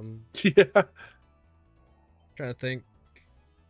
I mean, I know we know that there was a planned DS version of Tag Team, but the only thing that exists of it are like the maps and like I think a player model for Crash. Any advice before this battle? But I don't think there was ever like a build for it. But I mean, who knows? You know, we never thought we'd find the DS like pitch build essentially for Crash Landed. Yeah. And that just ended up being like that turned into that Taz game on DS. That's really funny. Or how what CTR 2010 became that like DreamWorks racing game. Yeah. Which I was. Did you ever play that? I never played it, but like I find it funny that's what it became. Because I looked up a long play of that to really like compare and contrast the gameplay. I was talking to my brother about it like not actually that long ago. It was probably like a month ago. And we rewatched the footage of CTR 2010. I'm like, yeah, this is what I remember it was going to be like. And then I looked up that game, and I'm like, what the fuck? This doesn't look anything like it. Like, are we sure this is what it turned into? Like, oh my god. Those cool ideas just aren't there. Yeah. I guess they gutted everything out and then, like, re-implemented shit to be more DreamWorks. But, like, the concept... I mean, like, I think the lighting is very reminiscent. Like, you can just tell by the lighting. Mm. I mean, I didn't really get a chance to bring this up when we were talking about this supposed, this new crash racing game coming out or whatever. But like, if it isn't Nitro Field souped up for like PC with new features and new characters and new content, and it like is a brand new racing game, a part of me really wants to see concepts from CTR 2010 make it in. Like, it would be really cool to have, the concept of like, being able to like switch out your parts for your cart actually affects what the cart can do and the terrain it can go on, which that doesn't sound like a new idea, and it isn't necessarily, but like in that footage for CTR 2010, having like, and they were all themed around animals, so having like the crab wheels, like you can drive over the water versus I'm assuming if you didn't have those, you'd go underwater. The squid wheels that let you like stick to the walls and the ceiling, so you can like do some like anti-gravity shit. Like, that's awesome. Yeah, no, it definitely sounds pretty awesome. I hope that they do explore more like driving mechanics, because like, yeah, I know they skimped out of it with Nitro Fueled and Anti-Grav because they didn't want people thinking that they were trying to copy Mario, but it's like, brother, Crash did it first. Mario copied Crash first, yeah. I'm still a firm believer of like, hey, Nintendo, did somebody on your team play Nitro Kart? Because the way the carts transform is the same. It's like, come on, it's very telling. It's just like, yeah. Can't really hide that.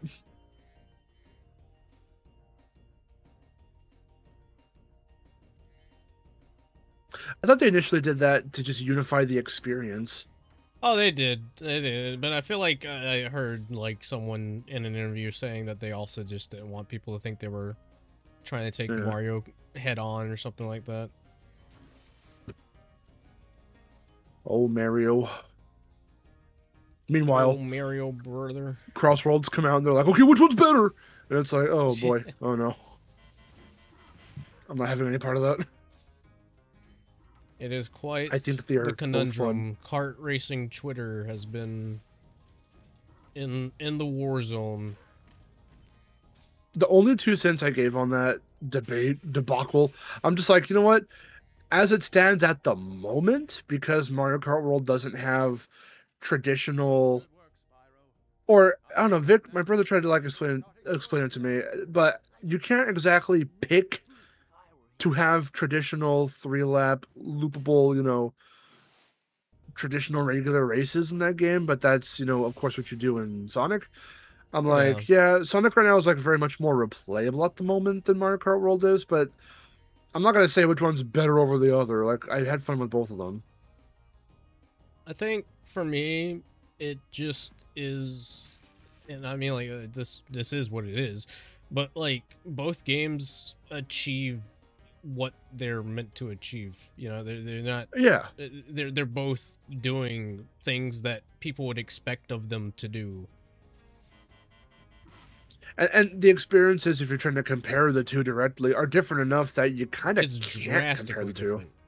Yeah. It's so different. It's like whenever people like butted into the conversation and was like, oh, Kirby Air Riders is better. It's like, but that's also a very different game. Yeah. It's, people play that not for the racing. They play it for the like twisted metalness of it,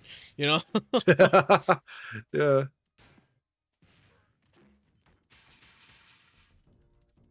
All 3 games are great, and if and when that Crash racing game comes out, I'm sure that'll get added into the conversation, but Yep. I'ma just with that play survey, what I play. exactly.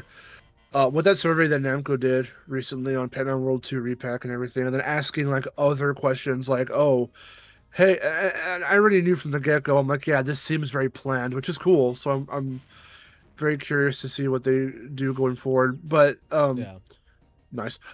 They were like, "Oh, hey, do you want to see other world games get made, like, you know, a brand new Pac-Man World 3 remade?" And they didn't outright say it, but I'm like, hey, yo, you need to acknowledge Pac-Man World Rally. That racing game was fucking fun. And it's a little, the original's not, you know, anything super special. I found it fun because it's Pac-Man and it's, you know, the first, Yeah. like, racing game for Pac-Man I'd ever seen and that I ever played. So, but I was like, hey, if you were doing, like, these world remakes and what have you and all this shit, bring something back as obscure as World Rally if you're asking, and like hell, you can make that like a really cool, new, fresh, souped up experience. Oh yeah. And No, I definitely. even went as far as to say, hey, take inspiration from fucking Crossworlds, like have it to where you can Personally, I add feel more like content. I feel like Crossworlds may have sparked an inspiration for some companies. Probably. I wouldn't be shocked if it does. Like, like if more games also like I would hate to see it because like I'm not a big fan of trend followers, but like if games just straight up take what Crossworld does and like have it like every lap is a different thing, it's just like, you know, that's cool, but like I don't want to see it for I mean, every not even racing game. for sure, and not even just that specifically to take from him, but like just reveling in the history and being Yeah. able to make the references you want to make, and whoever gets it gets it. If you know, you know, shit like that. The Yeah. tracks themselves being taken aesthetically from different games in the franchise, like Pac-Man, kind of did that with World Rally, but like not really. This would be their chance to actually do so. Like they could have a racetrack specifically built around like the aesthetic of World 2 with the music and everything, or they could do like, you know, World 1, World 3, other arcade Pac-Man games or what have you.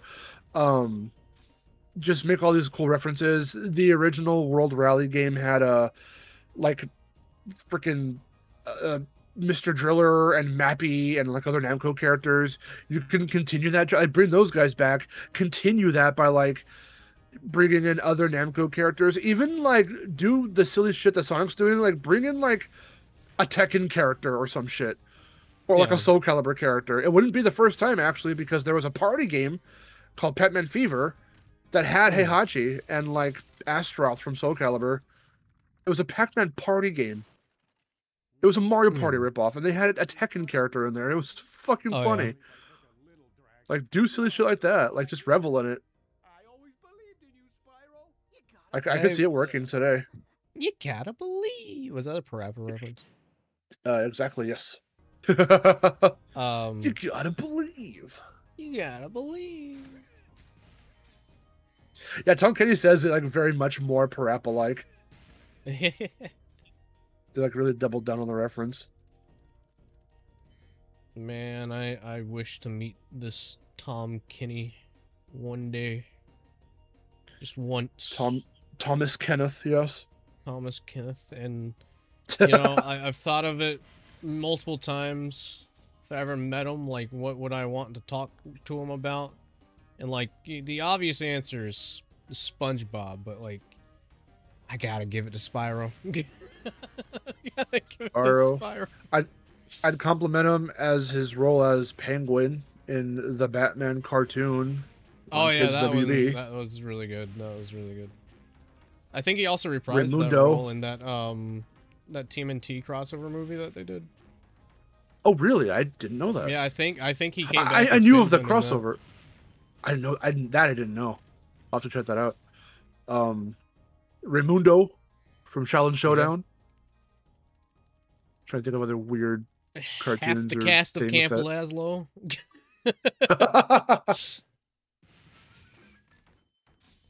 He shared half that cast with Mr. Lawrence and pretty That's much funny. everybody else.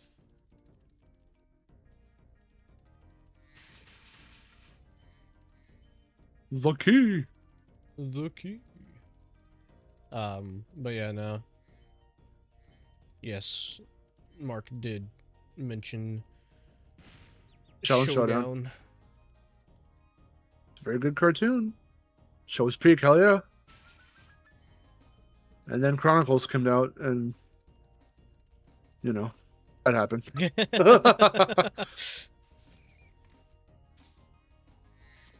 Miharu has very strong feelings about Chronicles. She's like, ooh. Yeah, she's like, what the fuck is this? What are we doing here? Yeah.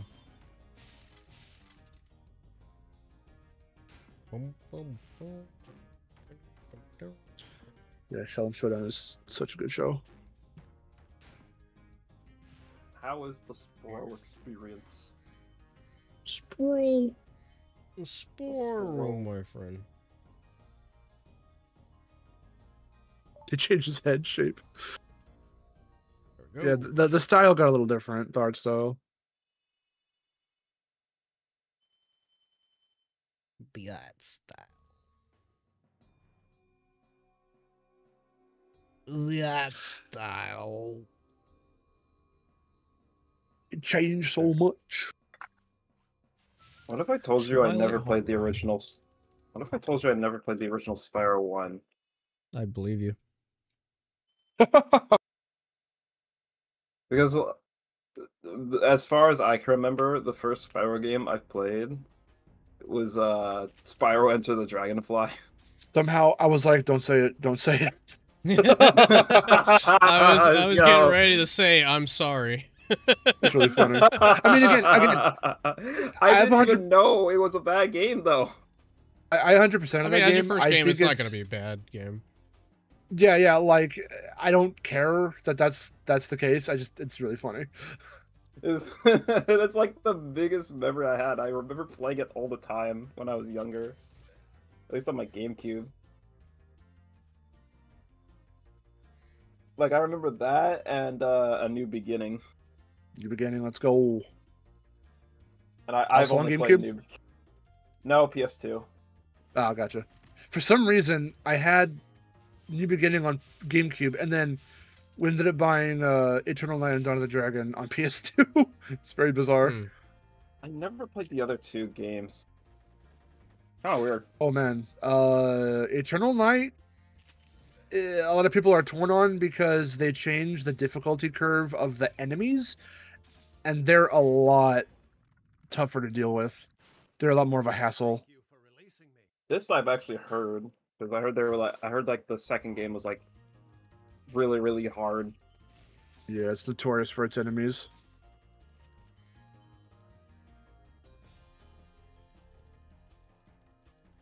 Okay, if I ever do play it, it'd be quite an interesting experience. Yeah, it feels a lot like New Beginning, other than just the weirdness of the enemies. Yeah, it's kind of weird. Most of my Spyro experience has just been the Enter the Dragonfly, New Beginning, and then Reignited Trilogy. Oh wait, there was also one of the Game Boy Advance games, Spyro games I played. One of the season games, or perhaps Attack of the Rhinox. It was one of the season games. Attack of Rhinox don't know which. I don't know which one it was though. Yeah, they're both very similar, so it's hard to tell them apart. Anyway. Yeah.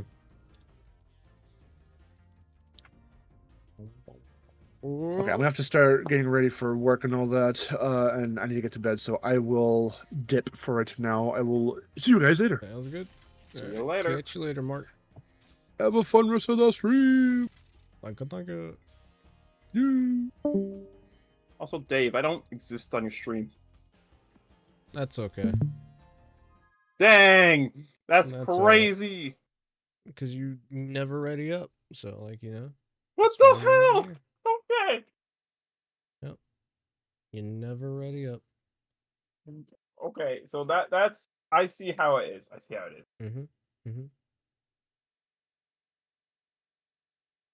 I come home from work, get McDonald's, and I'm just told not to... I'm told I have not ready up. Oh, there I You am. don't. You never ready up. God damn.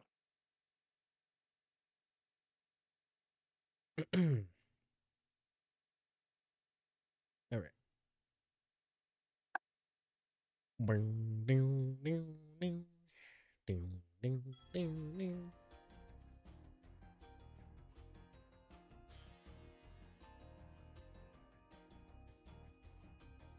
There's no but gems.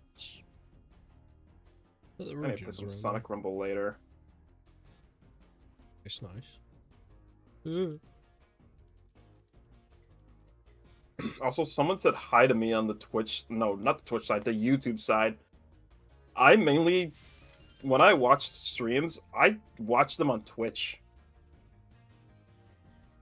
Like, yeah, I barely watch any streams on YouTube. that's fair. That's fair.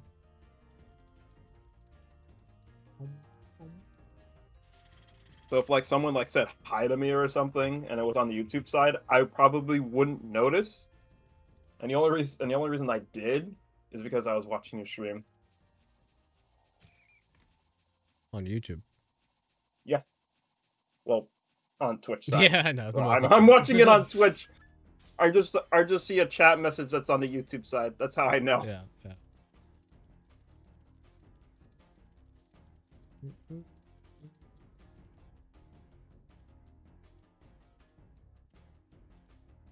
Was all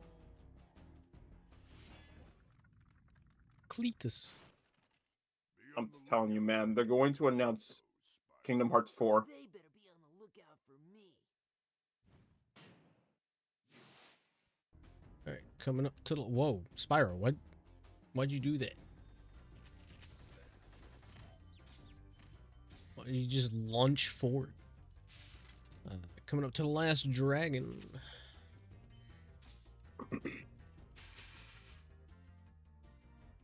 Then we gotta do Nasty Nork. And if I've played my cards correctly, we should have all the treasure to do Nasty's loot. Sorry, it's good nasty, good Nork. Good Nasty, good Nork. I'm gonna torch that Ganasty. I'm gonna call him a Gnork.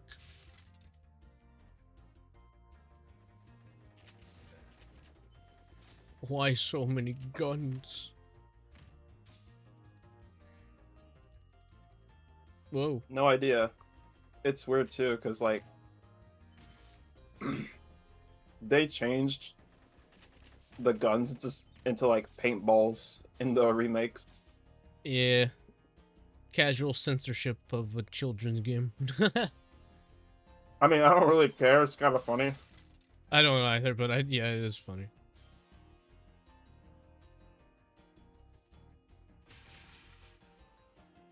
Missing a fiver. It's always the fivers.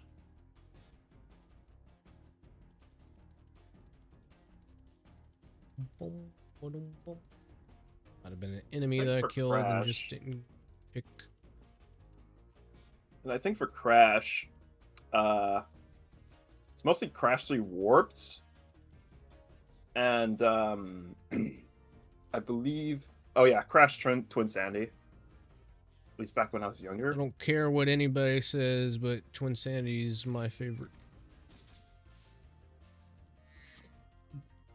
I really liked playing Twin Sandy when I was younger. It's a fun game. I know that it has its quirks, but like, I don't know. I'd say the It's a fun one game. major problem with it, from what I've heard, is that every single cutscene's unskippable. I mean, yeah, but I mean, if you haven't played it in a while, then it becomes an issue. Well, it's more of an issue when every time you die in a boss fight and you have to retry, you're forced to watch a cutscene. Eh. That you can't skip.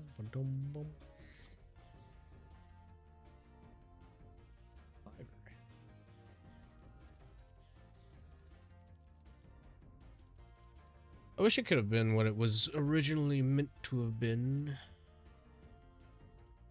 What was it?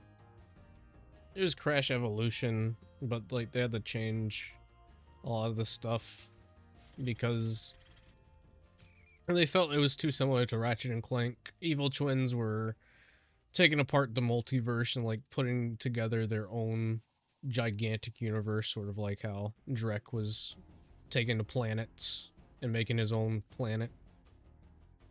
I see. And Crash was gonna use like a snake kind of buddy thing to like help him grapple the things. That actually got reworked into Nina's grapple ability in the game. Where am I missing this 5 gem? I bet it despawned somewhere.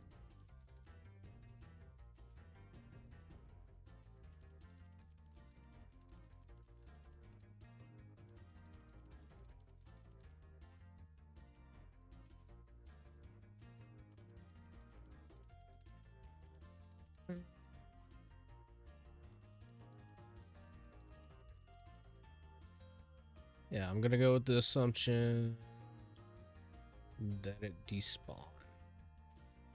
I was just talking about this earlier, too. Alright. Down we go.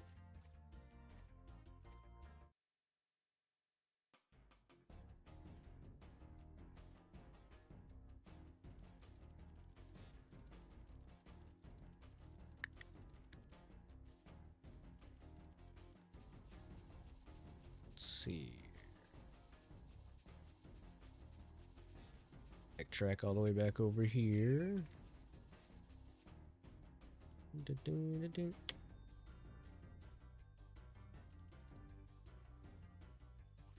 gonna double check over here just to make sure. Like, I don't think it would be down here. Actually, I do have another slight suspicion of where it might be. What's up, Game Fam? Game Fan, I mean.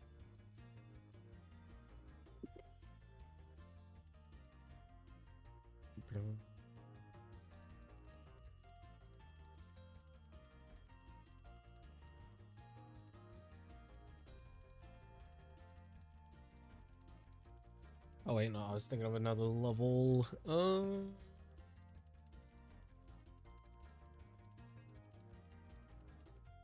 Didn't respawn any of the enemies.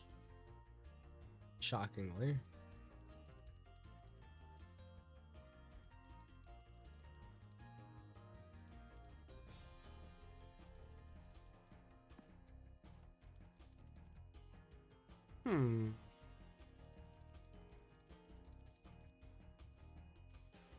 Alright, here's what I'll do. I'll just leave the level because I know I have to in order for it to count.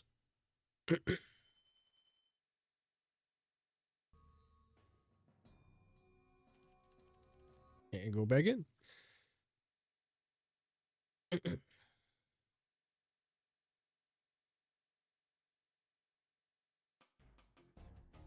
Down we go. Oh, wee-haw.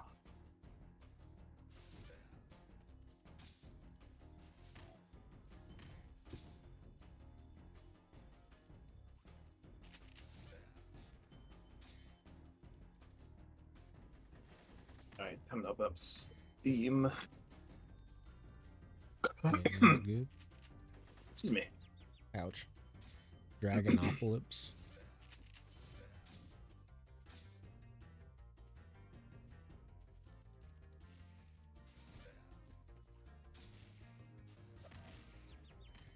Dang.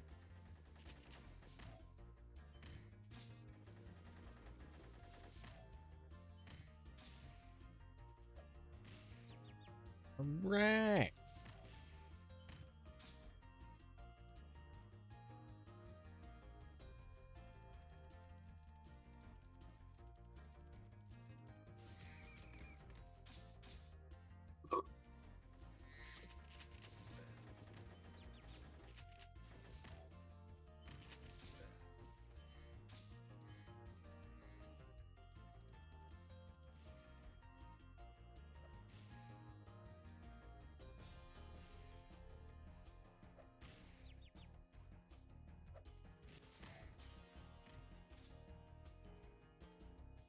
Yeah, didn't even drop anything.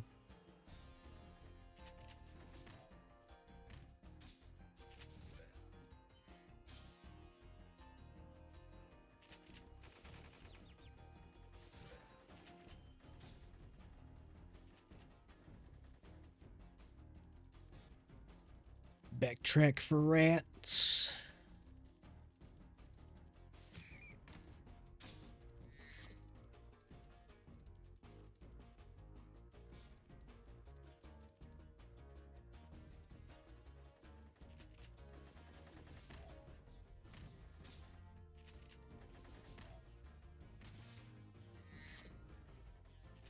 Yeah, that spawned a butterfly. Well, they didn't drop any gems either.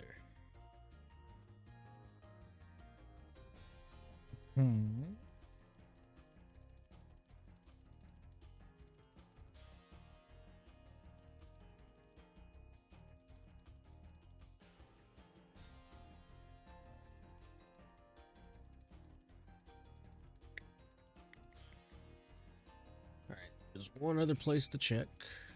Fish? Fish? The check bounced.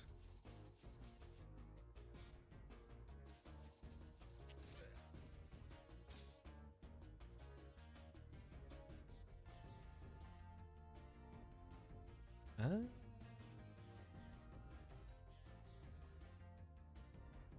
Felt more confused.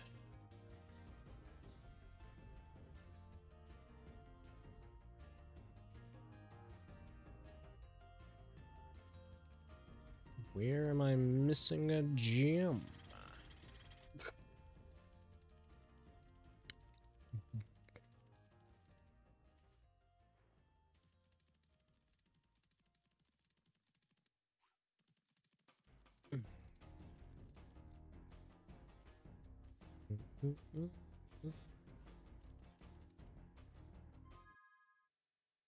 Missing 5.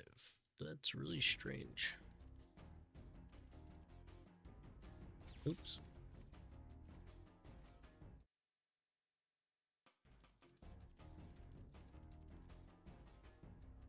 Enemies don't respawn.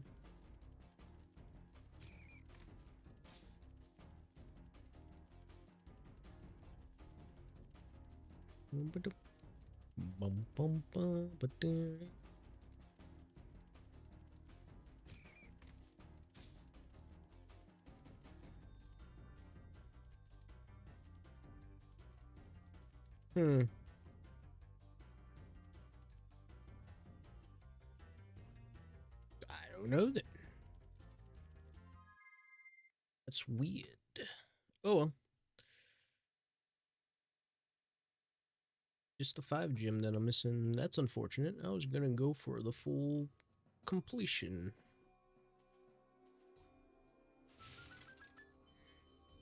But I guess not this time.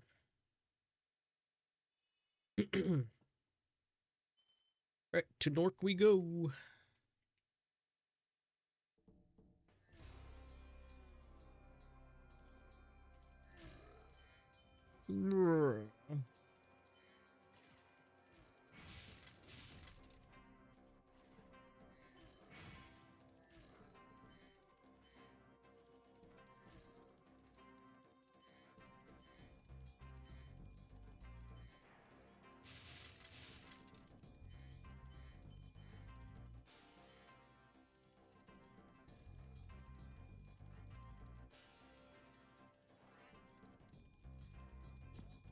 Got him.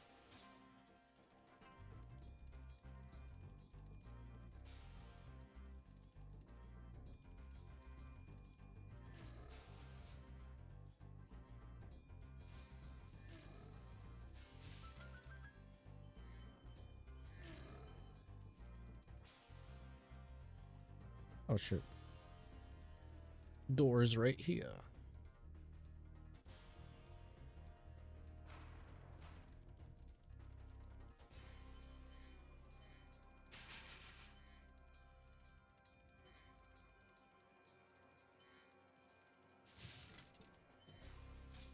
Got the key. Alright, Nork, you're toast.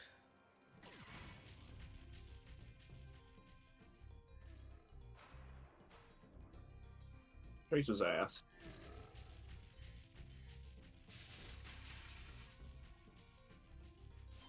Right after I collect the gems.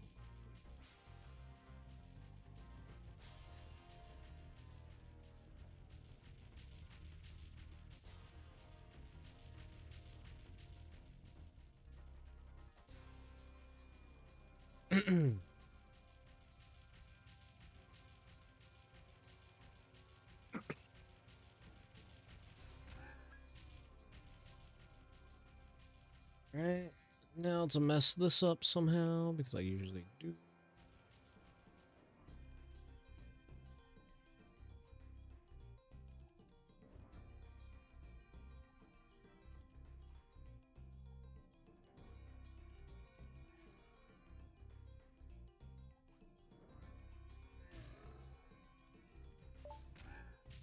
Phew!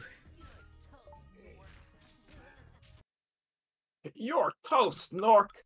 Sorry I took so long. Alright, there we go. What about Ganasty Ganork? Ganasty Ganork. So Is there's Spyro toast. again in the Dragon Kingdom? Well, mostly. I've still got some treasure to pick up. What will you do next? I'd say the sky's the limit. And that it was. It was the limit. Alright. That was Spyro. Oh my gosh. That was 3 hours and 30 minutes. Dang. Not bad. Felt longer. But pretty awesome nonetheless.